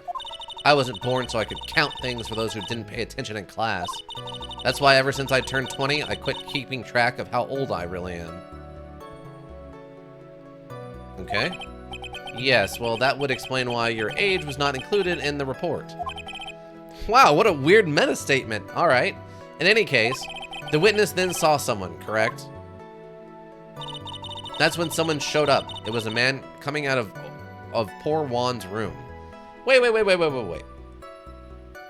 So you admit that other people were coming into and out of Juan's room? That completely undermines the testimony that you're giving right now. She says that she didn't keep track of who went in and came out, which implies that there were people who were going in and out. That's literally undermining her testimony that only one person came out of the room. She just undermined her whole testimony. God, this module. That's when someone showed up. It was a man coming out of poor Juan's room. But you didn't see him go in? It was on guard, Matin guard. He was trying to sneak his way out of Juan's room. Was someone, okay. Who in the world was that? I'm not allowed to say. This sort of information has to be carefully guarded from the masses, Sonny. The man that came out of Juan's room, yes, he was. I'm too scared. I can't say his name out loud. Oh, what I wouldn't give to have Francesca whipped right about now. Well, I guess I can tell you, since he was such a bad boy anyway. It was on guard, Matin guard. He was trying to sneak his way out of Juan's room. You saw my client? Are you sure about that? Yesy? Really? Annoying brat, when I say I saw someone, I saw that person. Why do I get a sense of deja vu? Maybe to avoid a repeat of last year, I should devolve into this a bit further. The person's face? Please tell the court about the man's face in more detail. You don't need me to tell you about his face. That soft, gentle look in his eyes and his effeminate lips. His right eye covered by his silky hair, his sparkling, shining teeth. His teeth were shining? Well, he's shining all around in this week's pinup poster, dearie. This week's pinup? Why do you... I mean, I don't care how he looks in this week's issue. Please say what you saw that night. What? On guard's face is the same no matter where he is. You know, you whippersnapper. So, Mr. Wright, was this testimony just not important? Now important or relevant in any way? I guess the face wasn't important. It really wasn't that important after all. Sigh, Mr. Wright, do you know why this is valuable? Learn. There's 3 minutes of this woman's youth. It's more valuable than gold to me. Why do I suddenly feel well, the presence of child is winning? So I may not remember things. Are we mistaken here and there, but I don't think she's lying. There's bad news for us, really bad. But this is all the human mind with a tendency to jump off topics. So let's stay interesting side topics this time too, hasn't she? Well, what makes her a sweet old lady, right? That's because you're not the one who has to question her.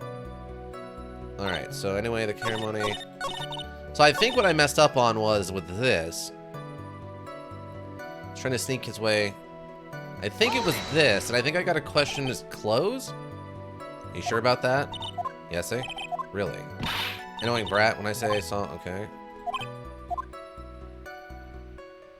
But the person was carrying... Well, he wouldn't have been necessarily carrying anything. The person's clothes. Please tell the court about the man's clothes in more detail. What a troublesome man you are, really. As if something like that matters. But it does. Now what was it? Oh, yes, it was that thing. What thing? The gaudy thing he's always wearing, that racing jacket. Ah, he was wearing that at the detention center, too. That thing's meant for nothing but seducing women out of their pantaloons. Men. Right. So, Mr. Wright, was this testimony just now important or relevant in any way? Yes. It's very important. Because he was wearing his costume that night. Of course it was important, Your Honor. Then perhaps you would like to point out what part of that testimony was important. Don't you see it, Edgeworth? Your Honor, I request what the witness said about the jacket be appended to her testimony. I don't quite see where you're going with this, but alright, witness, please. Well, I don't like to badmouth anyone without reason, but if I must. He was wearing his flashy racing jacket. Honestly, it's just all just for show. Are you sure the defendant was wearing a racing jacket? What do you think? It's not like I've seen him in anything other than that horrible thing. I'm sure he was wearing it. She's so sure of herself that it's the point of self-absorption. May not remember things and be mistaken here and there, but I think she's lying. Okay, so the same lines. One thing I gotta figure out is what the tie-in is, though.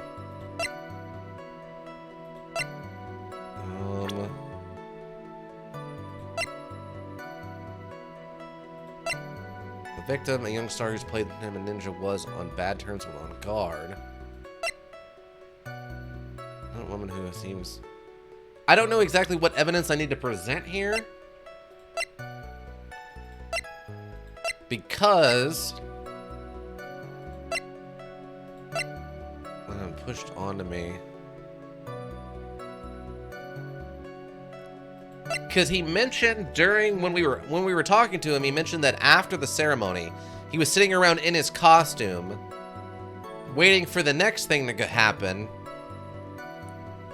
So if he had snuck over there and come back, he wouldn't have been in his street clothes. He would have. Oh, wait. No. He was the Hakama thing. Kurata's blood found it in on guard's Hakama. So if it was found in his Hakama, he was wearing his Hakama. He was not wearing his jacket. That's gotta be what this is. Rollins' room. Wearing the flashy racing jacket, honestly, it's just for show. So it's gotta be this then. Because this was found in his Hakama. So if he was wearing his jacket when he came out, he wouldn't have been in his Hakama. Miss Oldbag. What? Don't say my name for no reason. Do you know what this is? It's button number 2 on the Jammin' Ninja's costume. Now I know she's an obsessed fan. She identified it in a single glance. Give it here. Give it here. If you don't give it to me, I'll punish you with this. Wow. She really is a diehard fan to want a button covered in blood. This button was discovered on Mr. Ungard's body during a full body search. See? See? This button proves beyond a shadow of a doubt it was that rascal Ungard. It was caught up in the pleats of his nickel samurai Hakama pants. See? See? And Ungard is the nickel samurai. Witness. Now, it may just be me, and I do have an active imagination, but just now, didn't you say that the defendant, Matt Ungard, was wearing his usual racing jacket?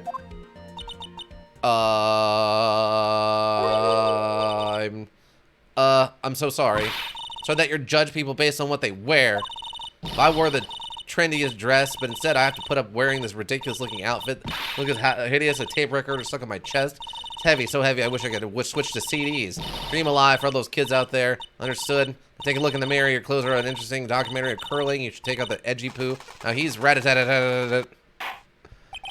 Now hold your tongue still there for 1 second. So what you saw in actuality was not Mr. Ungard, the man, but Mr. Ungard, the nickel samurai. But when you think about it, she pulled it again. She did the same thing. They're really one and the same anyway. Miss Oldbag, this is a very important point we're talking about. Edgy poo, do you think so too? Well, it might be something worth considering. Just say it's important and agree with me for a change. Witness, think carefully and try to remember as much as you can before you testify. Sigh. All right, if you insist. I should be the one sighing, not you. Unbelievable. Who I saw. On guard. On guard. Yes, now I remember. The Nickel Samurai. That's right. It was the Nickel Samurai that I saw. Yes, it would have been convenient for him to wear his costume during the murder. He had to go to the post-ceremony stage show right after the crime, you know? So he must have worn that Nickel Samurai costume when he was stabbing poor Juan. I knew it. I knew you'd say he was inside that costume. What? Do you think there could have been someone else inside that costume? Don't be a bad little boy thinking such rude things. But the possibility does exist. Youngins today, I told you, there is no way it was anyone else. How do you know that? Because I said so. And what I say is the truth. At least she's just as delightful a witness as she was a year ago. Mr. Wright, you may cross-examine the witness. Who I saw. En garde, en garde. Yes, I remember. Would you please get on with your testimony? Watch your language, young man. What sort of tone is that to take with an elder? My youthfulness isn't what it used to be, so you should forgive me for everything. If you keep on barking at me like that, I'll start singing at the top of my lungs. What? A striking figure by the sea, standing all alone is he. He's the Nickel Samurai. She's actually singing. Someone help my poor ears. Mr. Edgeworth, can you please do something about this racket? Witness, I'll give you a piece of gum later if you'll be good and stick to the just the facts. Okay, you promise, right? Right, I'll be sending the bill for the chewing gum to your office at a later date. Remind me to send you a thank you note later, too. Edgeworth, old chum. This is so weird. The Nickel Samurai, that's right. It was the Nickel Samurai that I saw. Be a little more careful with your testimony, please. Not too long ago, you said you were wearing his racing jacket, and now he's not? Not too long ago. And let me ask you this. When you were itty-bitty, what was your grand dream? Huh? What did you want to be when you grew up? Whippersnapper? A dream, huh? Well, I wanted to be a judge. I wanted to be Judge Wagner, hero of the public courts. So what? Judge Wagner, hero of the public's court?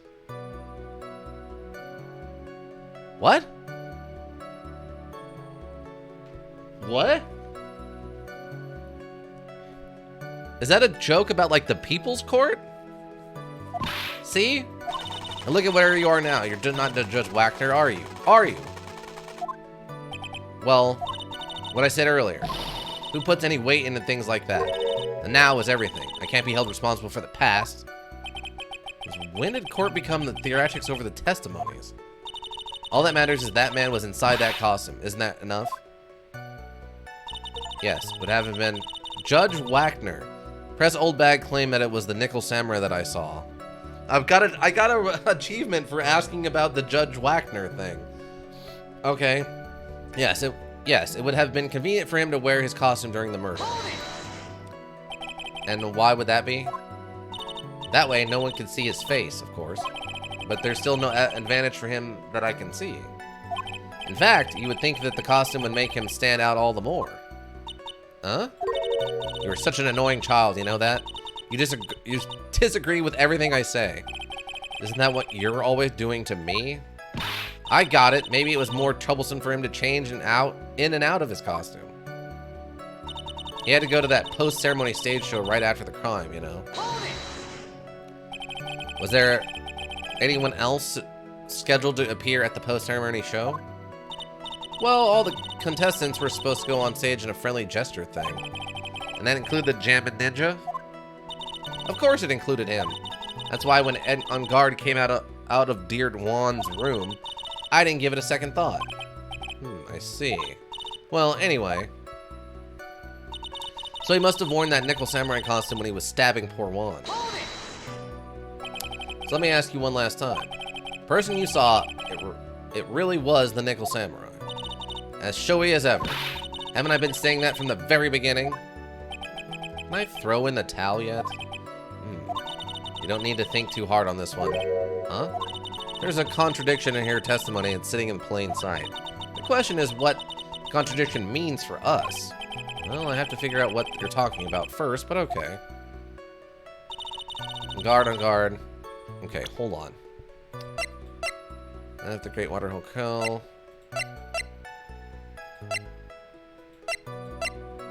Costume. It's covered in Karada's blood. Found it in guard's Hakama.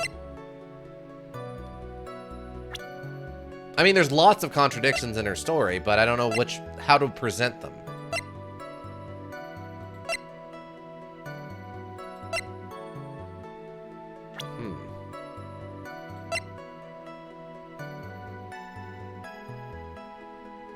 I'm not sure how to present what they want me to present as the Sold on the night of the murder. Tabloid article about the victim was in the case. Article from the tabloid gossip land. On guard, yes, I remember.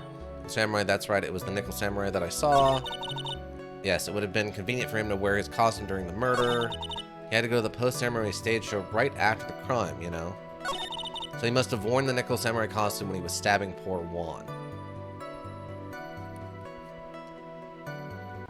Okay. I'm not sure what they want for the contradiction, actually, on this one.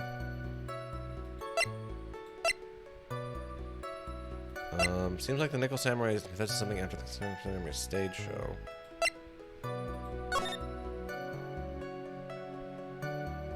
Oh, maybe...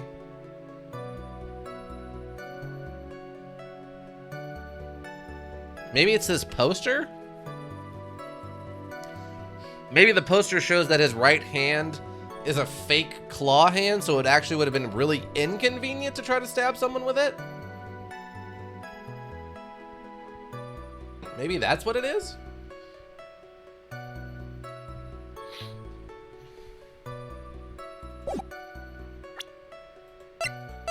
Glossy photo Maya push up onto me. Murder scene. He's in shock for some. Because otherwise, I don't know what else it would have been. I'm gonna try that and see. Glossy photo Maya pushed onto me.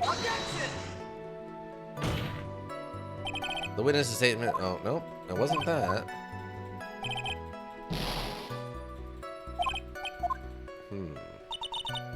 Won the nickel costume when he was stabbing poor Juan.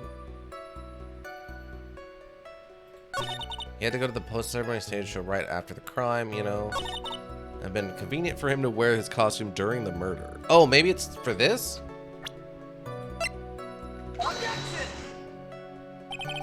Your Honor, what do you think about the witness statement? No? Because that costume is not going to be convenient for a murder. It's incredibly inconvenient everywhere at all times.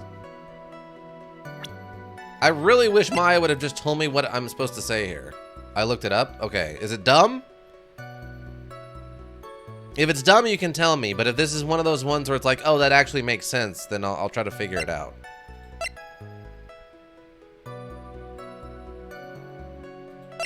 Because, I mean, I don't really have any evidence that makes sense, but it's from the other way around.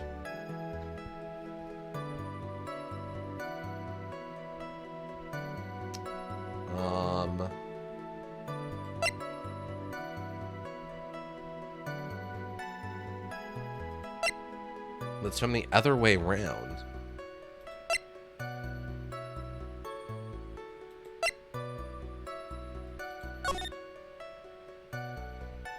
Like...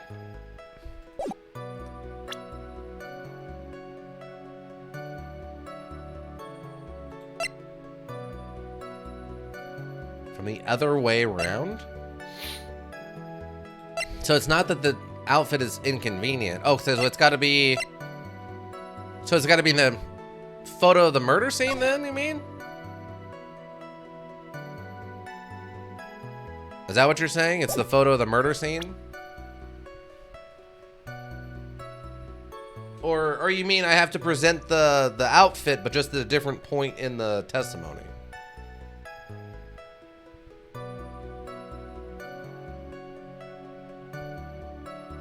Yeah, just go ahead and say it, because I'm not sure what you mean.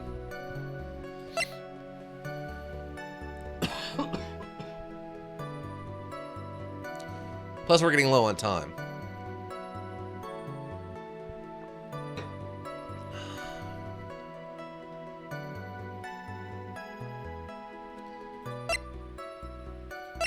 Something no samurai confess something after the... Because that, I mean, that just confirms... It's the knife? There's some blood. And Grant's fingerprints. Oh, because he's wearing... Because he has the gloves on? The nickel samurai costume when he was stabbed. Okay, so he has the gloves on. That's what it is. Oh, okay. So this is fingerprints on it, but if he was wearing his costume, it wouldn't have fingerprints. Right.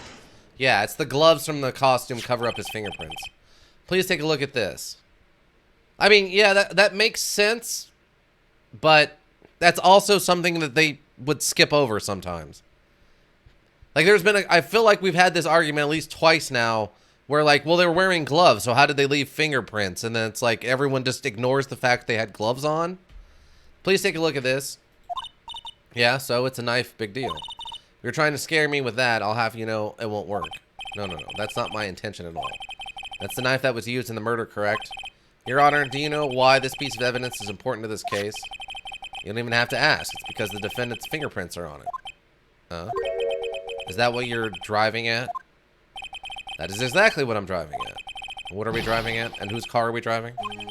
If Mr. Ungard was really in the nickel samurai costume at the time of the murder, then it's impossible for his fingerprints to have been on this knife. Actually, he would have wiped all the previous fingerprints off this knife, on this knife, right off. Wow, they actually detailed the, okay. Oh, that's right, the nickel samurai wears gloves, doesn't he? Probably took his gloves off before he began the stabbing. What? And why would he do something like that? To leave his fingerprints on the murder weapon? There's no way he would do something like that. However, there is one possibility. Let's hear your possibility. It's very simple. The defendant went to the victim's room while in costume as the nickel samurai, and at the time, the defendant held no intent to murder. He was probably just going to relax and talk with the victim about the stage show, which is why he took his gloves off. But the murder still did take place. It's well known that there was bad blood between the defendant and the victim. Yes, I have heard that before. Then why would he take the knife with him? That literally undermines the thing you presented earlier about this being premeditated. But Mr. Edgeworth, what did you say about Mr. Edgeworth's story? Let me get this straight. Edgeworth's theory goes like this. When the defendant went to the victim's room, he had no intentions of killing him. Now, up to this point, are there any problems with this theory? There are no problems. There is a contradiction. This theory contradicts something in an earlier testimony. What are you babbling about? Now, for argument's sake, let's suppose Mr. Ungard was the killer. That's the case. I think it's impossible for the killer to have gone to the victim's room without intent. Yeah, because the knife, the fingerprints on the thing, what? I think it's impossible for the killer to have gone to the room without intent. Because of the knife is from the other room. Right? What? I don't even know anymore. I don't know what they want. They just keep contradicting each other and I don't know what to do about it. I think it's impossible for the killer to have gone to the victim's room without intent. Because of the knife. This knife, this was used by Mr. Ungard at dinner. Yes, we did establish that. Which means that if my client was in fact the killer, then he brought this knife with him when he went to visit Mr. Kurata, I suppose. However, you just said it yourself. At that time, the defendant had no intent to murder. If that were true, then why would he bring a knife? He wouldn't, would he?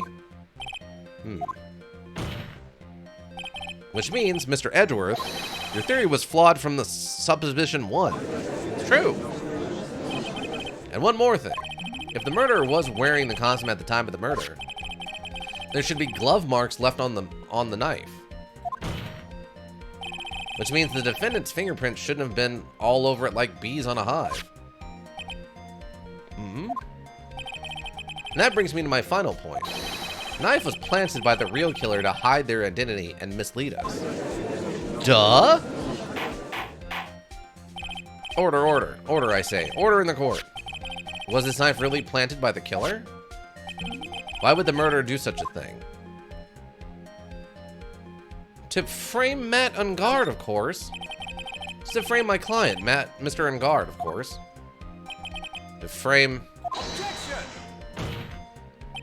Aren't you forcing the interpretation just a little too hard on this one? Objection!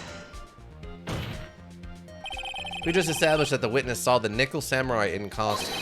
If that were true, then there shouldn't be a single fingerprint on that knife. Witness? Huh? Looks like I've made your life a tiny bit more difficult, huh, Edgy Poo?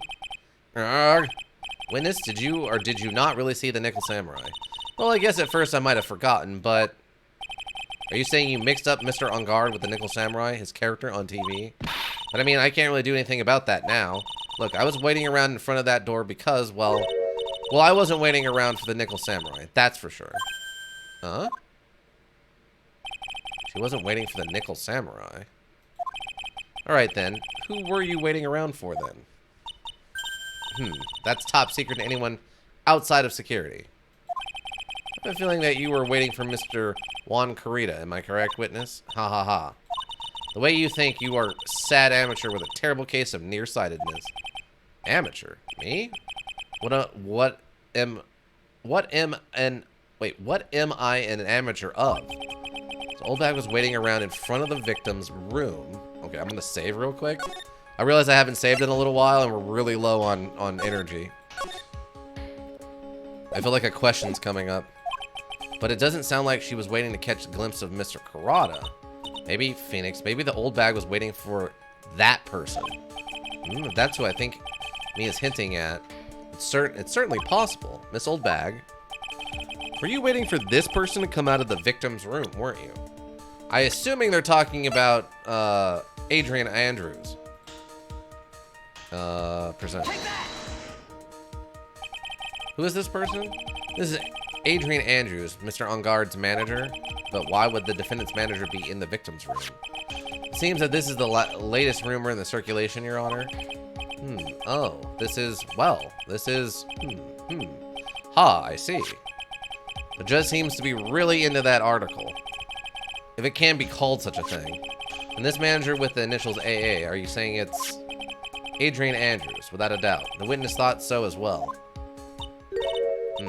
Looks like you found me out. Well, that's fine. I can throw away this whole sworn to confidentiality stuff then. Witness?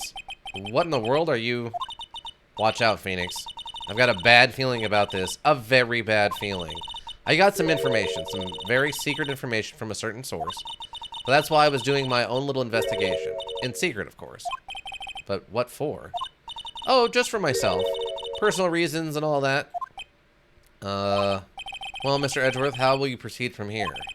I really don't want to do this. However, I cannot simply let this point slide. I see. Very well, then, witness, please testify about this secret information. Get ready. This is going to take the wind out of your youngins. Sure, we're all capable of handling this, really. It's not like we're 10 years old. Secret information. She smokes a cigarette. That Ungard is one evil, evil man. He thought he could ruin poor Juan by causing a huge scandal. To do that, he sent his own manager getting close with Juan. Cannot condone such dirty tricks, so I took action. Oh, and this is top secret, you got that? Nobody else but you and me know yet, okay? Top secret, apparently? And this is top secret, you got that? Nobody else but you and me know yet, okay?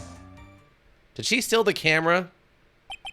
The defendant sent his manager. What is this tasteful topic for this court? What?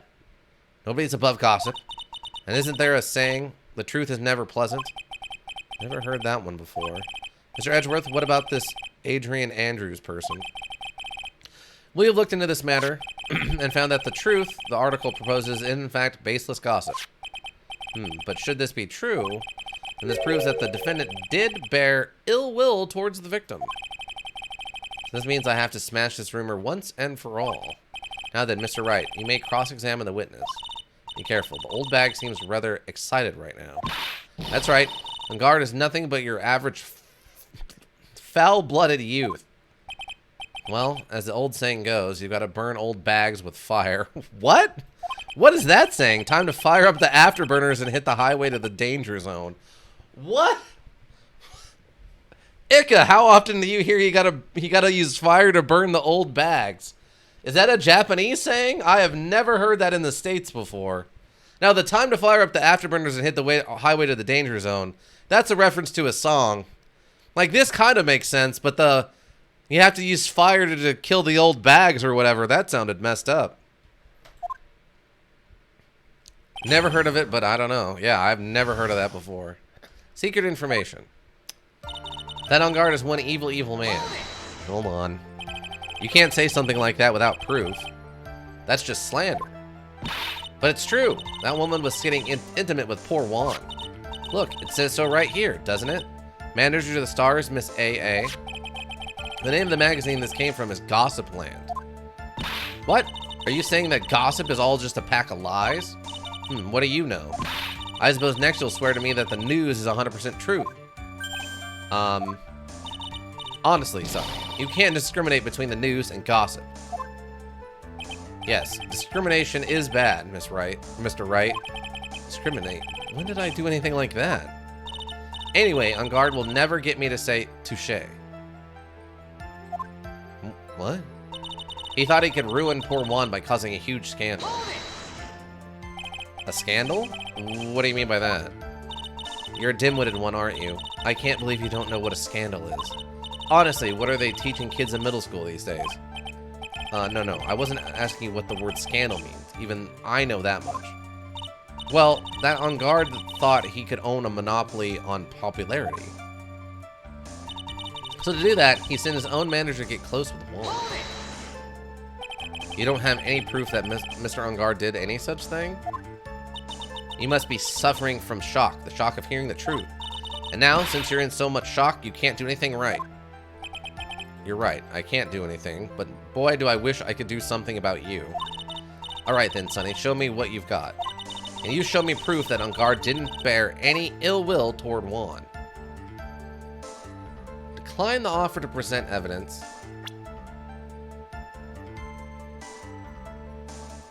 Do I have evidence to support this? I don't think I have any evidence to support this. I'm gonna save. I'm gonna save and say that we don't. I don't have any evidence for that, I don't think. I don't think I have any evidence for that. Because usually you want to present the evidence, but I really don't know what the evidence in this case would be.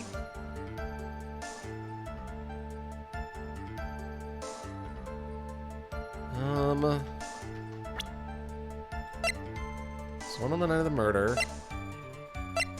Article from the tabloid Gossip Land. Superstar in an ultra-hot, mega-secret love scandal. Reliable sources say that Juan Carrata has been getting in close with a mysterious yet beautiful manager to the Stars, Miss A.A. I mean, unless... Maybe the evidence is this? A reliable source says that Juan Carrata has been getting in close with a mysterious yet beautiful manager to the Stars. This article makes it sound like Juan has been going after Miss A.A., not the other way around? Maybe that's what it is?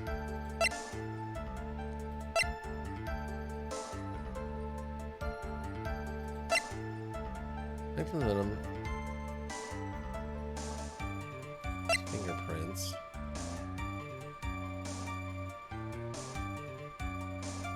Or maybe it's the wine glass?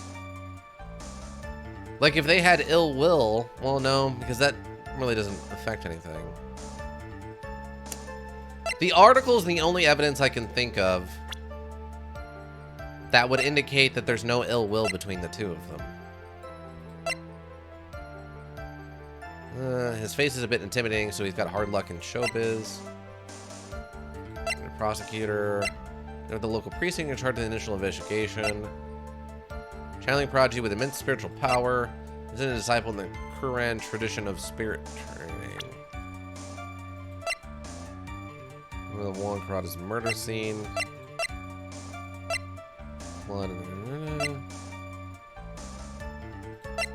Yeah, the only evidence I could think of would be this article that makes it sound like Juan was going after Miss AA, not the other way around. I'm gonna decline the offer to present and see what happens. I don't have anything to offer. See? This is as I thought. You were lecturing me about saying things without proof. You're just giving me a free pass to say whatever I want, whenever I want, silly boy. Me and my big mouth. That's the way the cookie crumbles for you, anyway. I cannot condone such dirty tricks, so I took action. So, what do you mean by, I took action? Like I already told you, I was lying in wait close to the crime scene. Once the slimy woman came out of Juan's room, I was going to capture her, teach her a good lesson, something you youngins need. You were going to teach her a good lesson? I was going to make her eat the damaging beams of my ray gun. Like this. No, stop! Well, it was too bad the woman didn't come through the door that night. Oh, and this is top secret. You got that? Nobody else but you and me know yet, okay? Wait. What? I'm busy woman. Tea time with the kids is over. Secret information that no one else knows. If that's true, then how do you know this secret information? Huh? Well, that's because I'm a pro. Yes, that's it. Huh? It's a secret. Even if you drill a hole into my brain, you'll never find out. How in the world did that old bat get such a secret piece of information?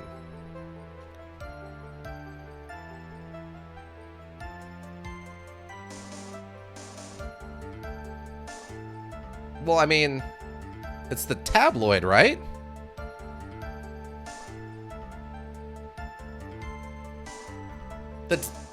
The tabloid literally says it.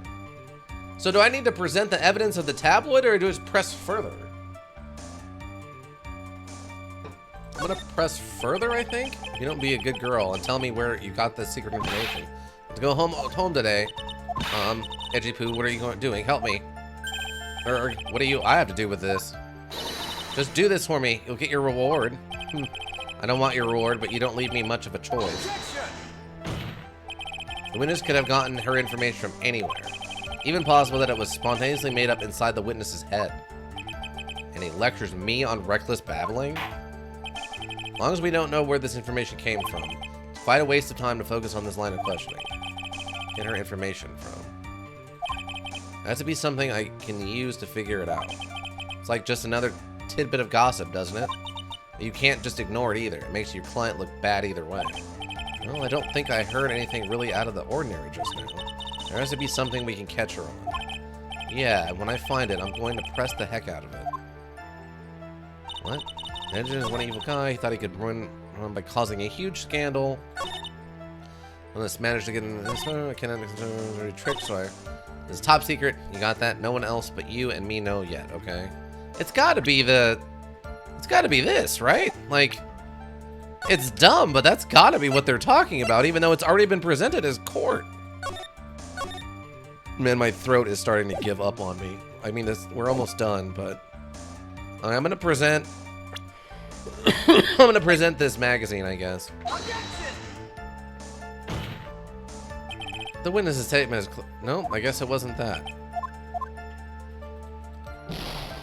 Oh, come on, give me the option to load back.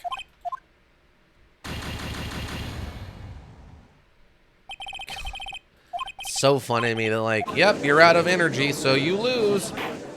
It's just like that video I posted on the Discord. It's like, I proved 25 different ways that there's no way it could have been my client. But who did do it? And if we can't figure out who did do it, then it must be your client. And this is top secret. You got that? Nobody else but you and me know yet. Okay, so maybe I press this and then present evidence. Wait. Secret information. Sure that the secret information? Well, that's because I'm a pro. Yes, that's it. It's a secret. Even if you drill the hole in my brain, you'll never find out. Okay, present evidence. So no one else is supposed to know this secret information, correct? If that's true, then why do you know it, Miss Old Bag? Why are you looking at me like that? Stop that. Witness? I hate to say it, but this is how you came to acquire your secret information, isn't it? I'm so confused. Just gossip? You call that proof? It's more like a proof of spite towards the witness. If you have nothing to back up your claims, then you are not valid in gossip. Objection sustained. What? The reason for prolonging the trial. Okay, I guess I don't understand what they're asking me to prove or disprove here. I guess ill intent?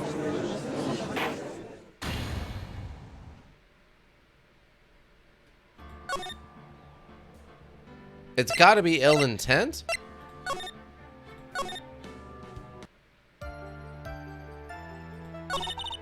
No such dirty tricks, so I took action.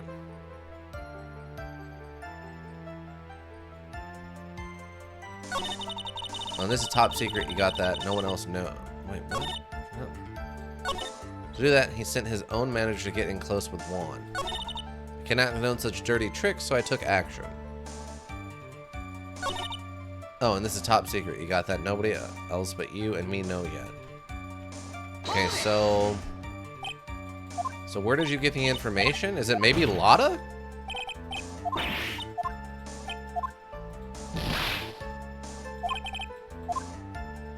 Okay, present evidence. I just say it, but this is how you came to acquire the secret information, isn't it? Lotta? It's gotta be Lotta, right? It's being invented for our latest field, the seedy world of tabloids. No? I guess it's not. Okay.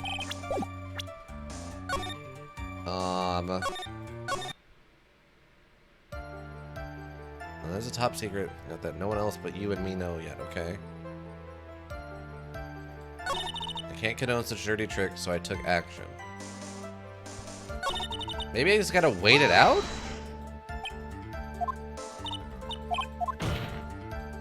It's true. Wait and see. Should probably think a bit more about this. I don't want to do anything rash. Now maybe I should sit back and watch how things play out. It's like just another tidbit of gossip, doesn't it? But you can't just ignore it either. It makes your client look bad either way. Well, I don't think I heard anything really out of the ordinary just now. There has to be something we can catch her on. Yeah, and when I find it, I'm going to press the heck out of it. Edgeworth is evil. Hold on. Can't say something like that without proof. That's just slander. It's true. That woman was just getting intimate with poor Juan. Look, it says so right here, doesn't it? Manager of the Stars is AA. Magazine gossip. What? Are you saying that the gossip is all just a pack of lies? I suppose the next saying the news is 100% true. Honestly, Sonny, you can't discriminate between the news and gossip. Yeah, discriminate. What do I do like that? Anyway, Guard will never get me to say touche. I guess this is just a joke about the on guard thing. He thought he could ruin poor Juan by causing a huge scandal.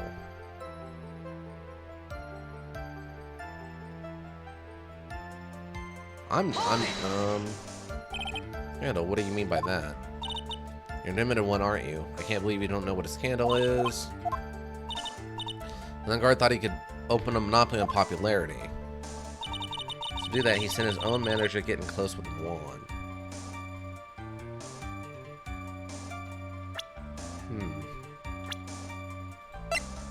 Client, a hot star who plays a nickel samurai. Maybe it's her?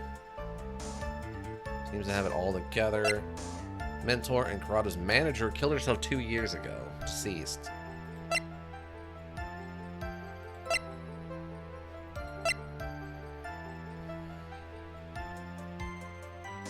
Well, it says was on bad terms with On Guard.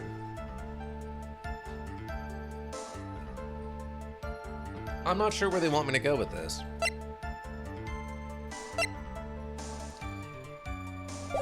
So that he sent his own manager to get close with Juan. Cannot condone such dirty tricks, so I took action. Oh, and this is top secret. You got that? Nobody else but you and me know yet, okay? Okay, so... if the tabloid is gossip and is not true facts...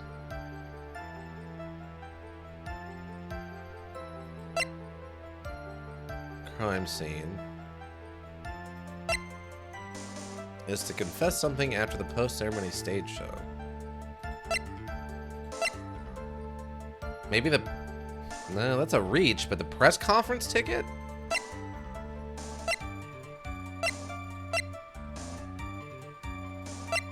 Juan Carrada's murder scene. Photo of Juan Carrada's murder scene. It's a top secret, you got that. Nobody else but you and me know yet, okay? Cannot condone such dirty tricks, so I took action. So what does that mean by took action? And I told you I was lying in wait close to the crime scene. That slimy woman came out of Juan's room. I was going to capture her, but teach her a good lesson, something you youngest don't need. Make her eat the damaging beams of my ray gun. This. No, stop. Well, it was too bad that woman didn't come through the door that night. Oh, and this is top secret. You got that? Nobody else but you and me know yet, okay? No one else but you and me know yet.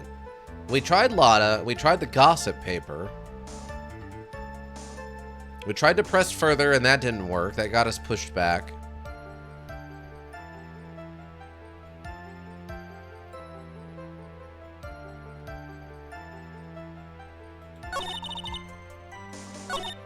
And then he sent his own manager to get in close with Juan. But he could ruin poor Juan by causing a huge scandal. An evil, evil man. I mean, is it something stupid like a hot star who plays a nickel samurai? Victim, a young star who played Jammin' Ninja. That he could ruin poor Juan by causing a huge scandal. To do that, he sent his own manager getting close with Juan.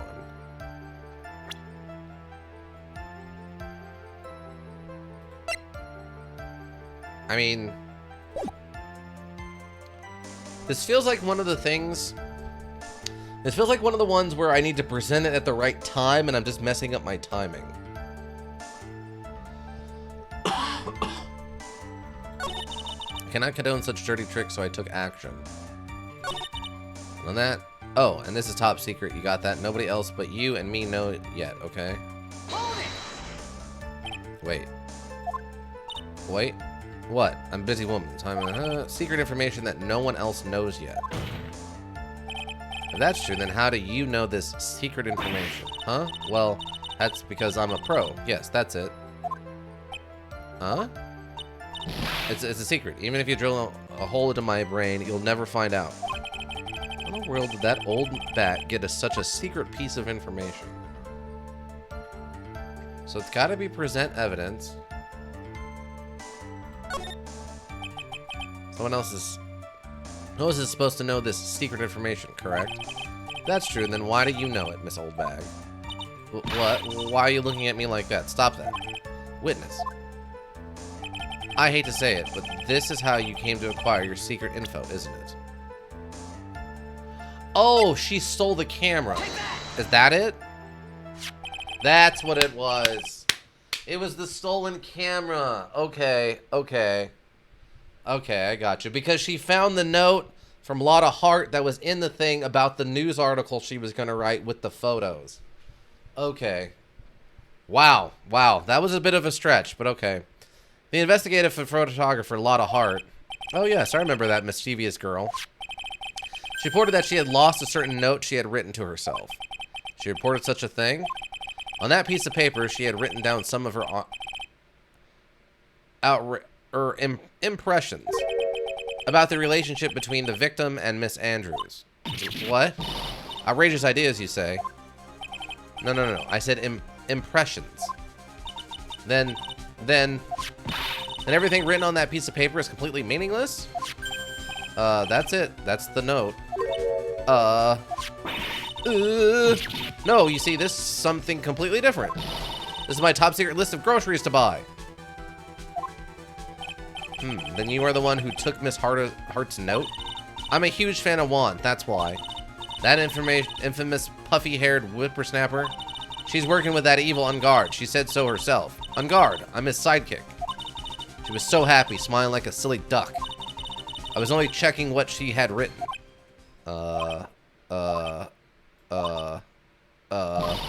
Edgy Poo, you believe me, don't you? Is this her secret list of clearance deals? No, that's you, Ika. You're the one who has the secret. You're the clearance list master here, Mister. I got a bunch of occults for like 50 cents a bundle. Yeah, I just bought 15 Yakults. Each one was 10 cents. It's a great deal. I got 17 pounds of unprocessed, delicious cheese that I'm gonna eat over the course of 2 months. All for $5. Was it chili you got that one time? It was like frozen chili you got?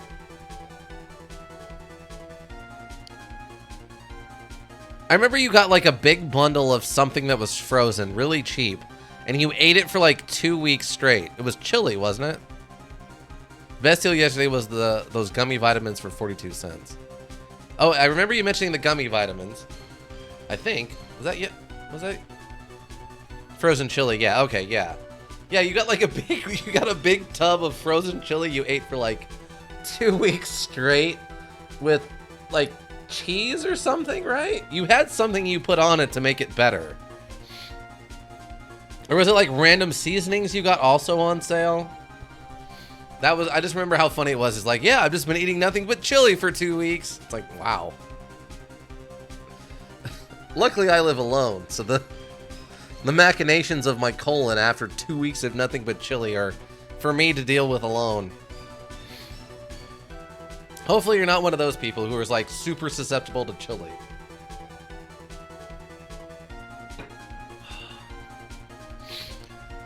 All right. I was only trying to help out like the angel I am. It's only one little piece of paper. I also got a lot of canned tomatoes on clearance back then.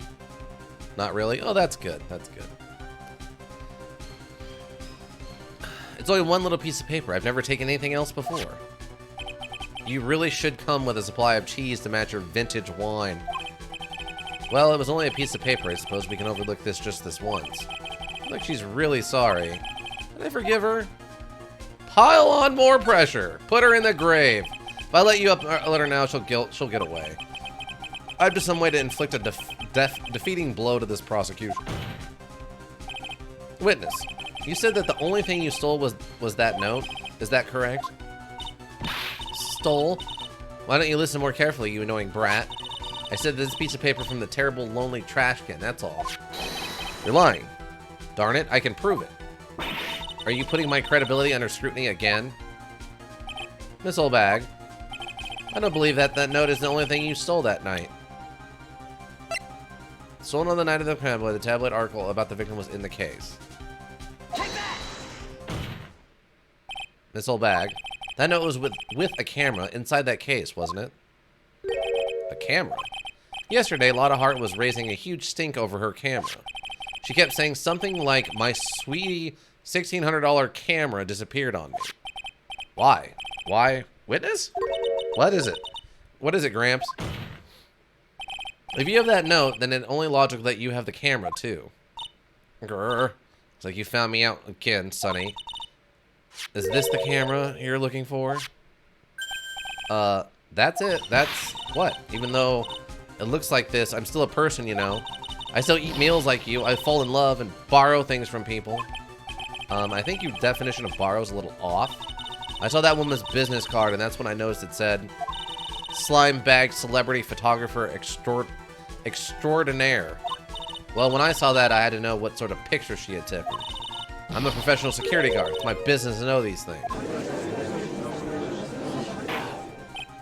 Bailiff, check this camera's photos. Hurry. Let's examine them at once.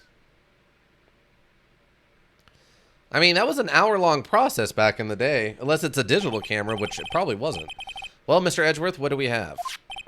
There's only one photo that seems to be relevant to this case. Please present it to the court.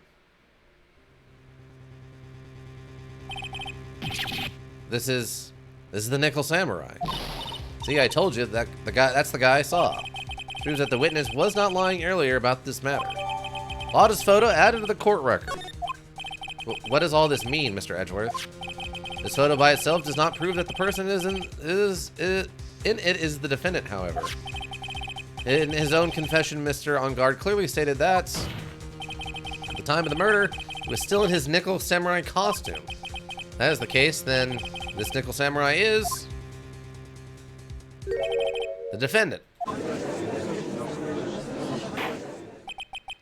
How did it come to this? I think this brings us to the end. We have examined every piece of evidence thoroughly. Final comments, Mr. Wright? This court will consider them before we close. Do you agree that this photo is decisive evidence against your client? If this photo really is decisive, then we're done for. If I raise an objection here and blow it, then I would put Maya's life in jeopardy. You can't make a mistake here. Only one road out of this mess. Photo that Lotta took. There's nothing strange with it. There's gotta be something strange with it. There's something strange with this photo. I knew this was coming, right? Your thoughts, Mr. Edgeworth? I think we can all agree there is nothing strange with this photo.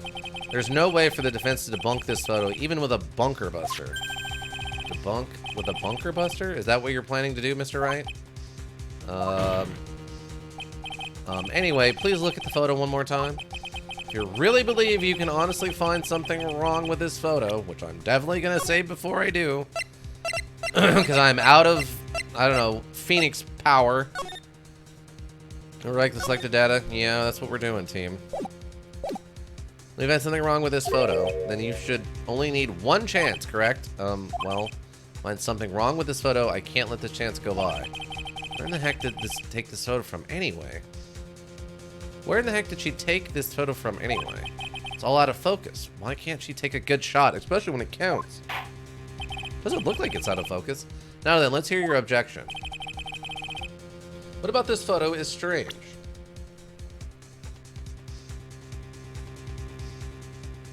Wait. Well, this is the wrong room.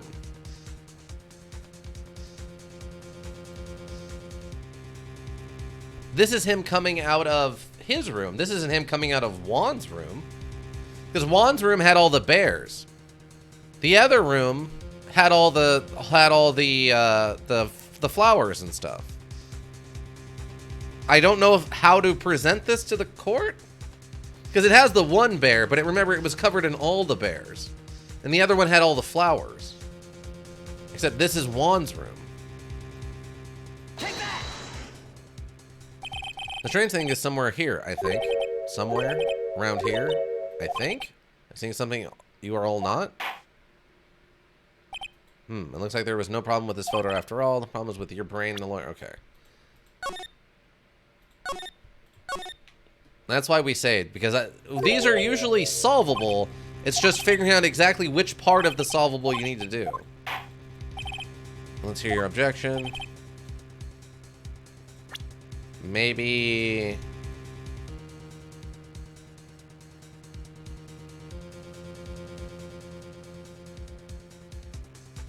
maybe the nameplate?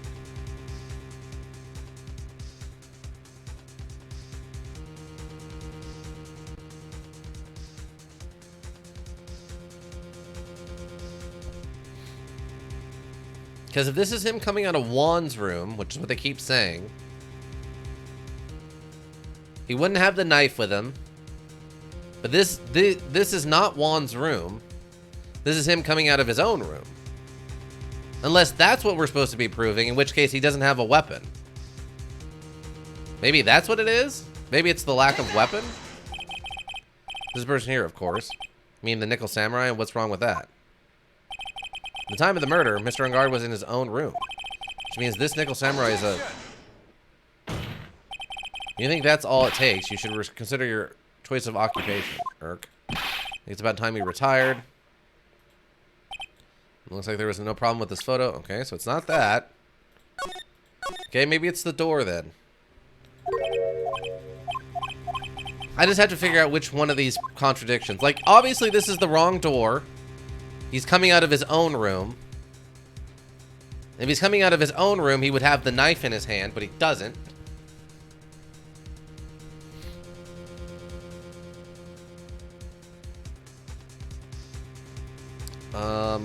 I guess it's just the door, maybe?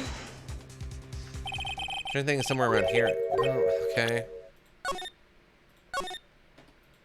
God, these are so precise.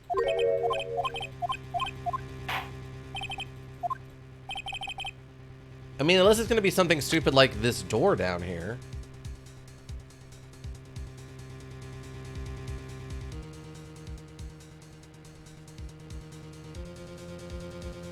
Unless it's this. Is it the name card?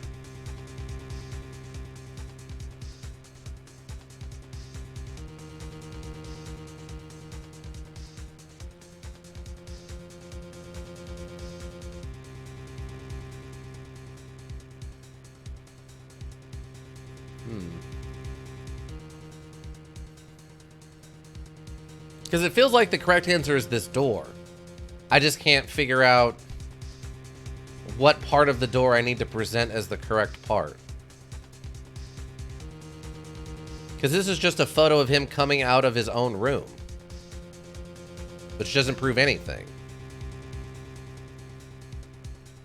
Because Guan's room had all the teddy bears around it, and On Guard's room had all of the flowers around it. So I don't know how to present that from this picture. Is it like... No, I can't even go low enough to click. Oh, I can click on this.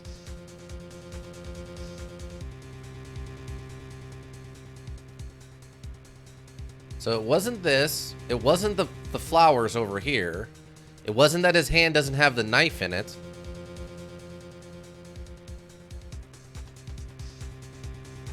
They made a joke of... Or they made a reference to the weird angle.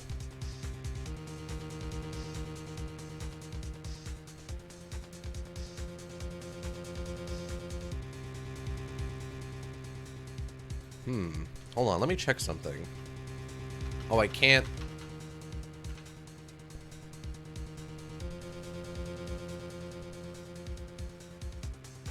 Oh, maybe it is this door.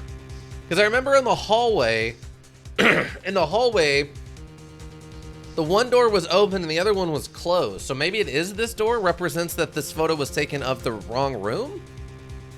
Is it the doors in the back? I think it's somewhere around here, I think. Okay, wait. I need to look at the court record.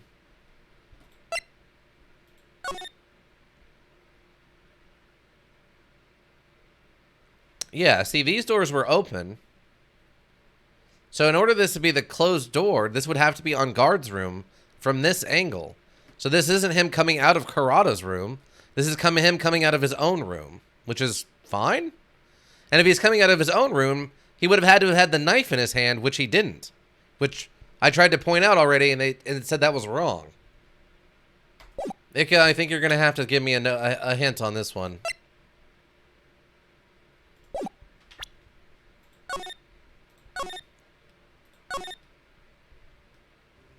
You really believe you can honestly find something wrong with this photo? You should only need one chance, correct? Well, I have to find something wrong with this photo.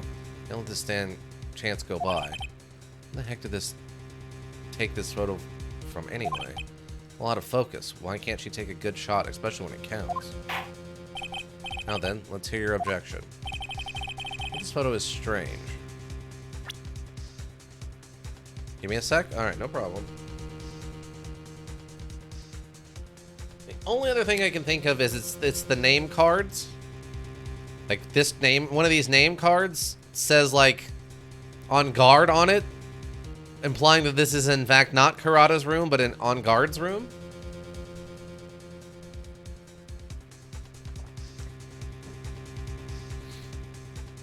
Because, I mean, there's a lot of contradictions here. I just don't know where I actually need to click on to be correct.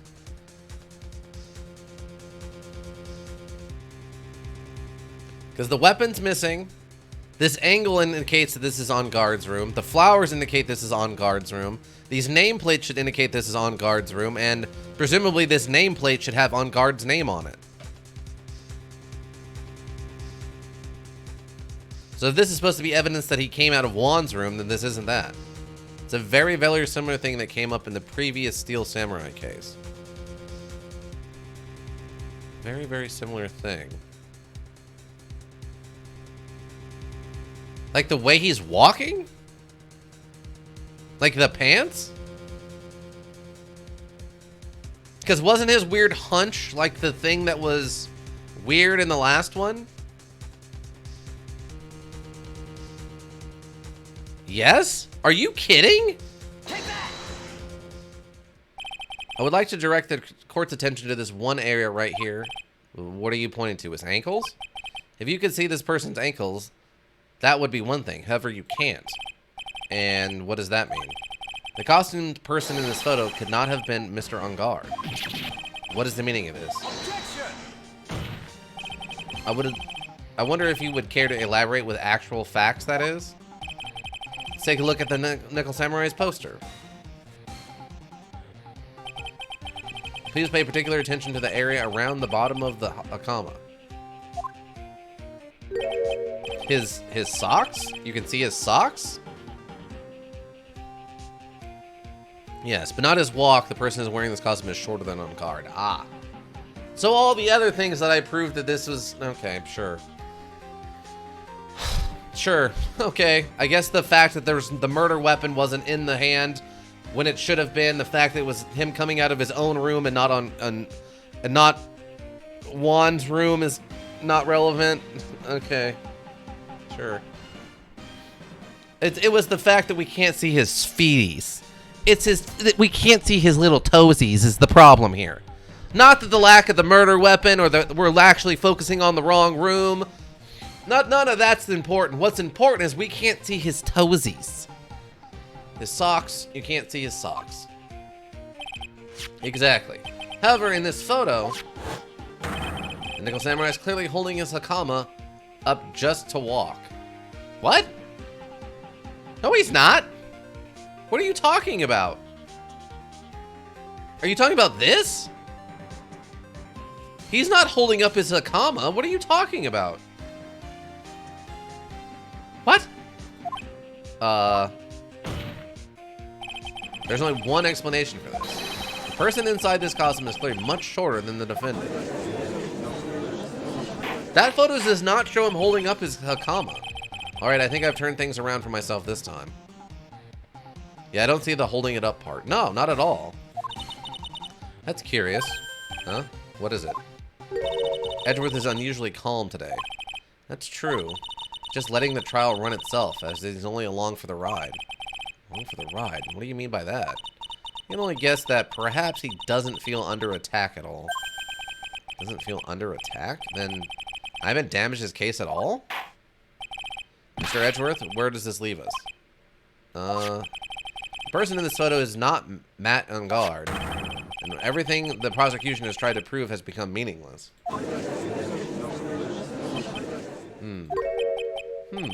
I figured it would come to this. What? Right, I have something I want to ask you. I think you have proven that the person inside this costume is not Matt Ungard.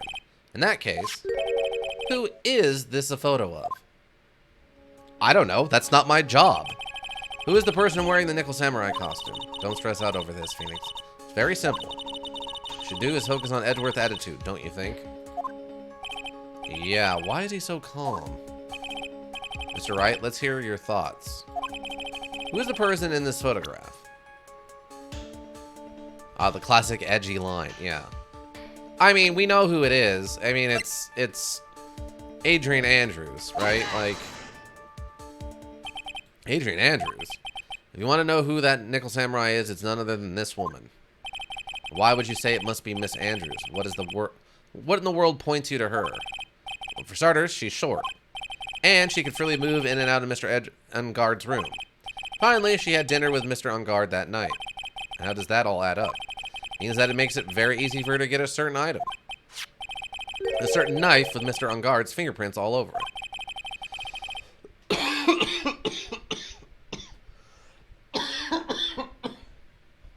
The knife that was used as a murder weapon? It wasn't used as a murder weapon. Why don't you just say what it is you want, Mr. Wright? I have to do this now. This is my last chance to turn things around.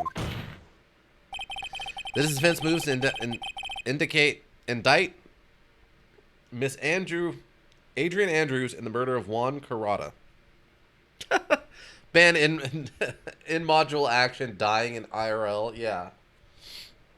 I'm very worn out. We're over time. It's Miss Andrews who tried to frame the defendant for the crime. Please let this be a break. Order, order, order. It looks like this trial has hit a most unexpected development. Mr. Edgeworth? Yes, Your Honor? This court is issuing a subpoena for Miss Adrian Andrews. A verdict cannot be passed without first hearing her testimony. Alright.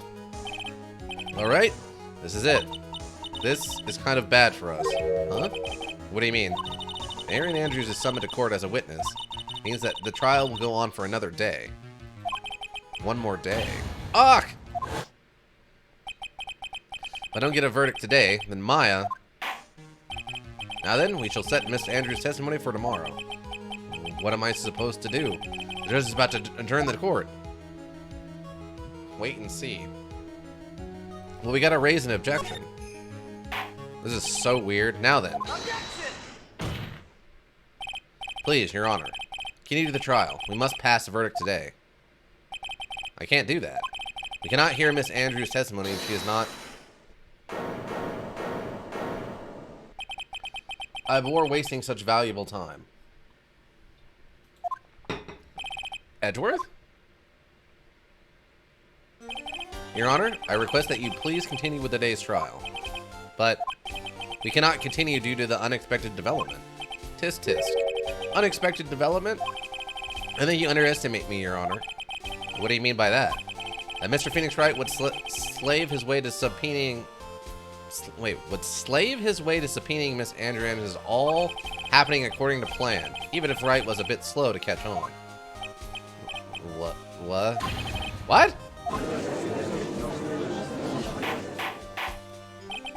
What is the meaning of your statement, Mr. Edgeworth? Miss Adrian Andrews is currently waiting in the prosecution's lobby. She is the next witness. Huh? Everything was planned out in advance by that man. Somehow, I knew there was no way Edgeworth would overlook Miss Andrews. It's like the battle is far from over. Exactly. Very well. We will call the next witness. However, before we proceed, we shall take a 10-minute recess. Please prepare your witnesses in that time, Mr. Edgeworth. Thank God I'm actively dying. The court will now take a 10-minute recess. And I will take a 7-day recess until we get back to this.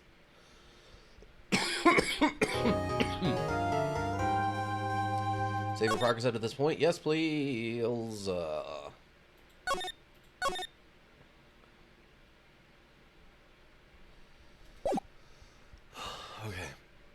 We gotta get through this. Okay. No. Just give me the thank you. Oh god. Okay. Back to the title screen. Oh my god. Alright. Before I continue to expire further on camera. But I want to thank all the lurkers. You help the Twitch world go round. Everyone who checks the VODs here on Twitch, checks the VODs in the YouTube repository, thank you. It's all greatly appreciated. Numbers help keep me motivated. I think that's about it, though. Oh, if you need a well-thought-out solution, you need a thinking solution. Raven Hillbrook Inc. Thinking Solutions. Got to get the tagline in there. I hope you all have a good rest of whatever you're up to. I hope to see you back on Tuesday for Legend of Zelda Ocarina of Time.